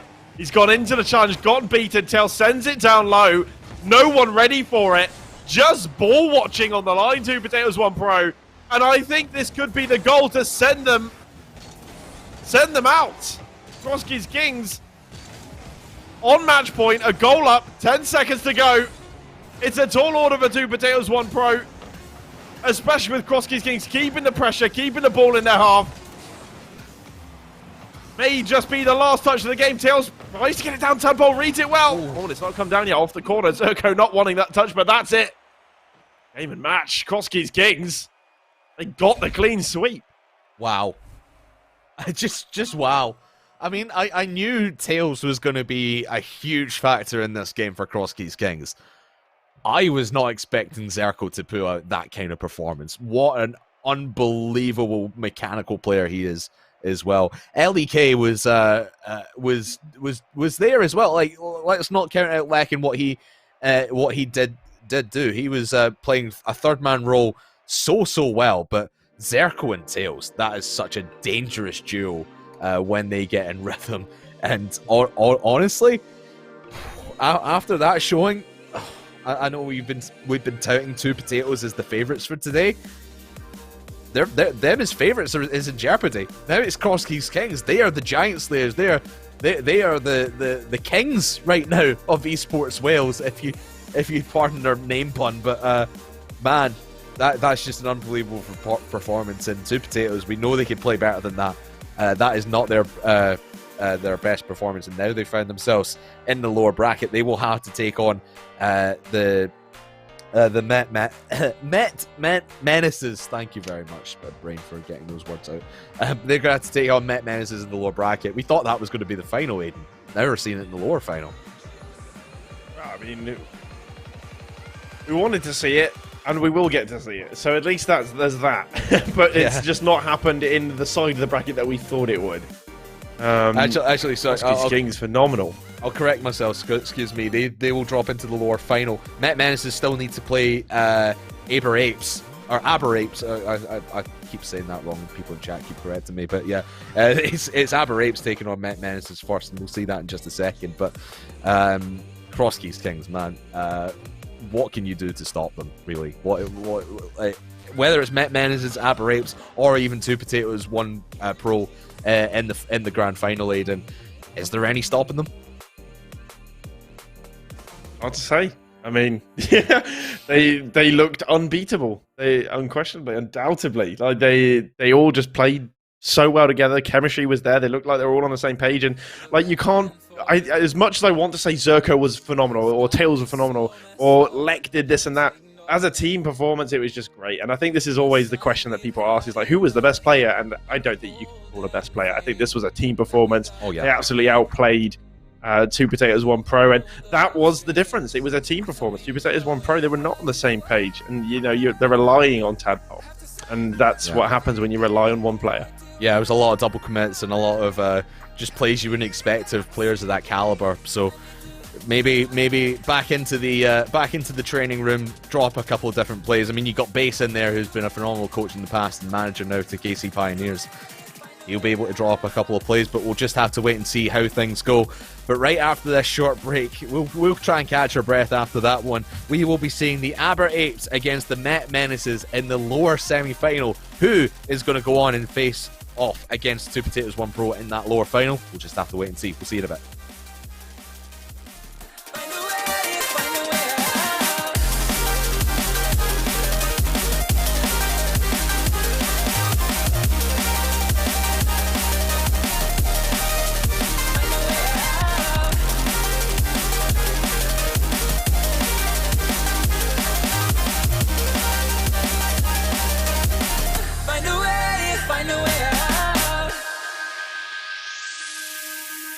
What's all this for?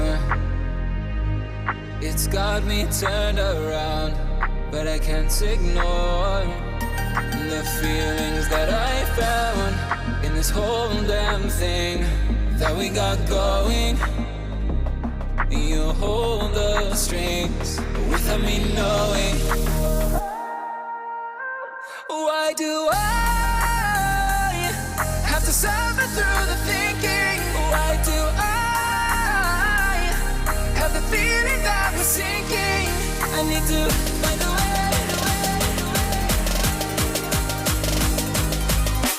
Find a way. Find a way. Find a way out.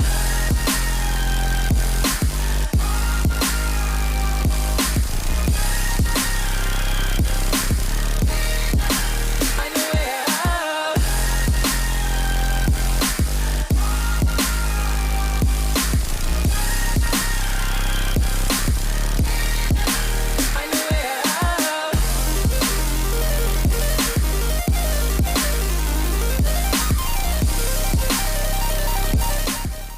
Do you want to accelerate your career doing a job you love whilst being paid? Make a genius decision and become an apprentice. Search Apprenticeships Wales Genius Decision or call 0800 028 4844.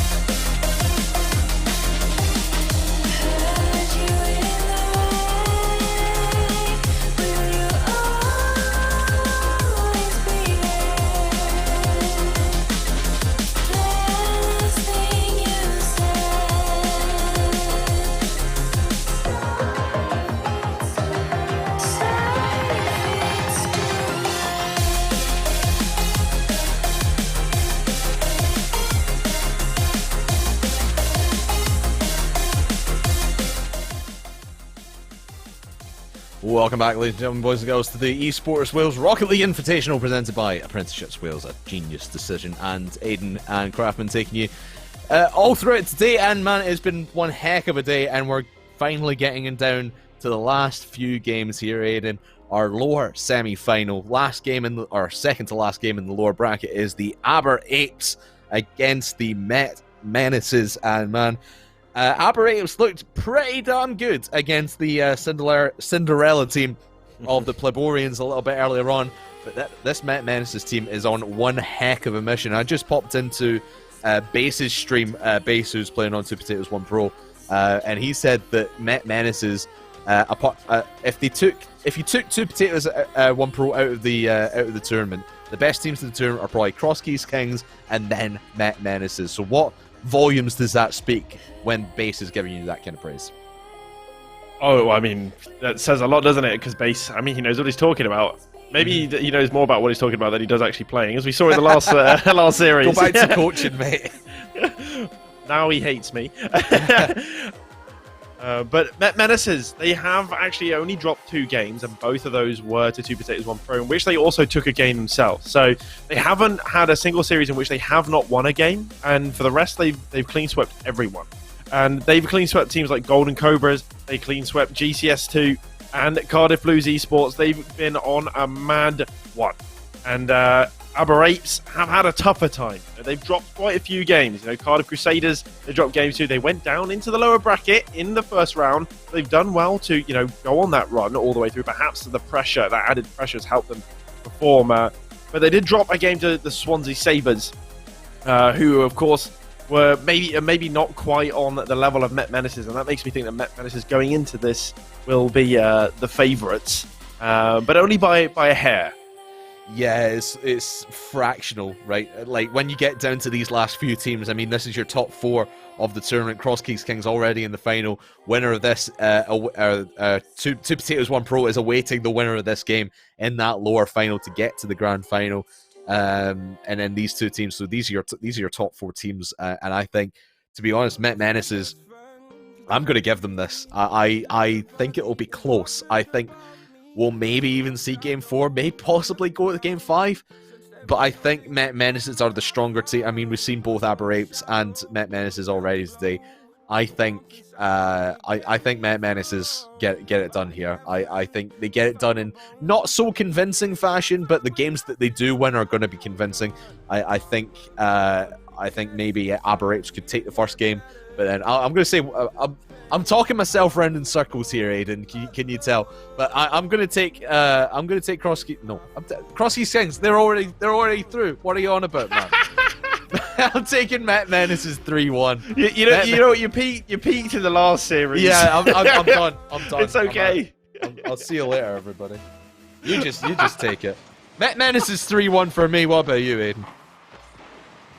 3-0. 3-0. I got a clean sweep for Met Menaces here. I don't think Aber Apes have got the minerals for this one. I think it will be too much for them. Met Menaces, I've been a big fan of them, especially BB Juice. Love his work as third man, filling the gaps and just making things difficult. And you know what? They don't even have to score. They'll just apply the mind control, use the force, they say, as Ron Seal takes a shot, which did not look to be on target, and Vinny has guided it in. I mean, from the angle that Vinny was sitting at, you would think that one was going on target, so Vinny had to make the touch, and then it was just a weak touch in the end, and just wasn't the correct decision for Vinny to go for that one. But hey, first game jitters out of the way for Aber Apes. Able to battle back in this one, but Vinny, again, just out of position and not able to make a strong enough, well, I say not strong enough touch, doesn't even make a touch. But luckily enough for him, it was wide nonetheless. But here comes Shunny, pass in, and will be denied by BB Juice, who's just been phenomenal throughout the entirety of the day. Vanes is obviously the star player on Met Menaces, but BB Juice, he's a great player in his own right. I've been enjoying watching him today. I think that he's got very good awareness of the field. He's got great positioning, and he's patient. He's a patient player. Knows when to pick his moment, and that's what makes him dangerous. And it reminds me I mean, I can't compare him mechanically to players like Justin, but his positioning, his awareness, and sort of decision making, I would say he's similar to that of Justin, and that's what I like to see from sort of running the field from a deeper position and having the impact that way. And I think he's been a difference maker for Met Menaces today. Certainly will be. Aber Apes are, after that own goal, they're starting to get back into it. And I said earlier about having goldfish memory. If you have a silly play go against you, whether it be an own goal or just a silly mistake to let your opponent screw, and it seemed like Aber Apes do have that goldfish mentality of just getting that initial mistake out of their system and not really thinking about it too much and just trying to get Cal the ball here. Baines will pick it up and will get double teamed, but will win the challenge nonetheless.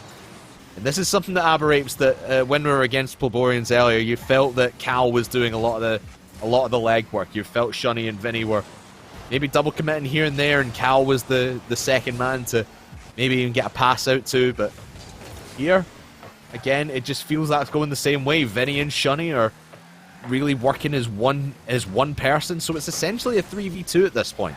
And I'm surprised that Met Menaces haven't capitalized on it more. Well, Aber Apes have been asking some questions now. Met Menaces there, but Vanes, he's got a hat-trick of saves. Shunny's just trying to keep possession here. BB Juice breathing down his neck. And Ron Seal is out there on the other side. He saw the ball coming. Vanes is there, and they will get the 2-0. Met Menaces doubling the lead with 2 minutes to go on the clock. And it's good play from Ron Seal. I mean, BB Juice put him under pressure and forced Shunny to play it all the way across. Ron Seal knew exactly where that ball was going. Vanes down on the ground in support. Fantastic play from Met Menaces. Quick, not giving time for Aber Apes to play it out of defense. Met Menaces deservedly standing that lead. Yeah, clean enough play as you like. Standard Met Menaces stuff. And despite not being able to take advantage of the mistakes that Aber Apes have been making, they finally get one there.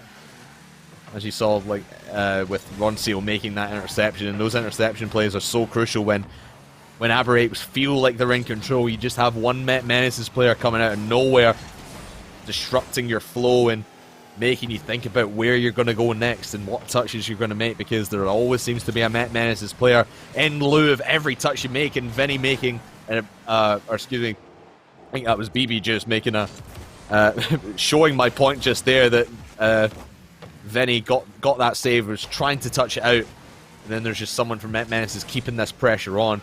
Will be relief for the moment as Vanes has to get it to the side. Vinny may be able to take a shot there as Shunny comes in to assist, but right down the middle, BB Juice has seen him in this position before, but will be shut down early. But right over to Ron Seal, baits out the entire defense, and Met Menaces, easy as you like, 3-0.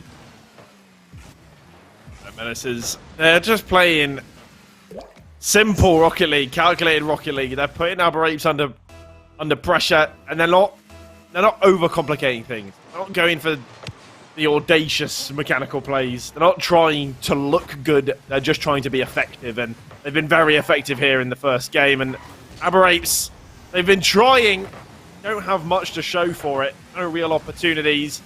Aber Apes haven't put shots on target that have worried Met Menaces too much. And Met Menaces, every time they go forward, they look to extend their lead. Vanes here dispossessing his opponent, trying to get it over to Ron Seal, and getting a little bit in the way of his teammate, but couldn't do much about it. The momentum was with him. Shunny trying to get the 1v1 now against Vanes, but with no boost, he rushed it a little bit, and Vanes gets the outplay over to BB Juice. He's only got Vinny to beat, sends the flick wide. Can't play it back into the middle. Met Menaces have got this one all wrapped up. Yeah, at this point you didn't even need that goal, but it's just really reminiscent of what Met Menaces have been able to do. Can they get a fourth? No, they can't. It'll just bounce off the crossbar a couple of times. But nonetheless, what a statement from Met Menaces to come out here and put on that kind of performance. And in the same way that we saw Cross Keys Kings really take it to Two Potatoes 1 Pro in that upper bracket final. Met Menaces seeming to be wanting to have that rematch in the lower bracket with Two Potatoes 1 Pro. They want vengeance. They know Two Potatoes 1 Pro could be vulnerable down here in the lower bracket, but I mean, we heard from, well, at least I heard from Base, and think it's been circulating that base was operating on, was it 150 ping or something like that in that last series when they were playing against Cross Keys King, so couldn't really get a touch on the ball and really play properly. But I'll tell you who is playing properly right now. That is Vanes and the entirety of Met Menaces right off of this kickoff. 10 seconds, 11 seconds make that in. Getting that first one, and Aber Apes, they're just really struggling to find the answers to what Met Menaces are putting onto them. It's just, they're just hopping on the struggle bus and they cannot find the stop to get off. I think it's just a golfing quality. I just don't think Aber Apes... I mean, Met Menaces looks like a team that have been playing together for longer, been playing the game for longer. And just on every sort of area, just that little bit better. And Aber Apes would need some strange strategy or something a little unorthodox to be able to find a way through. Met Menaces could do with a fortunate goal. Maybe they need a little bit of luck to get back into it. And Ron Seal there could have made it 2. So close. And Aber Apes, they're not looking comfortable on the ball. They're not looking comfortable at the back. And they have very little time to make things happen. Met Menaces playing with speed, pace, and power. And again, just Aber Apes struggling to find a way out of their own half. And as every shot comes towards the Aber Apes side, Met Menaces are just getting stronger and stronger and stronger. And like you said, it just seems like a more complete team in Met Menaces as Ron Seal cuts that one away.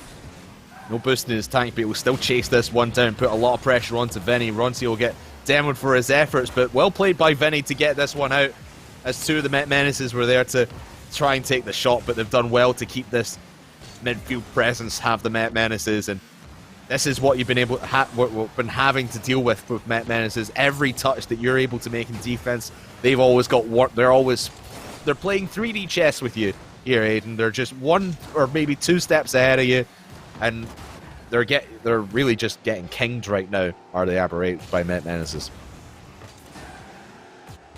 Yeah, the Met Menaces, they're just so efficient, so effective.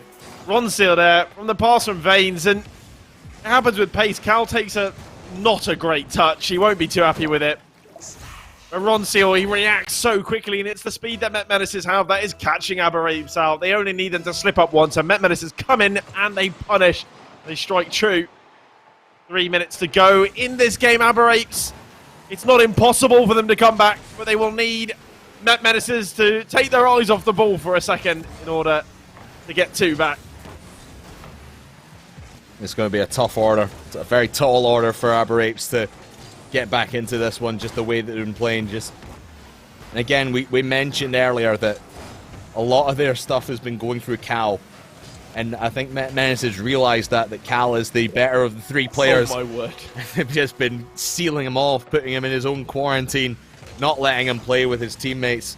And as you just see the chaos ensuing on that front post. Everyone just diving at the ball, and I think even 2-0 down at that point, 1 game down, Aber Apes seem to be in panic mode and just scrambling, just trying to find anything they can to get past Met Menaces, but they're not finding anything. There is Shunny, the best chance that they've had all game long, just comes off the crossbar, and there's no follow-up to it. It was absolutely diabolical defending. Danny Boy 18 has entered the chat. Oh, it was a proper kerfuffle though, wasn't it? Yeah. Bumping into each other, getting each other's way. Everyone same side. Gives me PTSD of Diamond 3 solo queue lobbies. Met Menaces fully in charge. There could be 1 back. Oh. Vinny for Aber Apes. Is it just a consolation goal though? Well, right now they're thinking we can get back into this game, at least for the moment. A minute 44 left.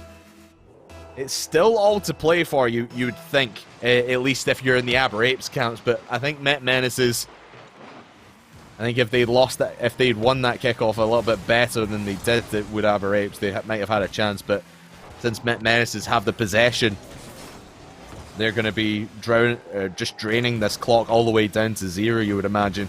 Maybe even getting a 4th on the boards, but right now, BB Juice and the rest of the Met Menaces squad don't even need a fourth goal, but they might need one now as Cal gets it over from Shunny. Where has this been from the Aber Apes side? The passing play upfield, and Cal with the cherry picker. Well, unexpectedly, Aber Apes are now back within one, and Met Menaces maybe get a bit complacent. They get a 3-0 lead, and then they've sat back and gone, well, we probably won this game, and nothing to worry about. But Aber Apes, they're going to make sure to keep Menaces on their toes. Shunny driving it through the midfield, trying to pile on the pressure again. Vinny dropping out, and he comes very, very close to getting a touch on that BB Juice, though. Dangerous player for Met Menaces, setting up the attack. Vinny getting it clear, but only as far as the midfield. Clearing through the middle, always risky, as Veins can now set up the attack, dropping it down in the middle again. BB Juice is there, but just not the answer. Doesn't quite get the ticket. Met Menaces trying to look for that comfort again, that cushion, and it's great defending by Cowles. He gets his hat-trick of saves. Ron Seal now with the vibe check. And Met Menaces trying to pile on the pressure, not letting Aber Apes out of their half. And there's a shot here off the crossbar. It's bouncing on the line. Vinny's there, and Shunny will keep it out with a pinch off the post. But Aber Apes somehow still only one goal down. Now, if they can get a quick transition with Shunny over to the middle, Cal's there. The shot to the post. Vinny with a follow. It's in. And Aber Apes tie it all up. It's absolutely mental. Going coast to coast as Aber Apes, we were counting them down and out, but they kick out at 2. We continue. 3-3 with 3 seconds to go. Oh boy, overtime on the cards now, Aiden. We thought they were down and out for the count. An insane comeback, an insane coast-to-coast play keeps them in it for the moment, and we go to overtime. Can Aber Apes hold on and take a game off of this Met Menaces side, who have just been a thorn in their side this entire series so far? If they let that one in, that would have been such a disappointing way to lose here in game number 2. But Met Menaces, I mean, we talked earlier, Aiden, about teams who just let their foot off the gas pedal, but they do not let it off here in overtime. 28 seconds gone. And after a valiant comeback from Aber Apes, it's disappointment for the blue team, and Met Menaces move to match point. That's got to be the most anticlimactic thing ever for Aber Apes. I can imagine they're probably shaking, though, just getting into the overtime. Yeah. Imagine the voice comms. Imagine the hands. You're going to have a hard time keeping yourself calm after coming back from 3 goals down, getting a very late equaliser. Aber Apes have done really, really well, and Met Menaces, they need to be careful. That complacency there almost cost them the game. It really did. And can I just point out 8 shots from Ron Seal on that one? that is just ridiculous. But I mean, we usually in a high level Rocket League game, you maybe expect I don't know, 3, 4, 5 shots per person, or from one particular person if they're the high shooter. 8 shots is getting into those upper realms of you're doing a lot of work and getting a lot of reward out of it. But only 3 goals for him as well, so not great on the conversion rate there. Could have easily been a much different game if Ron Seal was able to convert those chances. But Cal, right off the bat for Aber Apes, it was a comeback for the ages at the end of game number 2. And they continue trying to make this comeback in the series. Reverse sweep needed to progress through to the lower final. And they start with the first goal within 20 seconds. Yeah, it was really... Met Menaces just asleep after taking that win in overtime. Those challenges were rather pathetic, as just taking themselves out of the play. And Aber Apes capitalising on that. Now they've got the 1-goal lead. It didn't look like a team that could play up to Met Menaces' quality and skill. But they're now seem to have their number. They scored over the last 5 goals in this series. They got the last 4.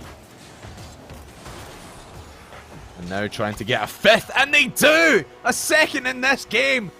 Oh boy, Aber Apes just piling on the pressure right now.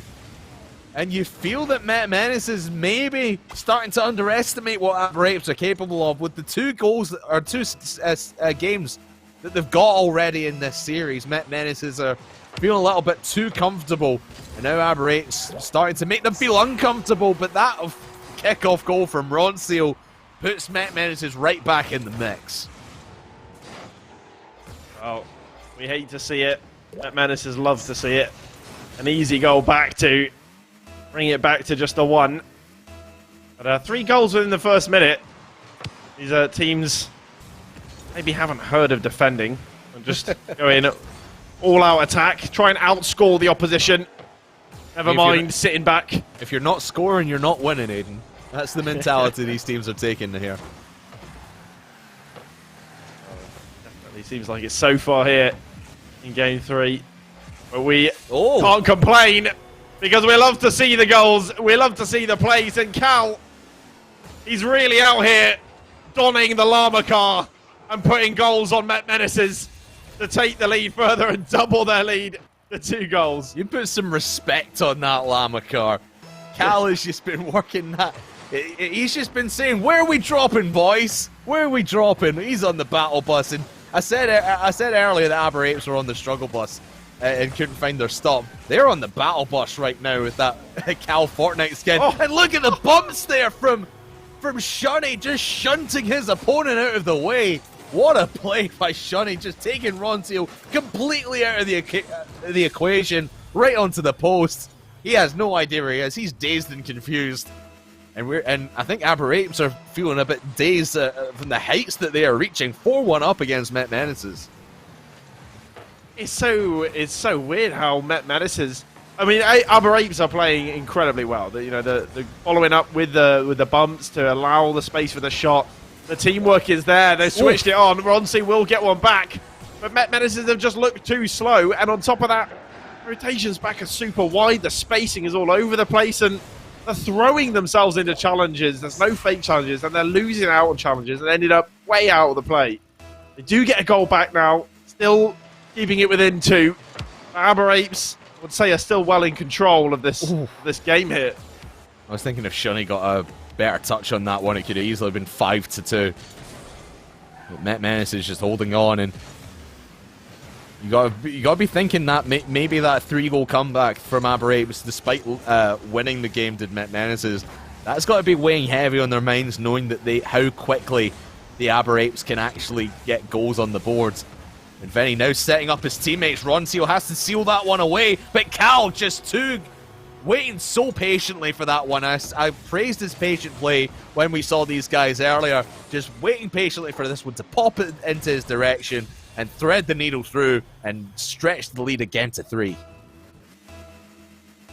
Where are we dropping? Where are we dropping, in the back boys? of the net, apparently. Right back. Well, Met Menaces, half the game has gone. We've had 2 goals. I said it earlier. Haven't heard of defending. Apparently not.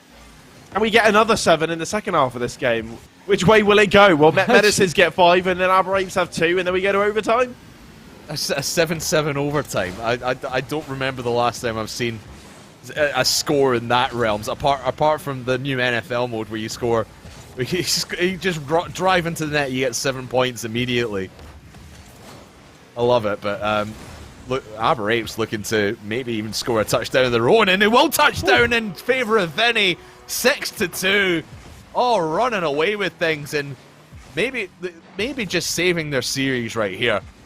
And I mean, Met Menaces, they can afford to let one slide here, but going into game number 4, you would presume this score at least hold, and we'll go to game 4 with Met Menaces up still 2-1. They can afford to let this one slip, but again, if you just let off the gas pedal that little bit, your opponents can get into it, and Aber8s, now with a lot of momentum behind them, not out of the realm of possibility that the reverse sweep could be on the cards, and we could be at least sitting here in game number 5. I don't know about you, Crafty, but when I'm watching games like this in Rocket League, I don't know whether to be confused or just thoroughly impressed.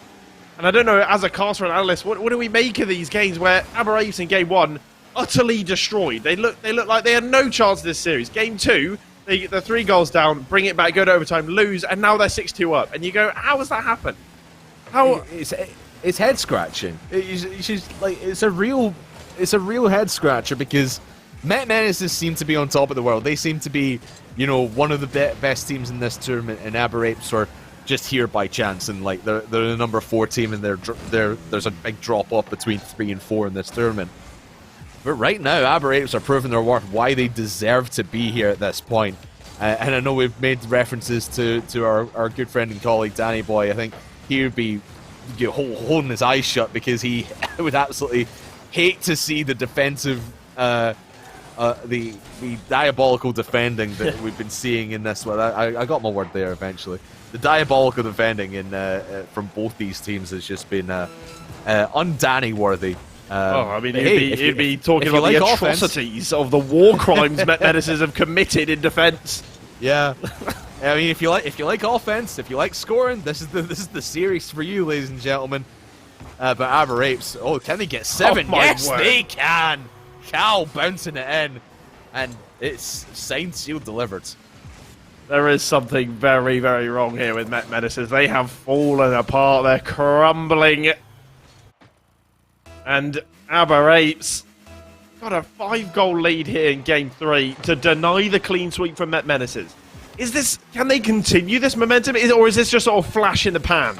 You know, this is what I'm wondering, because you see Met Menaces, you know what they can do when they're playing well. We've seen them play well, but now it seems Aber Apes have taken these 2 games, they've got the number, they've figured Met Menaces out, and they are undoubtedly, currently, the much better team.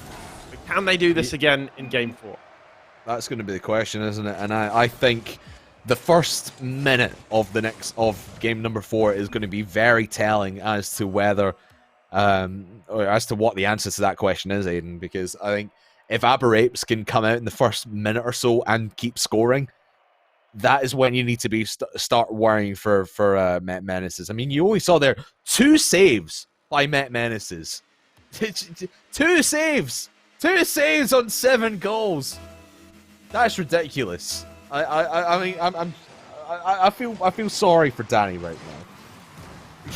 It's just when you go out and you dominate essentially 3-0, and then what was a 3-0 before the valiant comeback and then taking it overtime.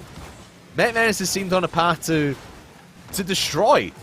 Maybe halfway through that game, Met Menaces were just thinking, all right, let's just get to game number 4 and get it over with, and just let the score run up.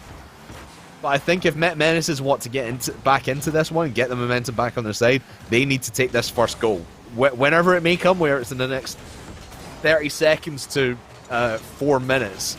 They need to get the first one on the board. They cannot afford to let Aber Apes get in front. Well, wondering if there will be some defending this game, and currently it is the frame of the goal doing the defending, keeping Met Menaces out there, and Aber Apes dodging the bullets, going in on Matrix mode. Cal asking where we drop in, and Vinny says, over here, mate. Puts it in the back of the net, 1-0 after 1 minute, and Aber Apes still on the move.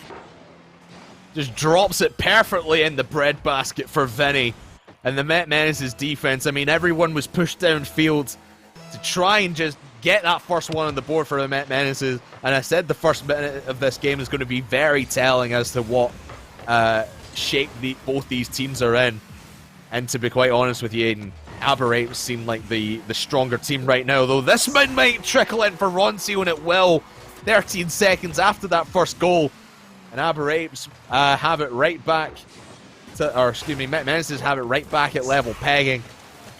But again, I think you just have to hold Aber Apes down their own half, because the Met Menaces defense is just not there right now.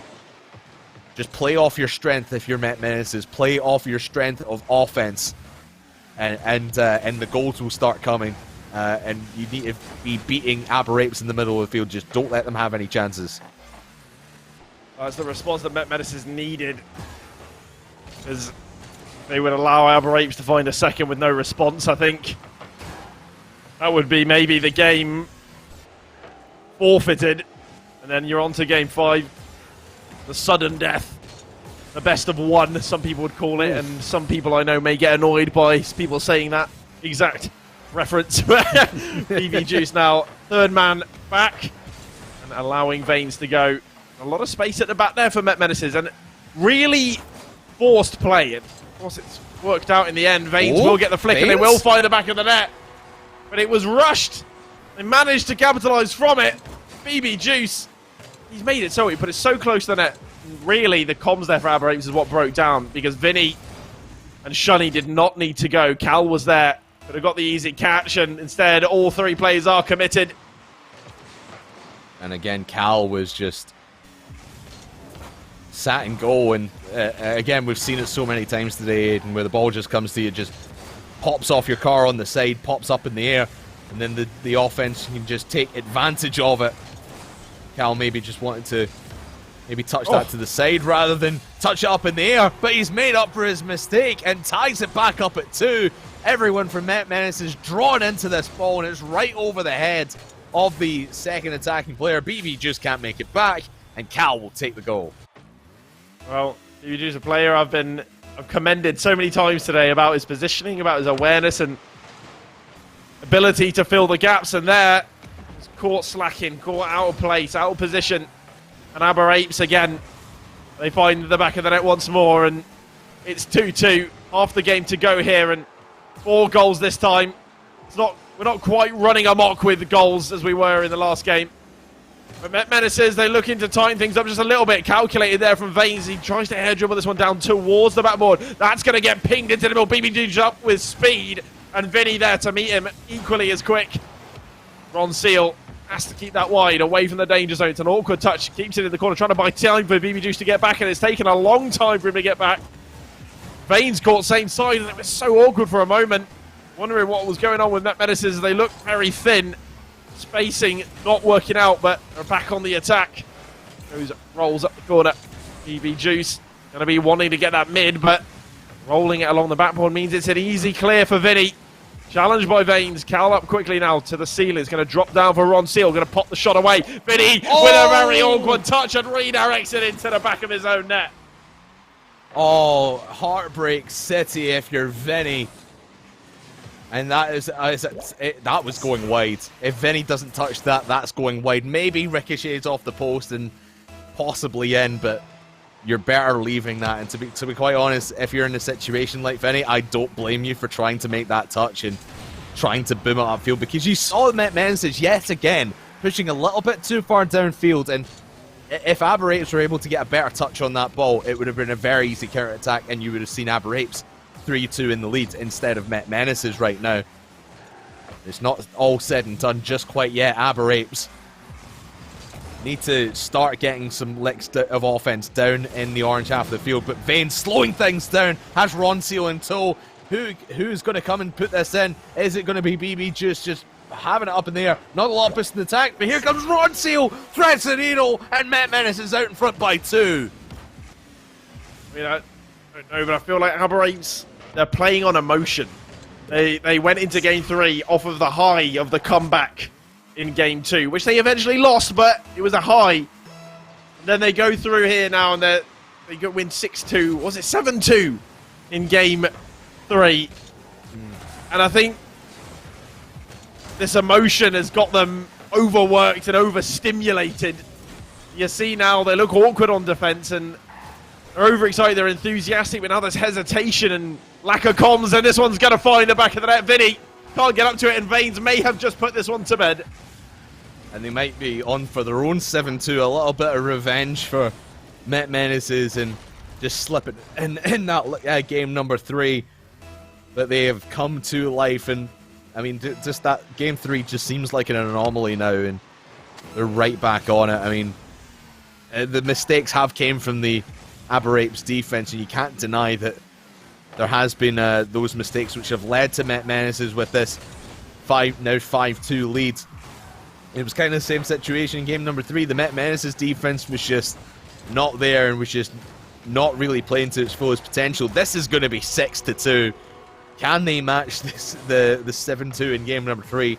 I doubt it with 9 seconds to go, but they looked on track to do that. But nonetheless, whatever happens here, whether it does go 7-2 or not, Met Menaces, what a lower bracket run it has been, and they will have their rematch with 2 potatoes and 1 pro in the lower bracket final for a spot in the grand final. It's a very odd series, this one, the way it's played out. the back and forth. Met Menaces eventually proving themselves to be the stronger team. Maybe a bit of a blip on their radar in Game 3 and, the last half of Game 2, in which Aber Apes seemingly took control of things, but couldn't hold on to it. And Menaces pretty much saying, whatever you guys can do, we can do just as well. Yeah, and I think I literally just missed who it was. I think it was 7 shots for oh god, it was Veins. Thank you, Jake, our producer Jake, giving us all the info there.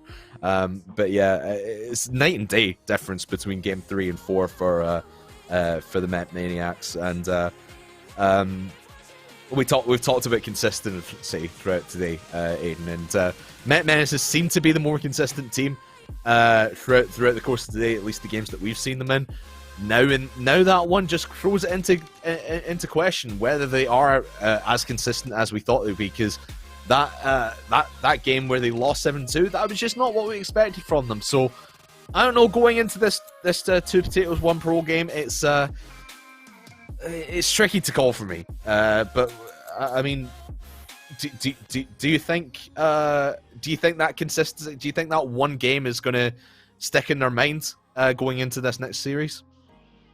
I don't know. I mean, the next series is going to be an interesting one because 2 potatoes 1 pro. They've been battered and humbled, and maybe that's going to wake them up a little bit. And I said it during the series they lost, that it was perhaps a rude awakening, and now, of course, this is going to be Met coming in off of a good win, a strong win, and I don't think they're going to be thinking too much about the game they dropped. I think they're going to be thinking about the fact that they got results, and if a series win is a series win. It doesn't matter if it's a 3-2 or a 3-0. A win is a win, right? And they will be going on with momentum against a team that's just lost and maybe feeling a little worse for wear. But I do think that Tampol has said no more losses from here on out today, and we dropped the series, and that's going to be that. Now we're going to win.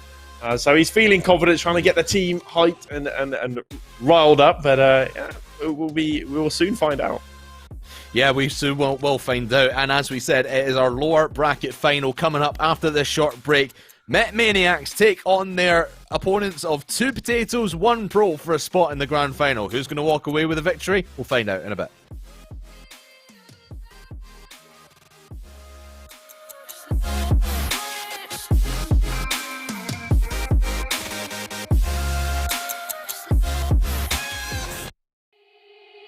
They said, don't fall, don't forget all the things you've been taught, you've been told. Don't blink, don't run, don't turn left or turn right or look straight at the sun. My mind's going in circles, I'm trying to fight it, getting these voices inside to stay quiet. Going to the place where all this began, to start again. Oh, you won't see the light until the dawn breaks. No, till it's all said and done, you won't know what it takes. Gotta make a wrong turn and turn around. Gotta fall fast to pick yourself up off the ground. Until you get lost, you'll never be found, and you can't start again until you break down.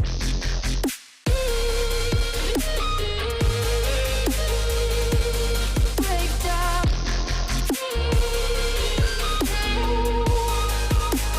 Until you break down.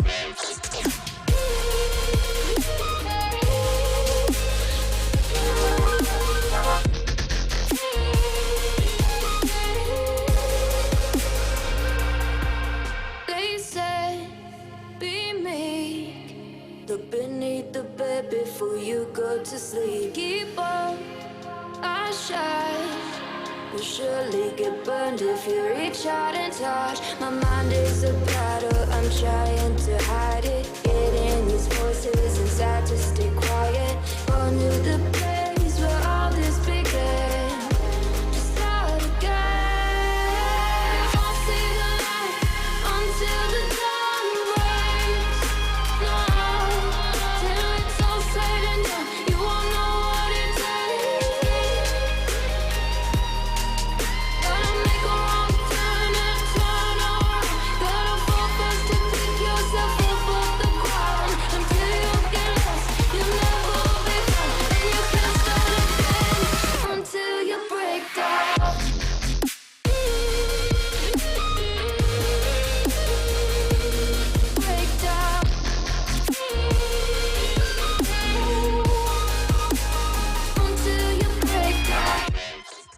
want to accelerate your career doing a job you love whilst being paid?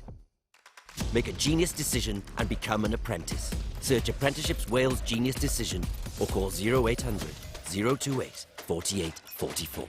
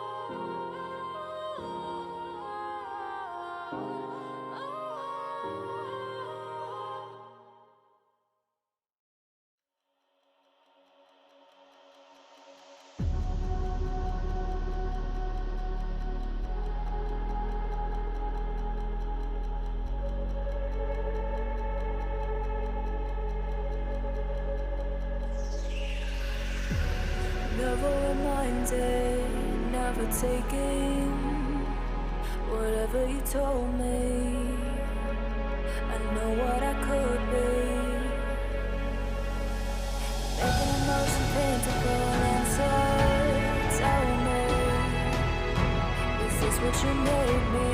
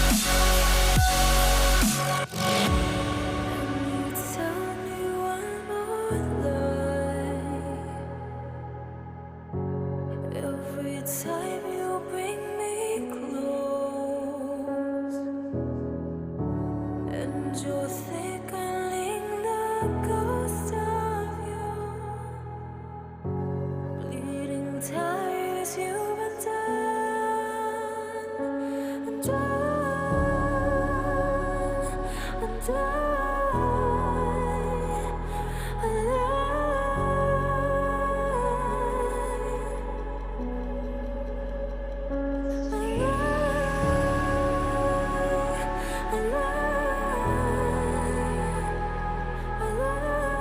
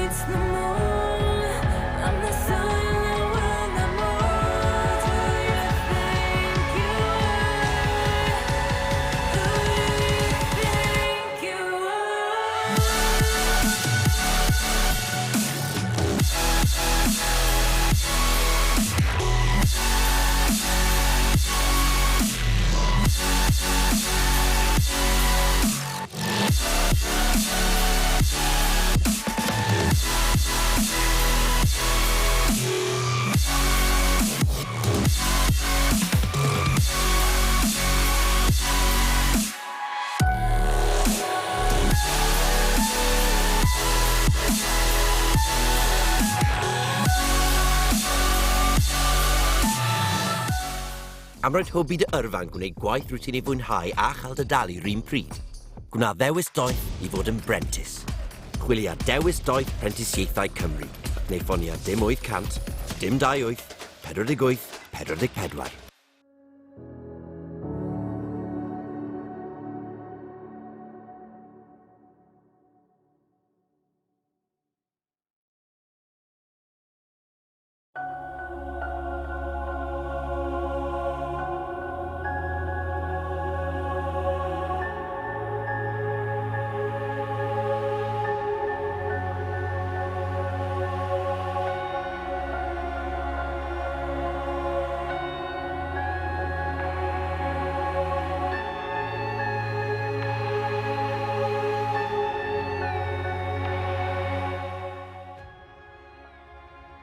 Ladies and gentlemen, boys and girls, welcome back to Esports Wales and the Rocket League Invitational presented by Apprenticeships Wales, a genius decision. It's been a long day so far, Aidan. We've still got a couple of games left to play. But earlier on, we saw a moment in history go down here on the Esports Wales channel. We've got a clip to show you from that moment in history, so roll VT. Mr. Sir.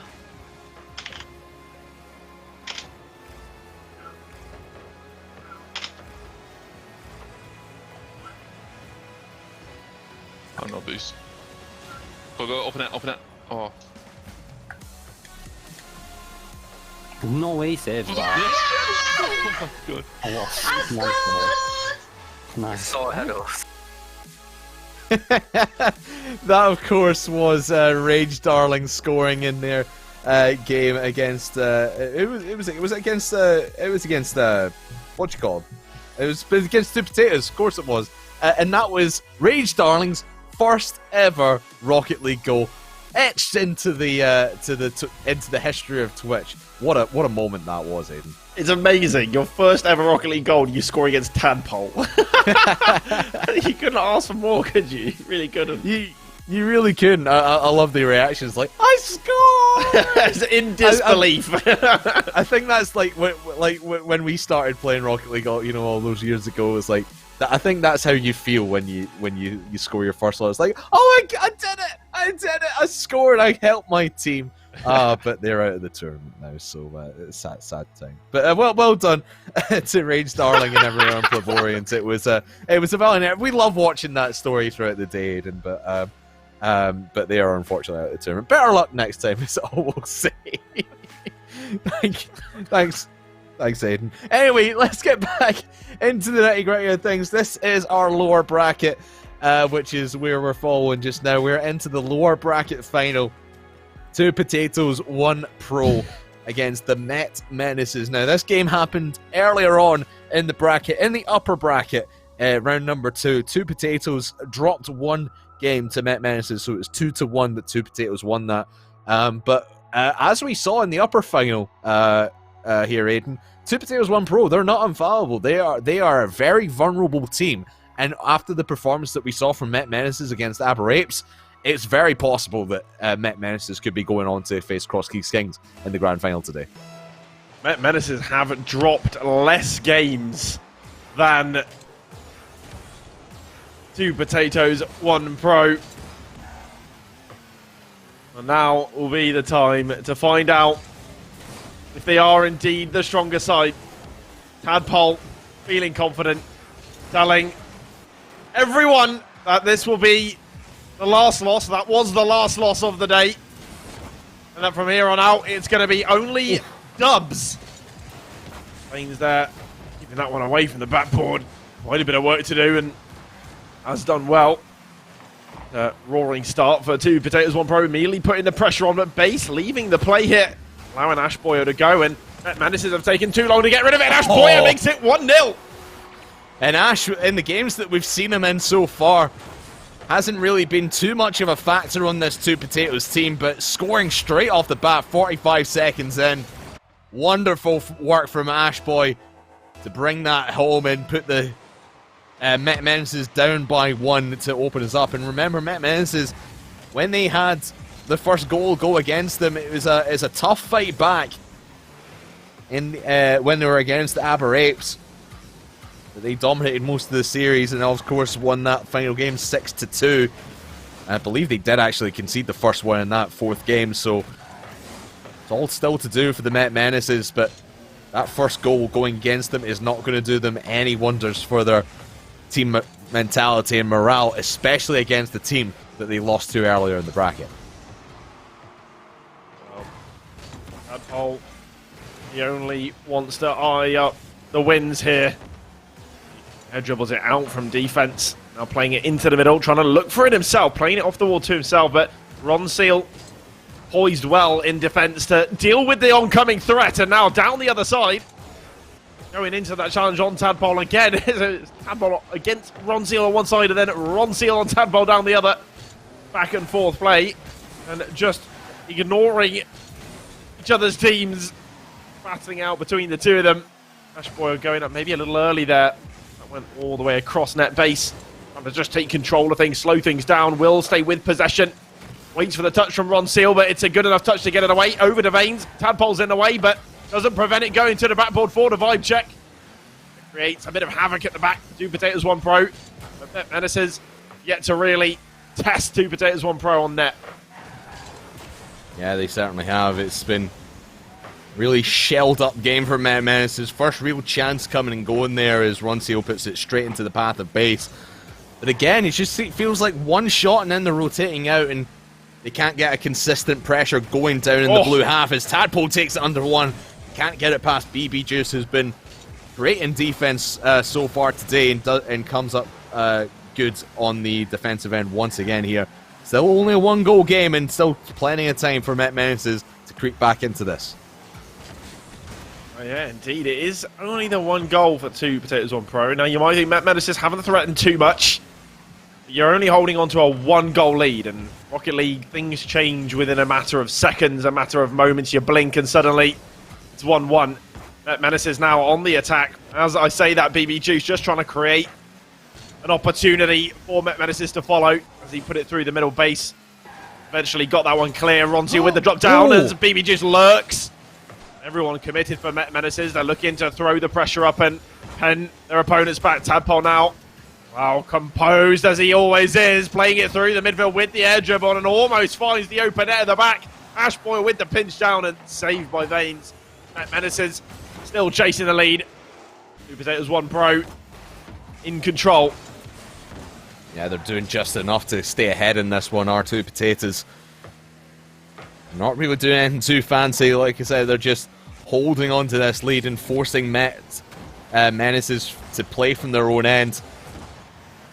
They're not getting anything past the midline right now, as you can see Ash just waiting there and just not even creating a chance for 2 Potatoes, but just denying Menaces the opportunity to go downfield and flip position and go into an offensive place for Menaces.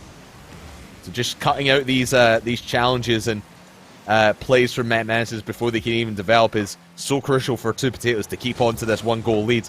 Right now, Veins has done well to get this one down the right-hand side, but no follow-up from Met Menaces, at least not initially.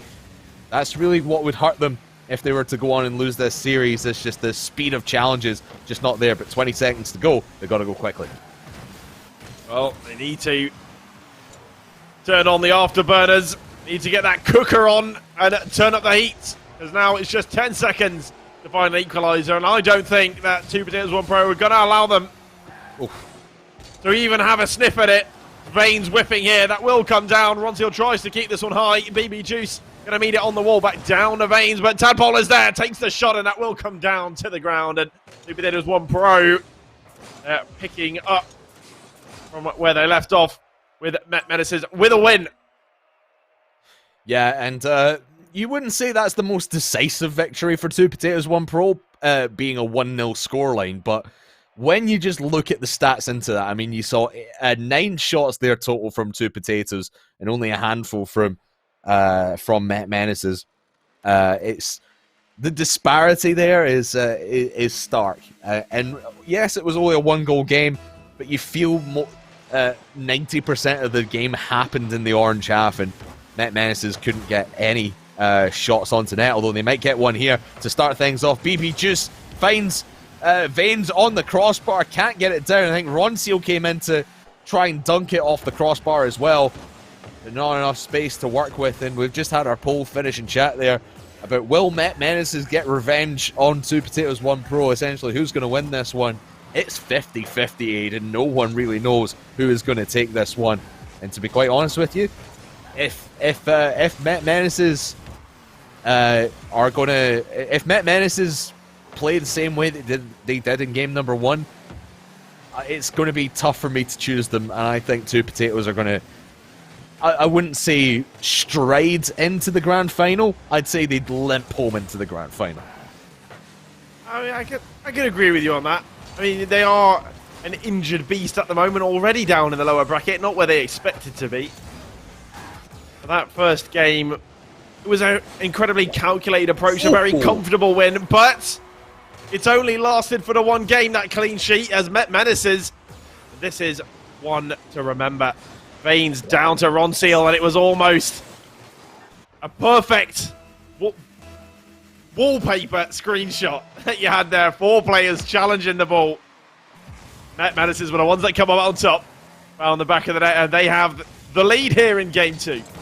And that's, if you're Veins, that's what you really need to be doing in your position, is setting up BB and Ronseal in those positions, because you are the most mechanical player on this Met Menaces team, so be the one to do all the legwork and set up your teammates in perfect position. It's exactly what Veins did there, and I think that's going to be his job for the rest of the series, if not just at least for the rest of this game. Now Two Potatoes making their way downfield, trying to make their presence felt on this orange end of the field, as they did so often in the first game.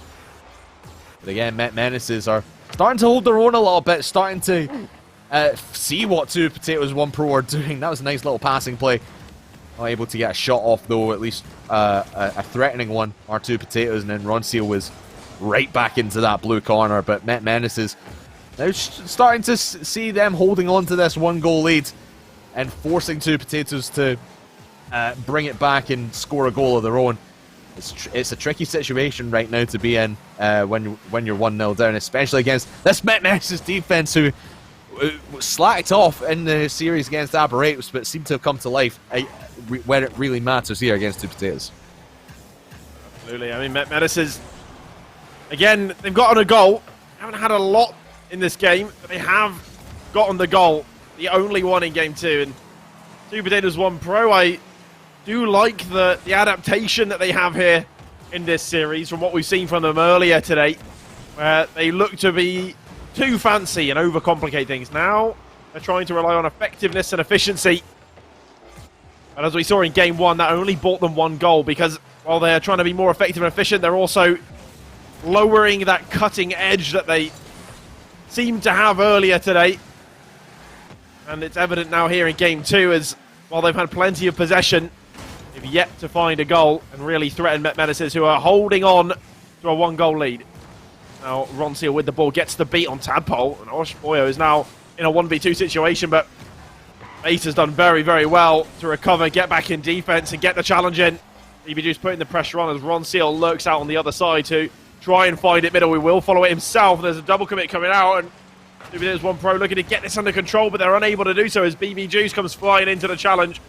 Gets demoed in the process, putting his life on the line for his team.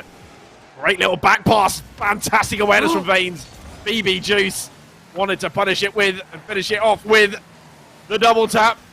BB Juice again continuing it, and Two Potatoes 1 Pro just can't find a route out here, and it will be 2-0. The sustained pressure was too much from Met Menaces, and the play was commendable. BB Juice here just using the wall to get it around Tadpole over the Veins, and Tadpole, well, he doesn't know where the ball went, but it went behind him into the back of the net. 2-0. And knocking on the door hard enough until it falls down. That's the Met Menaces mindset right now. Just holding this ball down in the blue half as long as they dare, and just forcing the mistake out from the Two Potatoes defense. And it looks like they're on their way to winning this second game, and they will maybe just seal it with that 3rd goal. This one looking to get the series tied up at 1 apiece, and with a game each here, Aiden. it's really what I'm trying to think is whose victory has been more decisive. And I mean, you look at the raw numbers and you think 3-0 Met Menaces was more decisive than Two Potatoes win in game number 1. But it's hard to tell really, because with that 1-0 victory that Two Potatoes had in game number 1, they hardly let Met Menaces get anything in on offense. Whereas here, Met Menaces have let the game come to them a little bit. Two Potatoes have had their shots on goal.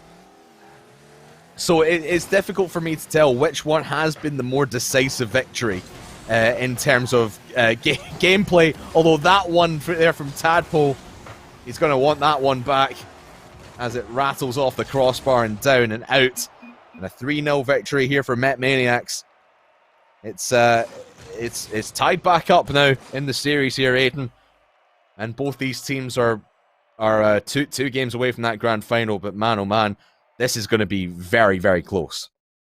It's an unexpected turnaround. I mean, Met Menace is clearly a team that knows how to fight for a series. We saw them as Aber Apes last time out. In the last series they played, as they were exchanging fists pretty much with their opponents. Two Potatoes, one Pro. We were talking about you're not sure which win was more decisive. I would say equally as. Met Menace is, yeah, in game 2, of course they got 3 goals to the 1 for Two Potatoes, one Pro, but got to think in game 1, Two Potatoes, one Pro, the style that they played was really denial of Met Menaces. It was playing the ball into spaces where the opponents were not. It wasn't necessarily create an attack, create an opportunity. Just keep possession. Don't let Met Menaces have anything, and they did it so well, but they couldn't carry that on in game 2. And Met Menaces, whatever it was, they figured Two Potatoes, one Pro out. Game 3 should open up, and I can imagine this one going back and forth. I imagine both teams getting goals here.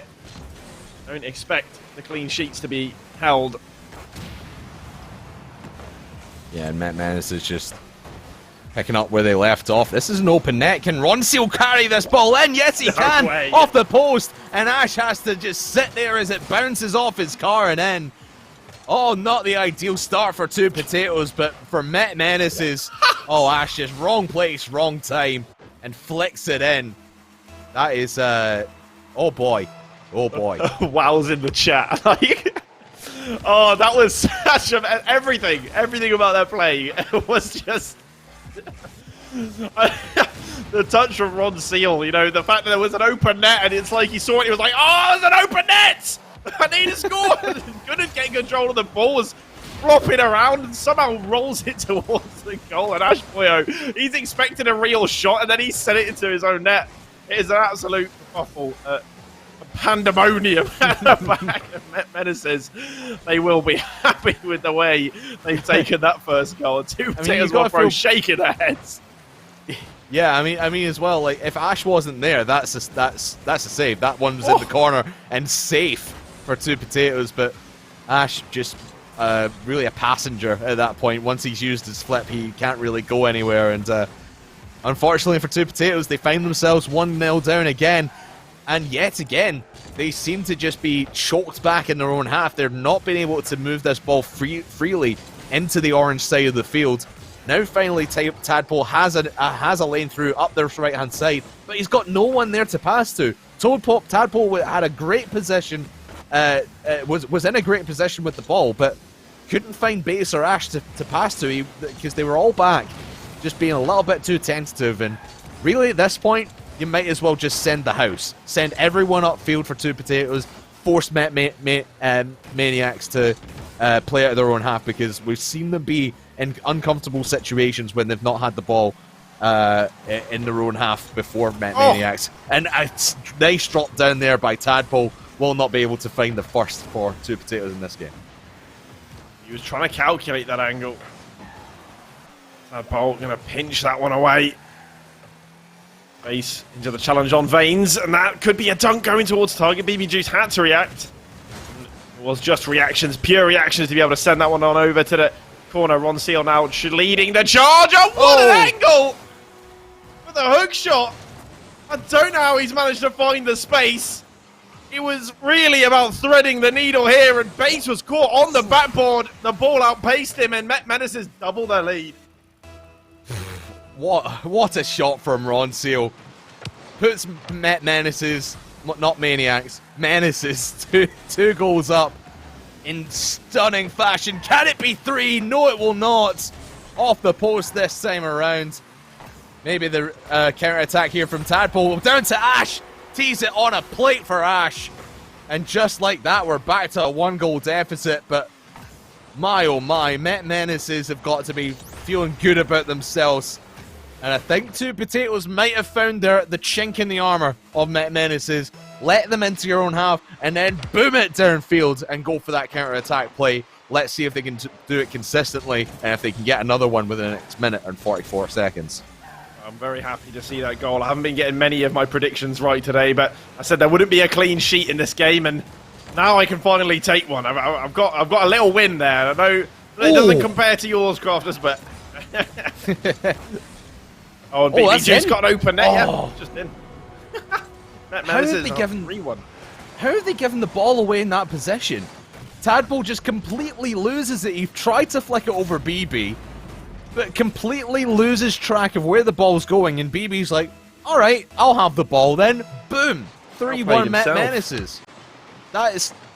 For a player at Tadpole's level, that's absolutely unacceptable. You cannot be losing the ball in that position to any level of Rocket League team. And to do it in a situation like this, when you're now we're 2-1 down, now 3-1 down, and even now 4-1 down, that's just got to be salt in the wound for that mistake by Tadpole. There's some questionable things happening. And Met Menaces, they're going to keep punishing these mistakes. You'd think that a team consisting of Ashboyo, Base, and Tadpole would know better than to both rotate round the same corner boost. But no. Apparently, you can never count that out. You can never count the same side rotation. You can never count out the boost greed. It's a real thing. It's Rocket League. Yeah, I could get away with picking up this 100 boost, surely. Surely. It's going to be nice. I'll have 100. Oh, wait, the ball's in the back of it. Damn it! Madison's fully ajar. It's confusing to watch, especially with 3 players who've known each other for a long time, played Rocket League each other, maybe not necessarily competitively played Rocket League altogether for a long time, but they've certainly been playing the game with each other for a while. And to have these miscommunications, I mean, you've seen Ash and Tadpole go for the same ball quite a lot. It speaks volumes in how these guys are communicating and what balls they should be going for, and just how their communication seem to be broken down. And I think a lot of the mistakes here, yes, you've had the mechanical mistakes with Tadpole missing a couple of balls here and there, but even the communication issues, it's tough to watch as Tadpole just tries to take it himself to try and save a little bit of face in here in this game number 3. It's going to go back for 6-1. Will we even see a Brazil? I mean, Met Managers have run riot. The thing that I don't understand is you've got Tadpole on the team. Why not feed the ball to him and trust him to go for a few solo plays? Because we haven't seen many solo plays coming out from Tadpole, to be honest. There was one there, and it almost paid off. But then somehow Base and Ashboyo have got caught out of position, over-committing on attack. And yeah, sure, you're already 5-1 down, so it doesn't really matter in the grand scheme of things, but you're wondering how is this happening? Why not just have 2 people play a bit more deep, be a bit more passive, and allow Tadpole to do his bits? But look at the shots that Met Menaces have had. Ron Seal, I mean, he is a pure striker, fox in a box, because he's popping shots away left, right, and centre. 9 shots in this game. How many did he have in the last game? I think it's somewhere close to that as well. I don't know. It's not been this series, but we've seen Ron Seal with 8 shots by himself before, and outshooting the entire team of 2 Potatoes 1 Pro. That is just ridiculous from Ron Seal. He's not been scoring every single chance, of course, but he's been creating opportunities for the rest of Met Menaces to come forward. And again, I mean, we saw the quote from Tadpole a couple of hours ago saying we're dropping no more games. Well, those are two games that really you shouldn't have been dropping. Apart like a couple of mistakes on your end, and Met Menaces have just punished you for them. So to get back into this one, it's going to be a tall order for 2 Potatoes 1 Pro. Why are you lying, Tadpole? Because for me, Met Menaces are in control of this, and I don't see them relinquishing that control anytime soon. Met Menaces. They had some moments in their last series where they looked like they wouldn't be able to succeed here in this series. There are some questions of their ability. And they're proving any doubters wrong right now with what is a phenomenal performance against 2 Potatoes 1 Pro. Ron Seal taking his time and sends Ashboy, gives it the eye. It's filthy. He's going to have fake out Tadpole. He almost got Tadpole.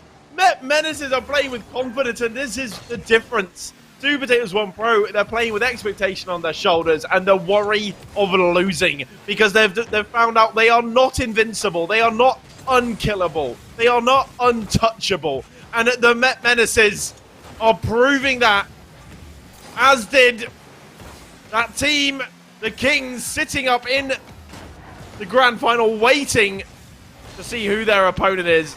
And it's looking more and more like it'll be Met Menaces. Certainly seems that way, and we've just seen a comment there from Tadpole's sister saying that she should have been playing instead. Maybe it would have been an improvement, because Tadpole has not played like his old self today. And whether it's a consequence of being in a team he's obviously not played with it for a while, or just not playing to the best of his abilities today, that's yet to be seen. But and Veins, beautifully done. And Veins has done this all day long here, Aiden. Just wonderful mechanical play. Just Base has no idea where this ball is going and picks the right moment to in the right place in the net to slot that one in. Met Menaces, there's no stopping them. It's going to be Met Menaces versus Cross-Key Kings in the final. Calling it now. Well, it's the lead. And Met Menaces, every game they've scored, they've won. And they extend that lead. And it's BB Juice. He's been popping up time and time again today. Ron Seal, of course, the main striker, but BB Juice, he's there when you need him to be, and he's there in that crucial moment to extend the lead, double the lead, and Met Menaces are well on their way to the grand final. Still 2.5 minutes to go, and Ron Seal. I was going to say 2 Potatoes maybe getting back into it with a goal right off the kickoff, and Base can't slot that one into the top corner either. Oh man. Ron Seal is everywhere on this pitch right now that 2 Potatoes do not want him to be. And they're struggling so hard to get any resemblance of offense out of this. Tadpole just maybe go for a solo play here, but Veins reads that and doesn't even get a touch, but just forces him to take a shot early right into the Met Menaces defense, but it pops out to Ash. And with just under 2 minutes to go here, Aiden, it's not all said and done just yet. I mean, we saw the comeback from Apes in that game against the Met Menaces in our last series. Could we see a similar situation here? I know it's not quite 3-0 to 3-3, but even still, it would feel like climbing that mountain for 2 Potatoes 1 Pro at this point. Yeah, they haven't had a... Or not. Never mind, I didn't want to say anything anyway. Just let the play speak for itself, and I mean, again, we've talked about shoddy defense today, Aiden, and the 2 Potatoes defense is just falling apart right now. Shambolic. Yeah, diabolical. As our pal Danny would say. Oh, Tadpole! Oh, hello. I think Tadpole was. I think he knows the situation he's in here, Aiden, and is busting out all his greatest hits. Play the golden oldies of Tadpole. Is that Tadpole unleashed? Is that the warning he's giving out now? Is he saying, right, this is it, I've had enough. Time to take control. Gotta put a leash on this. Oh, he's up so quickly. He means business right now. To the corner, into the middle. Veins, though, dealing with it well. Base picking up possession in the midfield. It's going to get played over to Veins. Tadpole will batter it through. Now back to the back ball, but no one's there. Base comes rushing across to pressure BB Juice, but who will get the save. And we're closing on to that last minute as Tadpole, again, keeping the pressure on for TP1P. Base now, the vibe check again. Ashball's up there, looking for the drop down to Tadpole, but BB Juice got there first. Tadpole's keeping this one going. He's playing with speed now. And, well, maybe the menaces, but it's Tadpole who is menacing at the moment. Although, I say that, Baines is down on the attack, and it's coming across, right across the middle. Tadpole forced into a block, and then another save. Menaces still holding on to the 1-goal lead. Jupiter's 1 pro running out of time. It's now or never. They need something magical. They need Tadpole to indeed bring out all of his greatest hits. How many of them does he have? And it's Veins into a 1-on-1 now with them. Oh! Stop it. Well, Tadpole might be playing the greatest hits, but Veins is showing he's not just a one-hit wonder. And Ronseal forcing Tadpole out of the net. Doesn't get the demo, but he gets Tadpole out of position. And with that, Met Menaces have found a way to win this one. It's 4-2 with 15 seconds left, but this clock is going to be counting down, and it's going to be the longest 10 seconds of 2 Potatoes, 1 Pro lives. Met Menaces have made the run all the way through the lower bracket, and they will be going to the grand final to take on Cross Keys Kings for the right to be crowned champions. Well, I think that today has been a roller coaster of emotions. I mean, we had a Cinderella story, a team in which we never thought would make it past the first round. They go 2 rounds in a row undefeated. And then they battle it out in the lower bracket, and they surprise everyone. Then we have Tadpole's team, which we think undeniably going to be the best team, and prove that they're not even second best. Yeah, and I think, like, Base was talking about how his ping was not great in the Cross Keys Kings game, and I think, yes, you can make an argument about how that deteriorates you in that particular series, but it shouldn't be a factor going through into that lower final, and I think maybe it just affected him a little bit too much, and you've got to think the overall team comms was just not there, and Tadpole, maybe at the end, Tadpole's sister did come into his room, just grab his controller and start playing for him, because it was when they scored the flip reset. Oh yeah, that was absolutely Tadpole's sister. Yeah, it was hard doing that. But yeah, it looked a completely different Tadpole at the end. But again, we talked about how various other teams in this bracket have had one star player, and having everyone feed to that player, it doesn't really necessarily work out for them. It hasn't worked for them, and it hasn't worked here for 2 Potatoes 1 Pro either. Yeah, I mean, I think that 2 Potatoes 1 Pro was almost the opposite of the plebeians, where you had 2 really strong players carrying someone who wasn't as strong, or actually someone who'd only played the game 3 times, which is still really impressive to me somehow. I can't believe it. To get as far as they did, and for Rage to score a first ever goal on stream, that's something, isn't it?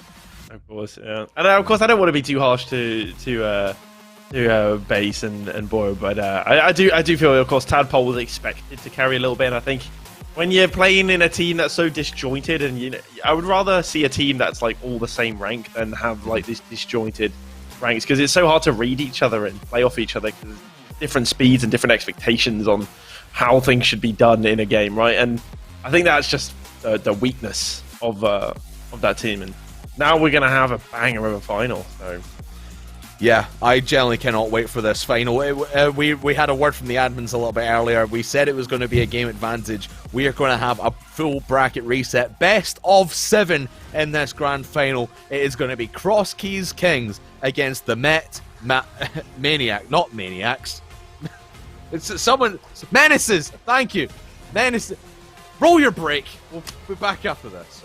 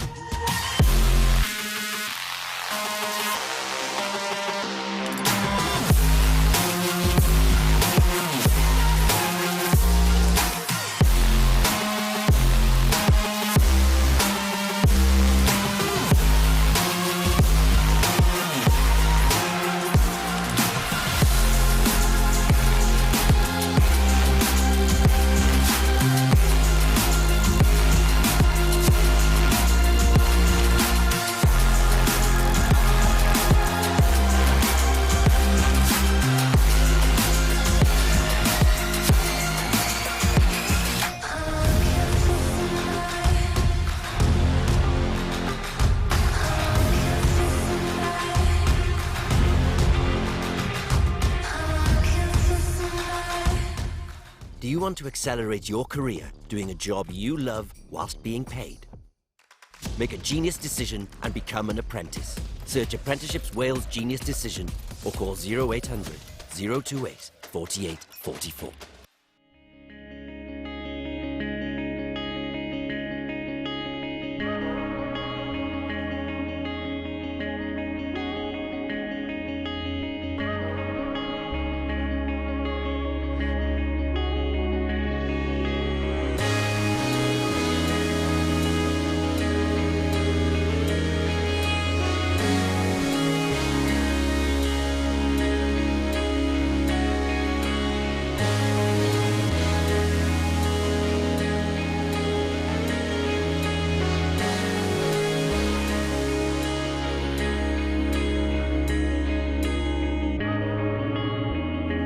I got no ties, no ties, no shies, and I'm here. I got no ties, no ties, no shies, and I'm here. I got no ties, no ties, no shies, and I'm here. And I'm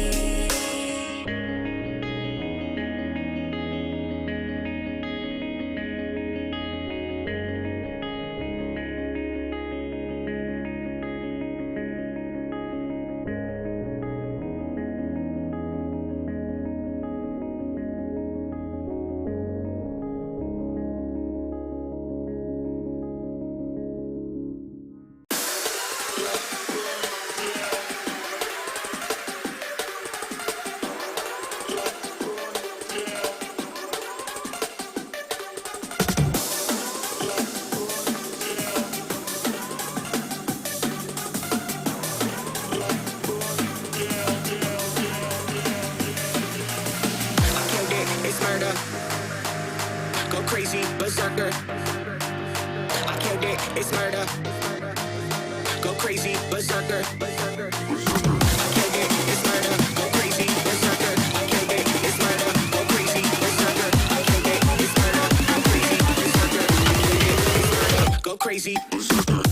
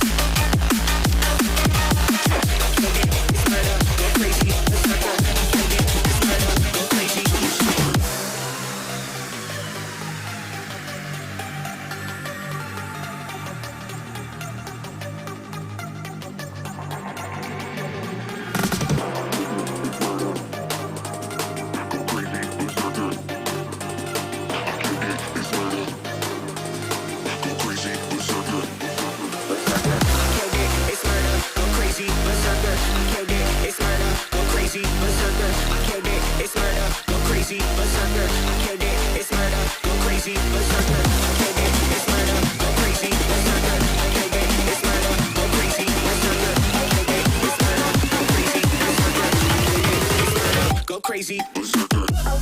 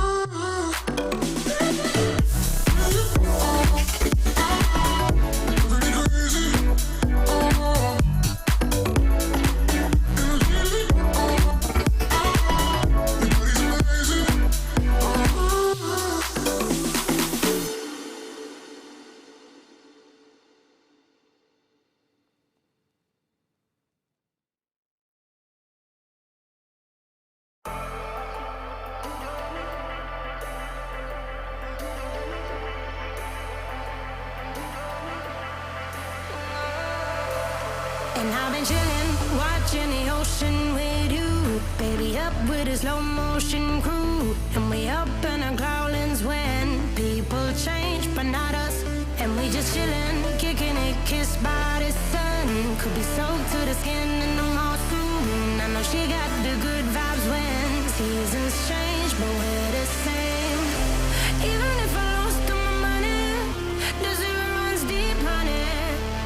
And I don't need to speak a single word, 'cause you got me holding, holding.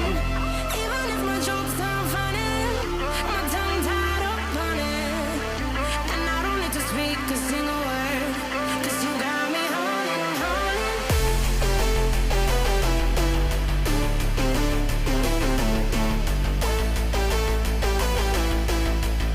'Cause you got me holding. Even if my jokes sound funny, my tongue tied up on it. And I don't need to speak a single word, 'cause you got me holding, holding.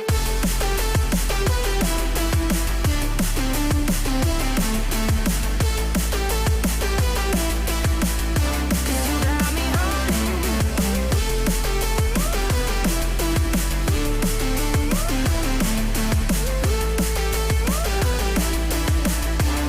Got me holding, holding. Even if I lost all my money, the zero runs deep, honey.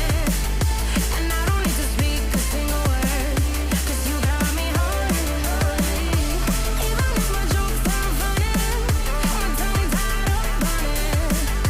And I don't need to speak a single word, 'cause you got me holding me up.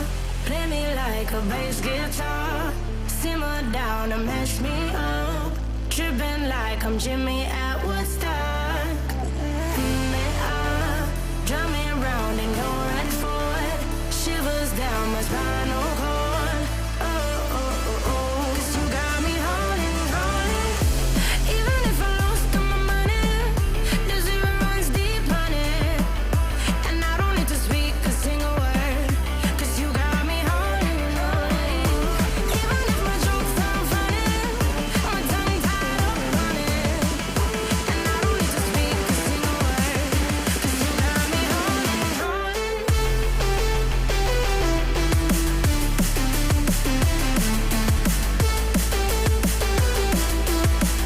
'Cause you got me holding.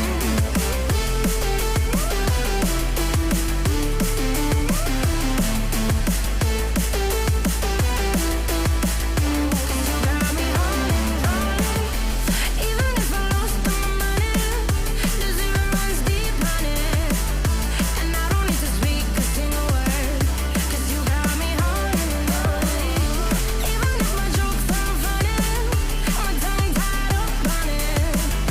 And I don't need to speak a single word, 'cause you got me holding, holding. No, yeah.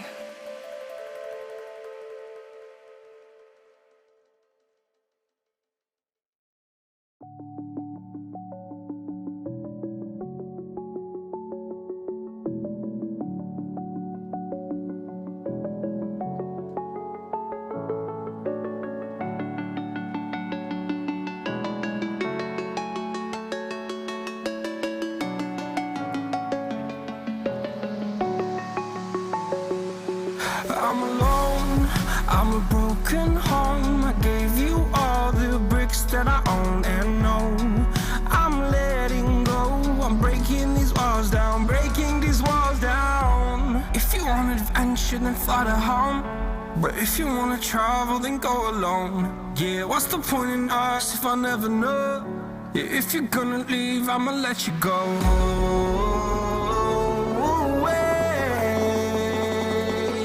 I'm tired of the pain. Go away. I'm tired of yesterday. Harder, harder.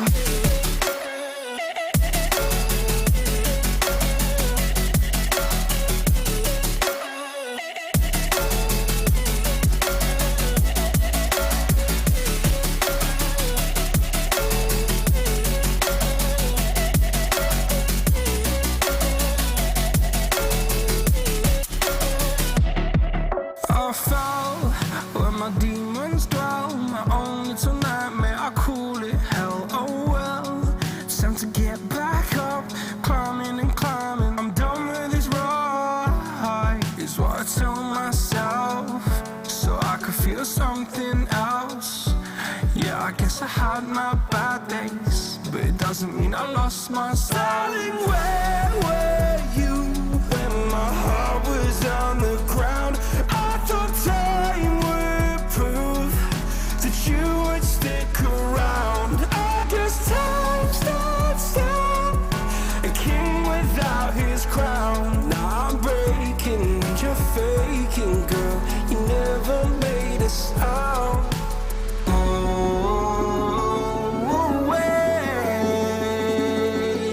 I'm tired of the pain. Go away. I'm done with yesterday.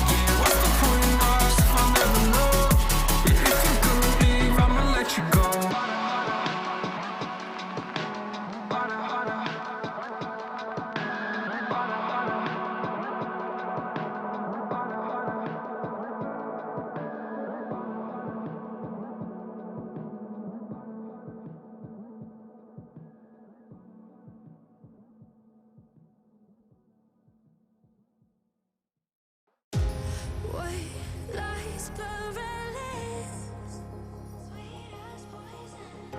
Fell ill from your kiss.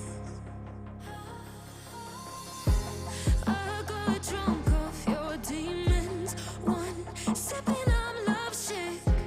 Built a home, turned to ruins.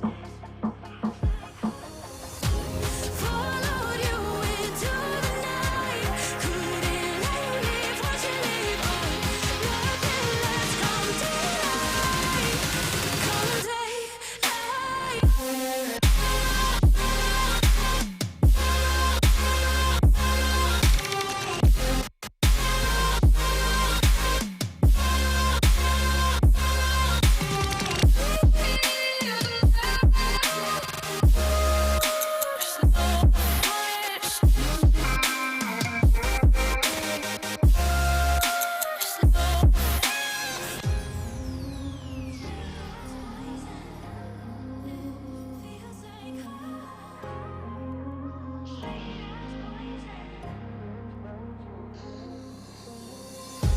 You played with my head, guilt free in my bed. So used to being forsaken, go down my own now. Feels like home in our ruins. Followed you into the night. Couldn't let you leave. Once you leave, oh, nothing left. Come daylight, come daylight.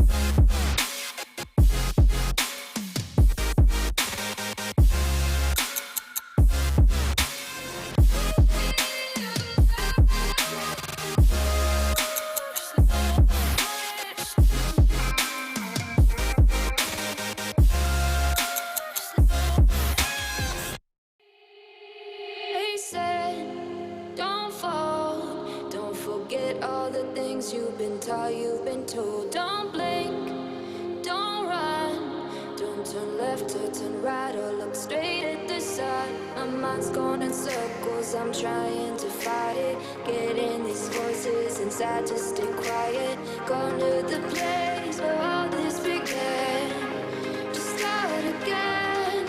Oh, you won't see the light until the dawn breaks. No, till it's all said and done, you won't know what it takes. Gotta make a wrong turn and turn around. Gotta fall fast to pick yourself up off the ground. Until you get lost, you'll never be found. And you can't start again until you break down.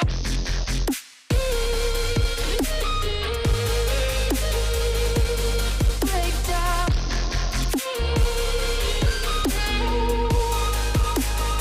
Until you break down.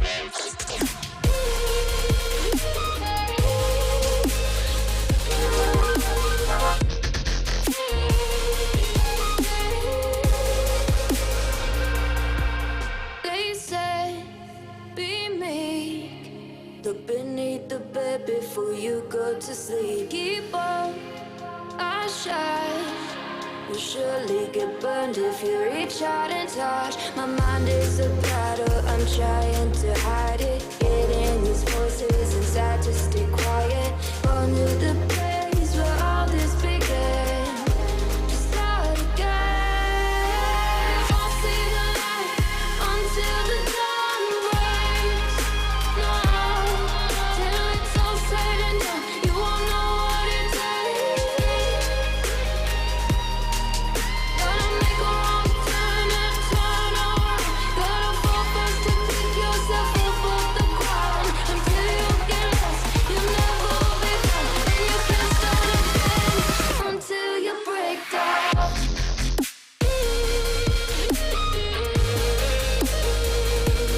Break down.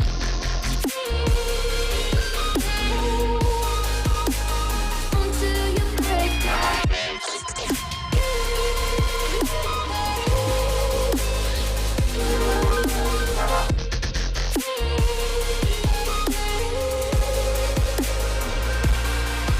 Oh, you won't see the light until the dawn breaks.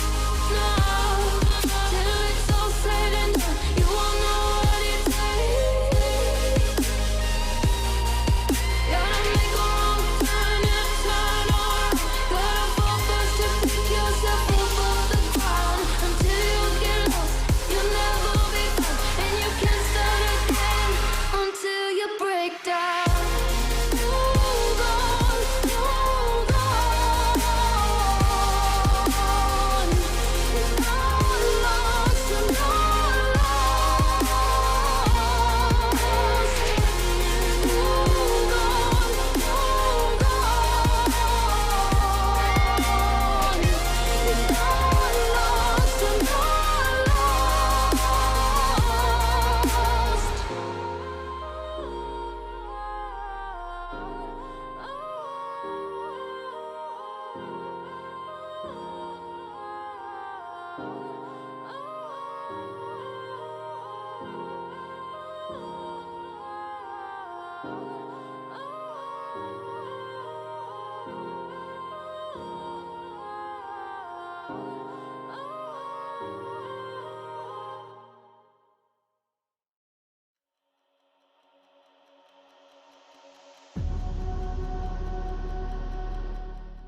Am roed hybi dy yrfan gwneud gwaith rwyt ti'n ei fwynhau a chael dy dalu rhywun pryd. Gwna ddewis doeth i fod yn brentis. Chwilio dewis doeth Prentisiaethau Cymru. Neu ffonia dim 800, dim 28, 48, 44. Whatever you told me, I know what I could be. Making emotion paintable and so tell me, is this what you made me?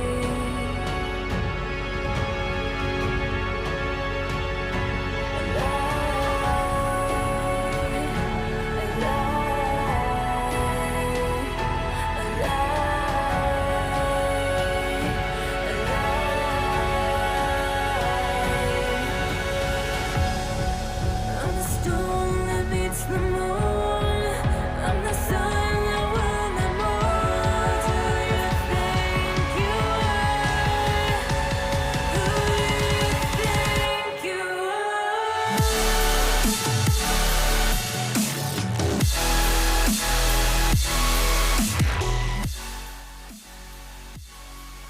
Welcome back, everyone, to the grand final of the Esports Wales Rocket League Invitational presented by Apprenticeships Wales. A genius choice. It's a genius decision. I've got that right every single time, and I've got it right every single time except the last time I did it. That is not a genius decision. What I just A decision, You see, you even knew you were messing it up. Oh. It's been a long day, ladies and gentlemen. Once again, but we're getting close to starting our grand final match with Cross Keys Kings versus the Menaces, not Maniacs. Maniacs. It's Menaces. It's breaking down. But I'll tell you one thing that we need to decide before we get to our grand final, Aiden. We've been teasing it all day. Everyone's been entering. We have had our giveaway to give away a PlayStation 5, brand new off-the-shelf PlayStation 5. We've had 29,060 entries, which is about 1,500 people. So a lot of people have entered the giveaway throughout the day, and we thank you for interacting with that. But Aiden, can I have a drum roll, please? Because we are about to announce our winner. How do I do it? I've got like noise suppression or something on.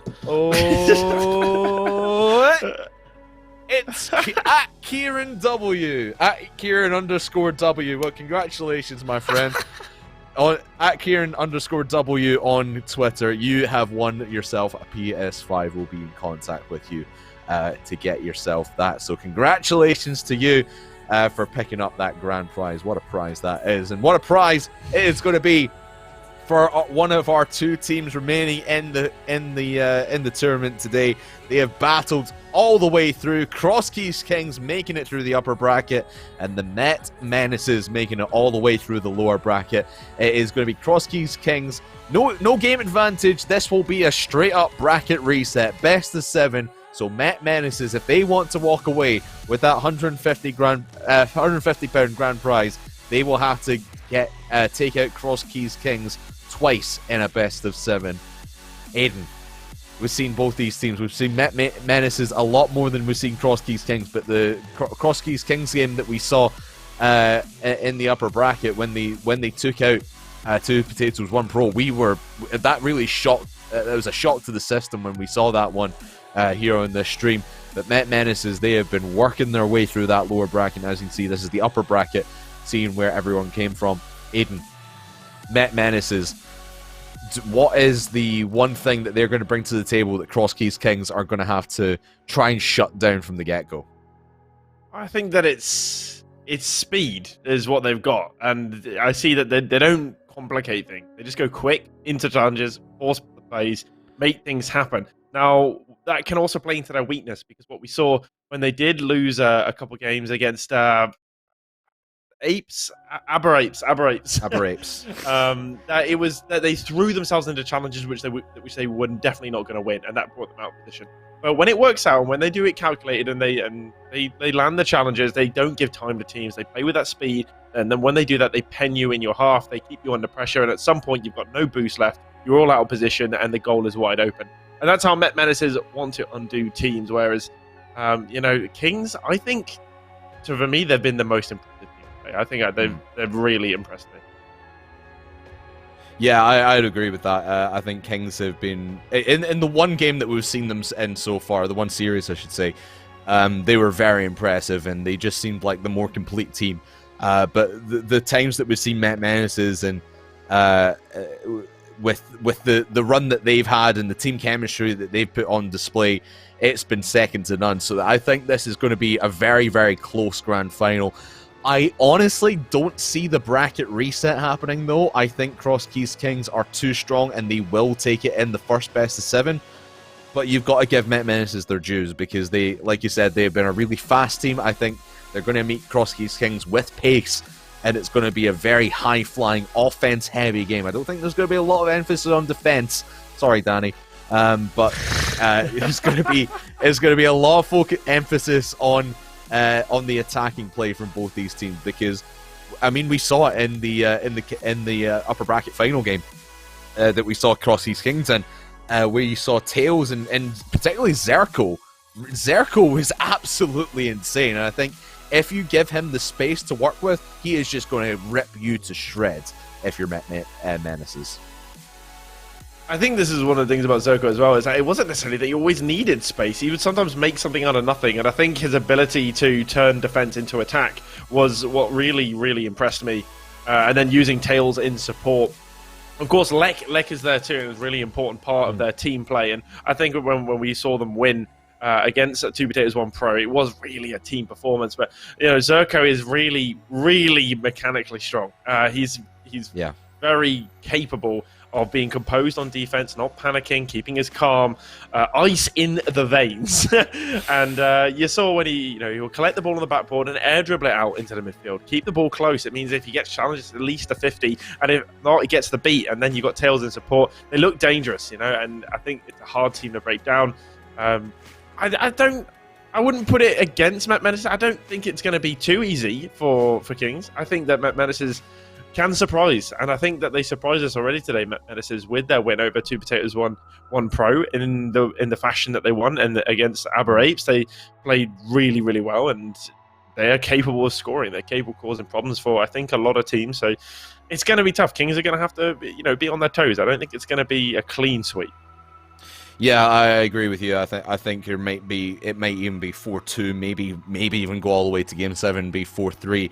But nonetheless, I'll make my prediction right now. I think Cross Keys Kings take this. Oh, game score. Do you know what? I'll give 4-3. I think this might go all the way to Game 7. We'll have a bracket reset on the line, but I think Cross Key Kings, they're just going to be too much for the Met Menaces to handle, and Met Menaces have had their slips in defense, and I mean we saw that game against the Aber Apes where they lost 7-2. They just complete demolition of their own defense when they just let all those goals in. So we might end up seeing another situation like that, but I think this might go all the way to 7 games. What about yourself, Aiden? I think they're going to trade wins. They're going to go the 7 games. Met Menaces is going to win the series. We're going to get an overtime in Game 7 in 3 minutes about. Ooh. And they're going to win that. And then we're going to have another 7 games. And Met Menaces is going to win in Game 7 overtime. 4 minutes this time. That's what we would love. Okay, I'm writing this down. Should I put a bet down? Should I put, go on Paddy? Print it out and stick it on the wall. Bet responsibly, people. When the fun stops, stop. I think Kings are going to take it 4-2. 4-2. As much as I'd love the entertainment of all the overtimes of the Game 7s and Met, getting the bracket reset, I don't think it's going to happen. I think Kings 4-2. Well, we are about to find out. Ladies and gentlemen, boys and girls, this is what we have been building towards. A best of 7. Cross Keys Kings versus Met Menaces. Cross Keys Kings only need to win the first 4 games in this one, and they will walk away with the grand prize of £150. Met Menaces, if they want to walk away with the first place victory, they need to beat Cross Keys Kings in a best of 7 once and then do it all again. It's a tall order, but it's nothing that has never been done before. So, very tentative start to this opening game. BB Juice maybe with the first shot here, but Zerko too quick to take that one away, and both teams really just feeling each other out. In Veins again, another shot towards the blue net. Cross Keys Kings dealing with this offense fairly well. Met Menace is just trying to feel their opposition out and see what pushes the buttons of the Cross Keys Kings defense, and it's right off the crossbar, and Cross Keys Kings come away with the first goal against them. Met Menace is 1-0. Well, Met Menaces do take the lead, and it's been a very passive and patient and sort of quiet start, and it's not the most beautiful goal we've seen today, but Met Menaces will push that one over the line. I think these two teams, of course, it is a best of 7, and they're fully aware of the length of a best of 7 and how much time you have. You don't want to throw everything into Game 1. You don't want to give all your secrets away. You don't want your opponent to be able to figure out just like that. You've got a game plan. You've got to stick to it, and first game, not too important, because you've got plenty of time to make up for it if you do drop it. It will be about gathering intel, a bit of reconnaissance in Game 1. Zerko, though, playing it to the ceiling, is not able to get rid of the ball, and some odd touches coming out in the midfield. That's a great pass from Lek over to Tails. Isn't able to beat Veins with the flick, and Veins can now continue this one. It's looking a little empty at the back as Lek rotating in from wide and will get the save, and there could be an open out on the other side as BB Juice gets caught slacking, and Lek will equalise. And I thought this wasn't going to be a big clear. I didn't think it was powerful enough, but BB just sort of hovering around in the midfield, not really sure where he's going. And Lek able to just easily take that one down, tie things up at 1. And that's a defensive mistake there for Met Menaces, and after the pressure that they put on in the first couple of minutes here, they are relieved by the Cross Keys Kings just finding that little bit of a gap. And we've seen it before, Aiden, today, that teams are just or players are just a little bit out of position and the ball just sails over their head. And it's an easy counter-attack. And this time it falls in favour of Cross Keys Kings. But let's see what they can do to hold on to this now and maybe get themselves into the lead. Nice outfield pass there to Lek, but Ronsi will take it into the corner. Definitely starting to open up a little bit now. Trying to heat up, and that double commit could cost them. But Zerko, we know what he's like at the back in defense, and this time coming from an advanced position on the field to come back and recover possession, get the save, put it out wide, take it away from the danger zone. And Lek just not rushing that, and you love to see that, just holding possession going into the 50, and that's bought his team some time. Now they're on the attack. Lek now on the other side, popping that shot away. The triple commit coming out. Zerko's there, and he's missed. You wouldn't have put it to him to miss that one, and that's a chance sorely missed by Cross Keys Kings to take the lead. Oh, maybe Zerko could redeem himself a little bit here off the backboard, and Vane's just being the Iceman that he is, just easily taking that off the backboard. But it's Cross Key Kings with all the offense right now. Lek try to bounce that one in. It will be right off the defender. And Zerko, again, just that one opportunity, had the chance to take the lead, but maybe just a couple of grand final jitters here as we begin our road on the grand final. Now Tails needs to really be the man to step up on this Cross Keys Kings team, because we know what he's capable of. If him and Zerko can get on the same page and get passing plays going, they can really seem quite unstoppable. And there's a crossfield pass to get Tails into the action. It was a little bit too tentative, and Met Menaces snubbing it out before it can even develop into something more concrete. It was good anticipation by BB Juice. Straight across into the space for the challenge and the interception on the pass. Didn't want that attack to come to fruition. Tails, though, quickly into it here. And Cross Keys Kings are putting on the pressure. It's going to drop middle. Zerko will get the challenge, and Ron Seal, the seal in front of net here, as he plays it over to BB Juice. Tries to follow himself into the corner. Lek now plays it up for Tails. Surely he'll be looking to get this one down to Zerko. It's a bit of a heavy touch, bit ahead of Zerko, but there's a whiff for Tails, and Ron Seal can't keep it out. And Tails makes it 2-1 for Cross Keys Kings. Met Menaces will go behind. Oh. Look at the play from Zerko as well to bump away the defender, crossing the field, trying to get the touch on the ball to send it into the corner. But he denies him that opportunity, and with 37 seconds to go, Cross Keys Kings in the lead. Could make it 3, and Zerko takes it right off the kickoff, bounces off the post, and out it will go. Met Menace is still in this with 30 seconds left. But oh boy, Cross Keys Kings, a slow start to this one, but they have found their footing here in the grand final, but it's still not over yet as Vanes takes it towards the backboard, but denied by Lek. Well, Cross Keys Kings, they've come alive. They needed the goal to go against them to wake them up. It was a very passive start to the game. Met Menaces broke the deadlock, and that motivated and riled Cross Keys Kings up to go ahead and find the 2 goals to take the win in game 1.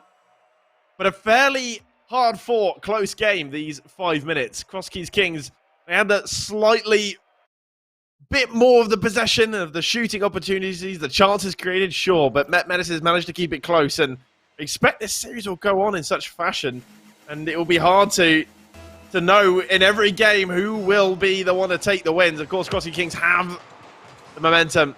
They have a bit of confidence from that game 1, but it's a long series and plenty of time for Met Menaces to change and adapt to their opponents and start finding new avenues to create opportunities. And one thing I'll point out from that game number 1 as well, Aiden, is Ron Seal had no shots at all. 0 shots. And we've seen Ron Seal as maybe the lead striker of the Met Menace's side. Maybe not the lead goal scorer, but he scores an own goal. Oh, boy. As we're saying, Ron Seal needs to get his head in the game and start getting a few more shooting opportunities. Shoot the other way, mate. Don't shoot in your own net. You can't give those away in the grand final like that. Oh, Ron Seal, man. I feel for him. He had to go up, but he was caught in an awkward position, and I think he miscalculated that. Oh, he definitely miscalculated. It's not that I thought. Yeah. Objectively, he miscalculated. I think that's like the third own goal we've seen today as well. The second from Met Menaces as well. Oh, jeez. Oh, man.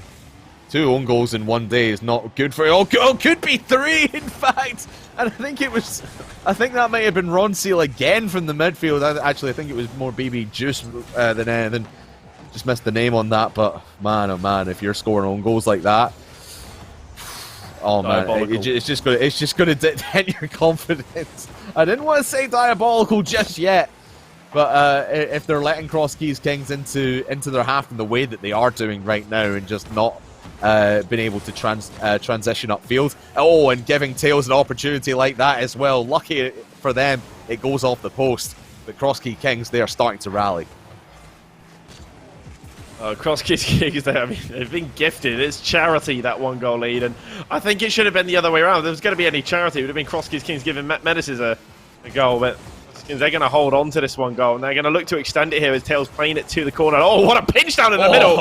I mean, I respect the attempt, and Lek, he almost got there. His reactions, I mean, very, very quick. And I mean, I barely saw it happen. You know, I'm getting older, and my reaction speed are sort of non-existent at this point, so I didn't even realise it had happened until Lek had already missed. Yeah, lightning quick reflexes from Lek to just pounce that one over, but still no goal to come of it. And Met Menaces are, I think they're lucky to not be 2, maybe 3-0 down at this point. Or Met Menaces, although it might be 2-0 now, this one will roll up the wall. Let Met Menaces get themselves back into defense. Lek had an opportunity to find Tails in the middle there. Or excuse me, Zerko, I believe that was, but now Tails will rally it from the midfield. And again, it's just Cross Keys Kings denying every chance for Met Menaces to move into an offensive position. Lek has been doing great work to set up his teammates, and this one's going to hover on the goal line yet again. And yet again, Cross Keys Kings cannot find the second goal. Well, they've been denied partially by themselves, not being clinical enough to finish the opportunity. The open net. I know how frustrating it is when it goes just wide and it rolls all the way up that wall, and there's just no chance you're going to be able to get that one in. They need to be doing better. They need to make the most of those opportunities. Met Menaces are doing a good enough job at limiting the chances to Cross Keys Kings, but Menaces not really having anything to show down the other side. Not really any shots. And again, Ron Seal hasn't had a shot apart from the one that he took on his own net, which he, of course, scored to 100% shooting accuracy from him, but just on the wrong net. And Vane's there with a demo on Zerko, and again, you've got to be better than that. You see, you're in the grand final. The quality and the consistency really needs to be there. You're not capitalised off of what is essentially an open net. Menaces head in the hands now, still 1-0 down. And that clock time constantly counting down. And it's really both teams, like you said, it's just been the shooting accuracy not there as Vanes bumps away a keeper, but no one from Met Menace is able to follow up. Can Vanes find the angle? It ricochets right off that post and squeezed out by the Cross Keys Kings defense. Beatrice will have another opportunity, but yet again, someone from Cross Keys Kings is able to get in front of it. Met Menaces are just so frustrated right now. They are pummeling this net with everything they possibly can do, and nothing is landing.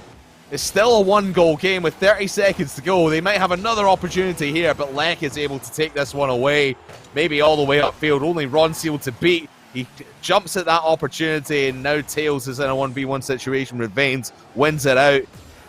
And BB just needs to take this one all the way back down by himself. Ron Seal now, plenty of boost from the ceiling, has Vanes on his left and doesn't pass. He goes for the shot instead.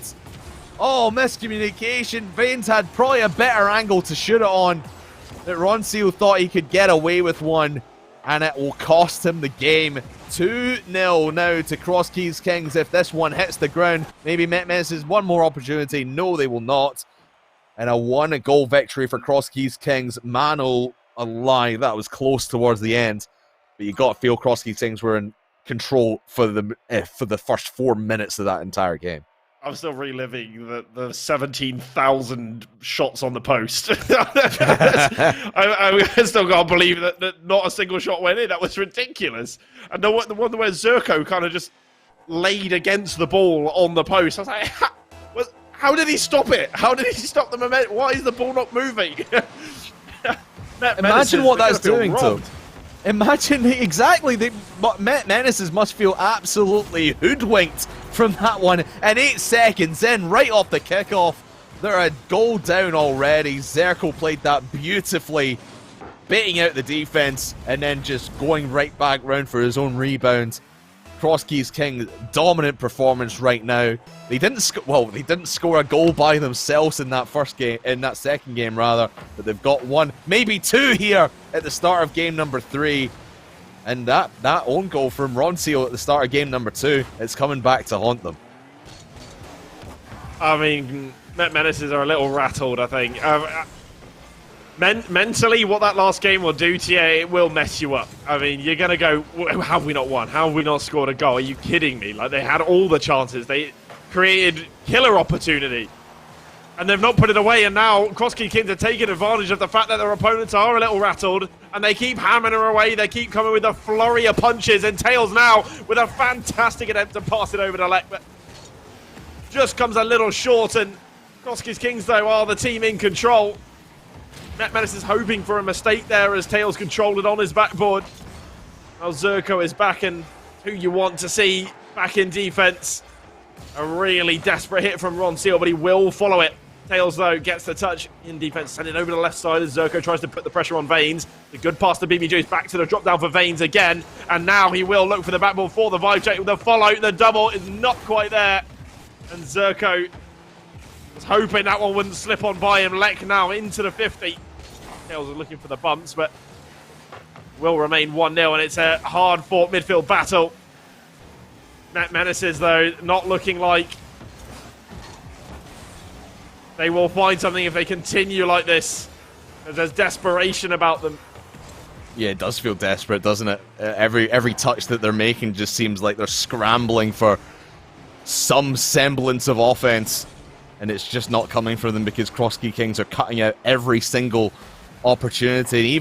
Even when the ball comes downfield like it is right now into the blue half, Cross Keys Kings are right there to pick it up and are beating Met Menaces in every aspect of the game. Zerko does a fantastic job to get that one towards net. Beats out 2 players, can't get Ronseal, but again, it's just taking chances away from Met Menaces and forcing them to play from behind. Veins will get a shot towards net, and again, Lek, who's been phenomenal at every other aspect of the field, other than maybe the shooting side of things.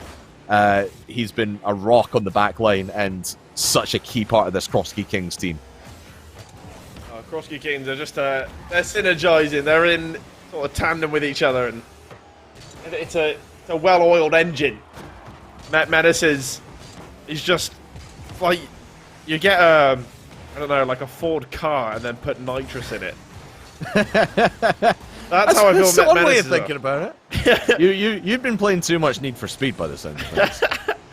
I mean, it's just they've got an amount of quality, they've got an amount of reliability, but they've got speed, and that's what they have. And it's not consistent quality hits, but the speed catches people off guard, and that's how they almost got the goals. The end product just isn't there, and it's getting to them. I think the mentality of the mental game, they got to keep pushing on, but it's Zerko with an absolute naughty little finish as he just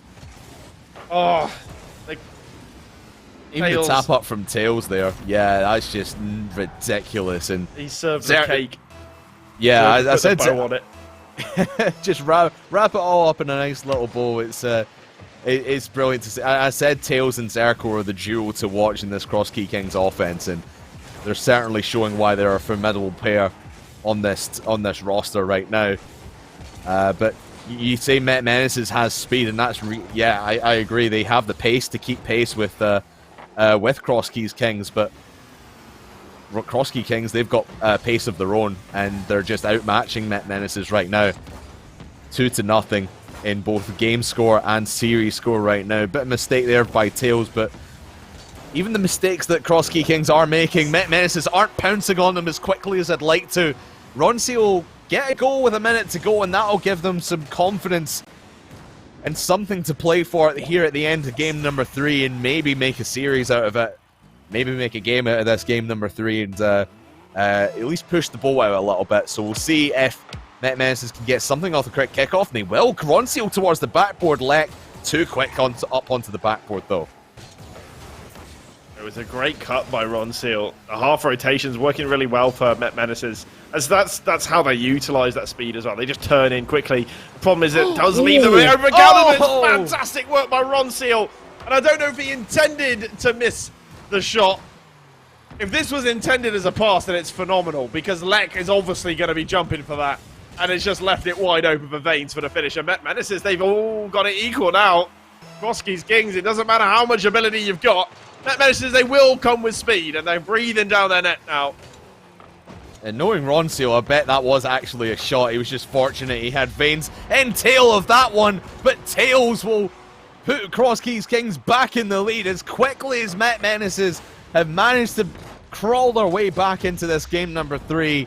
That is a kick in the backside to Met Menaces from Cross Keys Kings as Tails gets that rebound, but still 33 seconds to go. All still to play for, because Ronseal seems to be starting to warm up to this one, and Veins is starting to get things together as well. Is this one bouncing through? Lek can't make the touch, and Veins will get credit for the goal. No one from the Cross Key Kings defense can make a touch, and we're tied back up.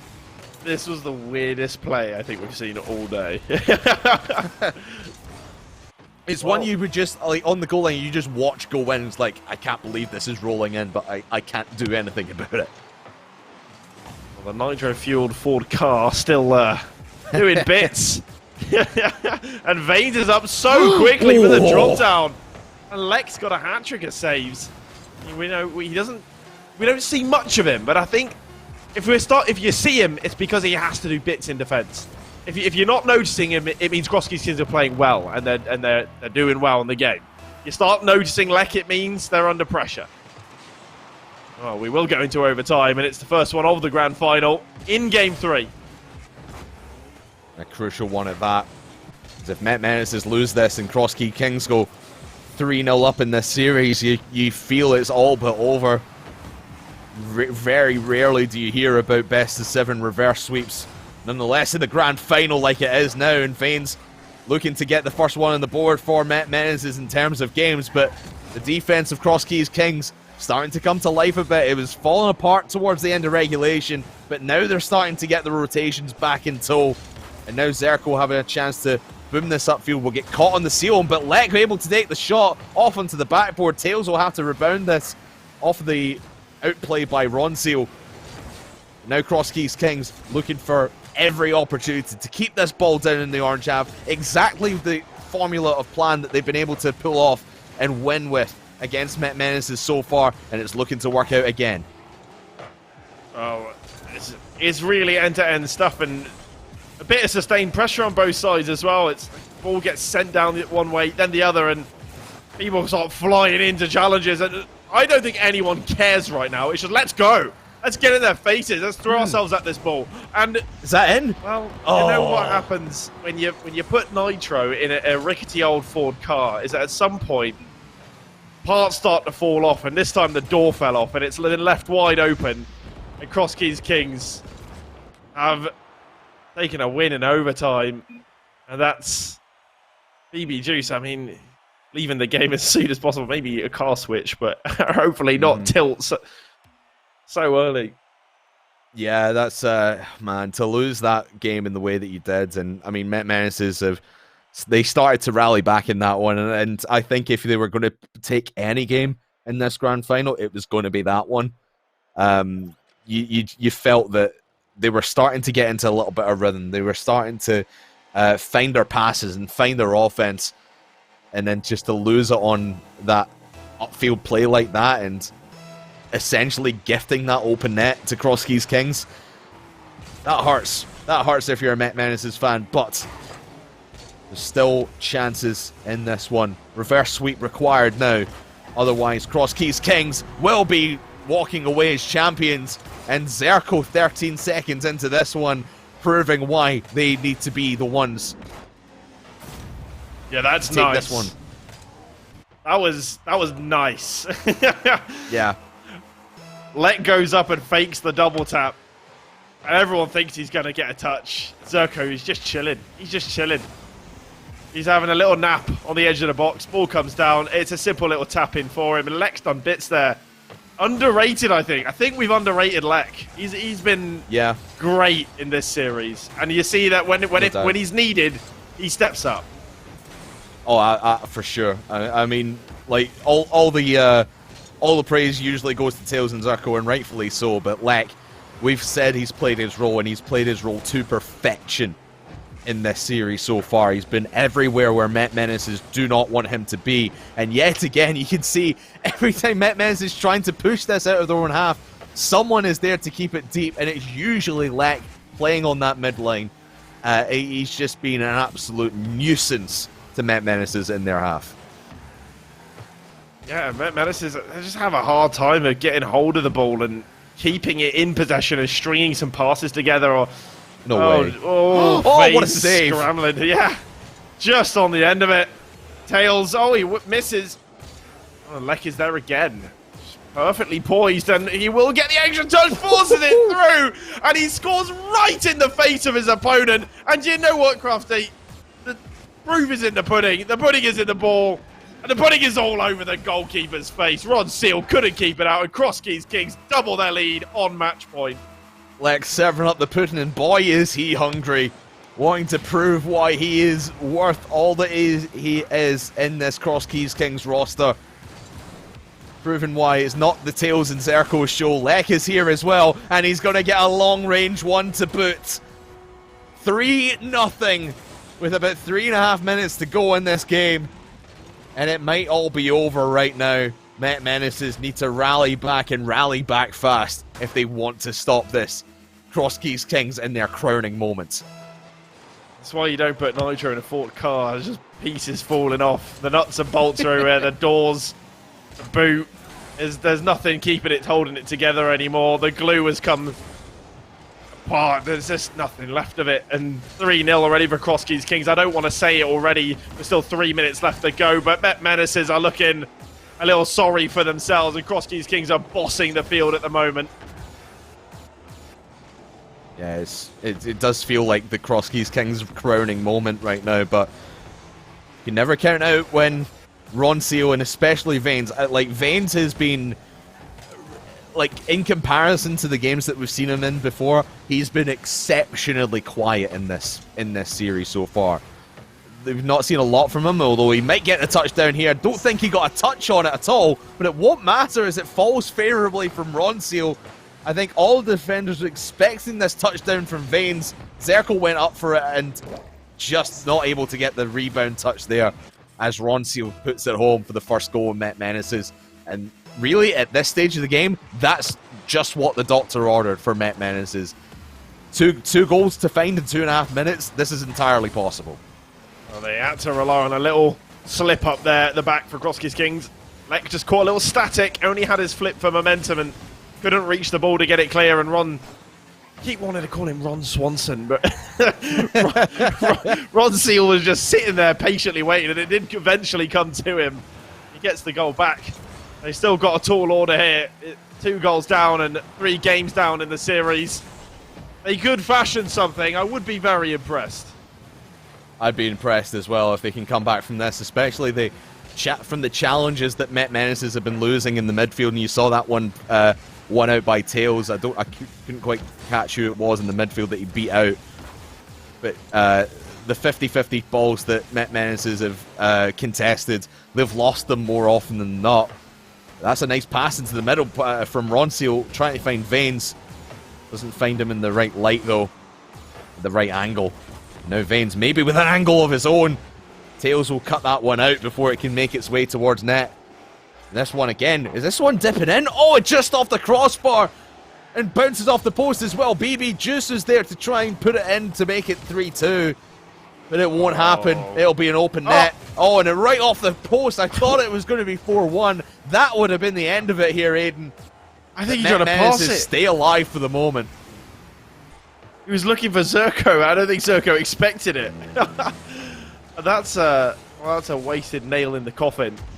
But it turns out they have plenty more nails to put in the coffin. And there is undoubtedly, it's got to be now. There's less than a minute remaining. And Tails finds a banger from midfield. BB Juice can't get there, and it is usually him who would be able to get there. And if it's not him, it's in the back of the net. 4-1 for Groski's Kings here in Game 4 on match point, and well, it could be all she wrote, but I guess we will wait till the fat lady sings.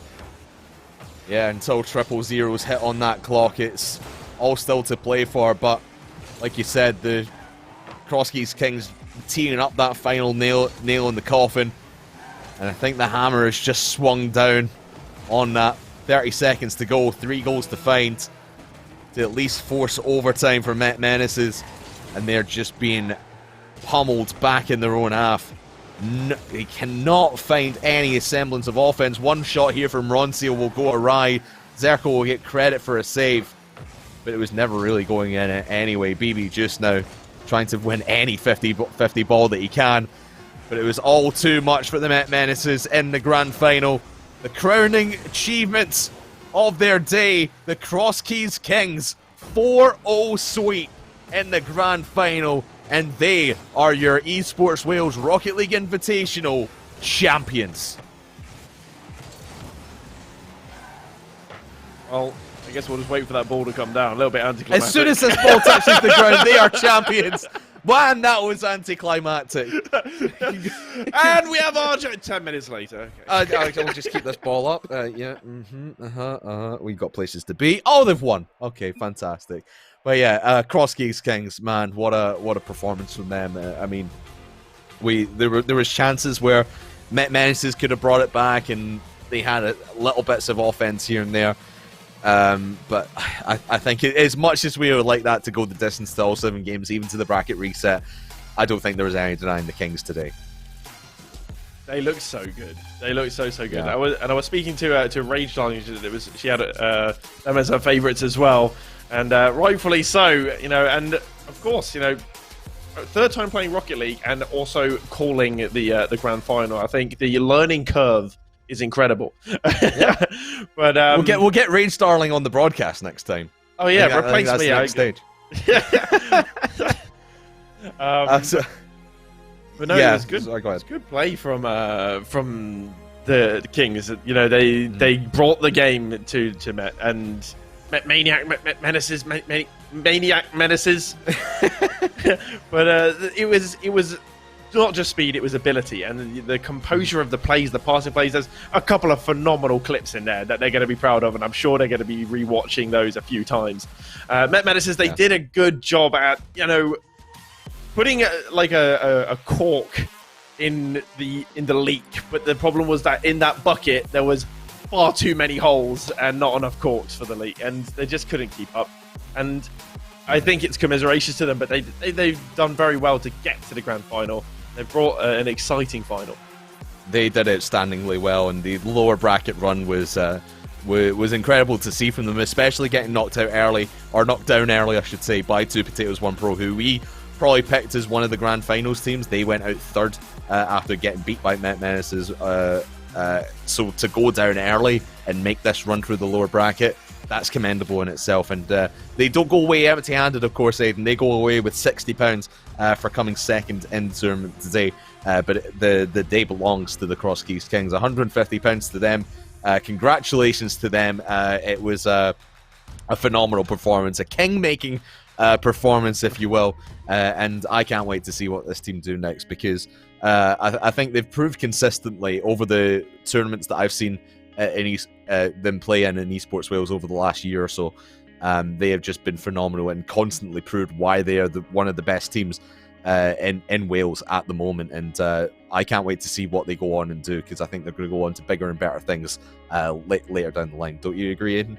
Oh, absolutely. They got so much potential there. I think that there was just some great passing plays, which I didn't think I would see today. I didn't think I would see that quality from these teams, and maybe I underestimated them, but I'm very, very happy that I did, because it means that I could only have my expectations, the barrier broken of my expectations, and then be impressed and have more to enjoy.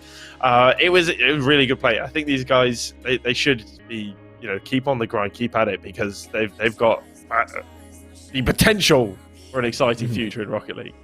Yeah, I can't wait to see what's next for them. But for right now, that is it from us today. It's been a long day, but the crowning achievement has been Crosskeys Kings 4-0 in the grand final. They are your Esports Wales Apprenticeship Invitational finalists. Oh, hang on. Try that again. Crosskeys Kings, they are your champions of the Esports Wales Apprenticeships Rocket League Invitational. Congratulations to them. They made the genius decision of entering this tournament, and you can make this genius decision as well of signing up to a Welsh apprenticeship as well. Thank you very much for their sponsorships throughout today. Also, thank you to everyone at Esports Wales, Apprenticeships Wales, and for you all for watching. For me, Craftman RL, and for Maiden Seas, thanks from our producer, Jakey Boy Pro. We'll see you next time. Thank you for joining, and we'll see you soon. Bye-bye.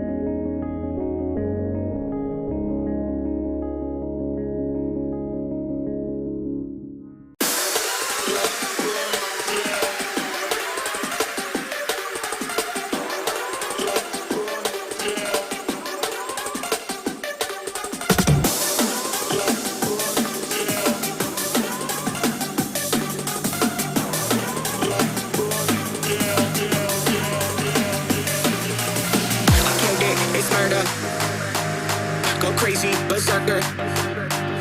I killed it, it's murder. Go crazy, berserker. I killed it, it's murder. Go crazy, berserker. I killed it, it's murder. Go crazy, berserker. I killed it, it's murder. Go crazy, berserker. I killed it, it's murder. Go crazy, berserker.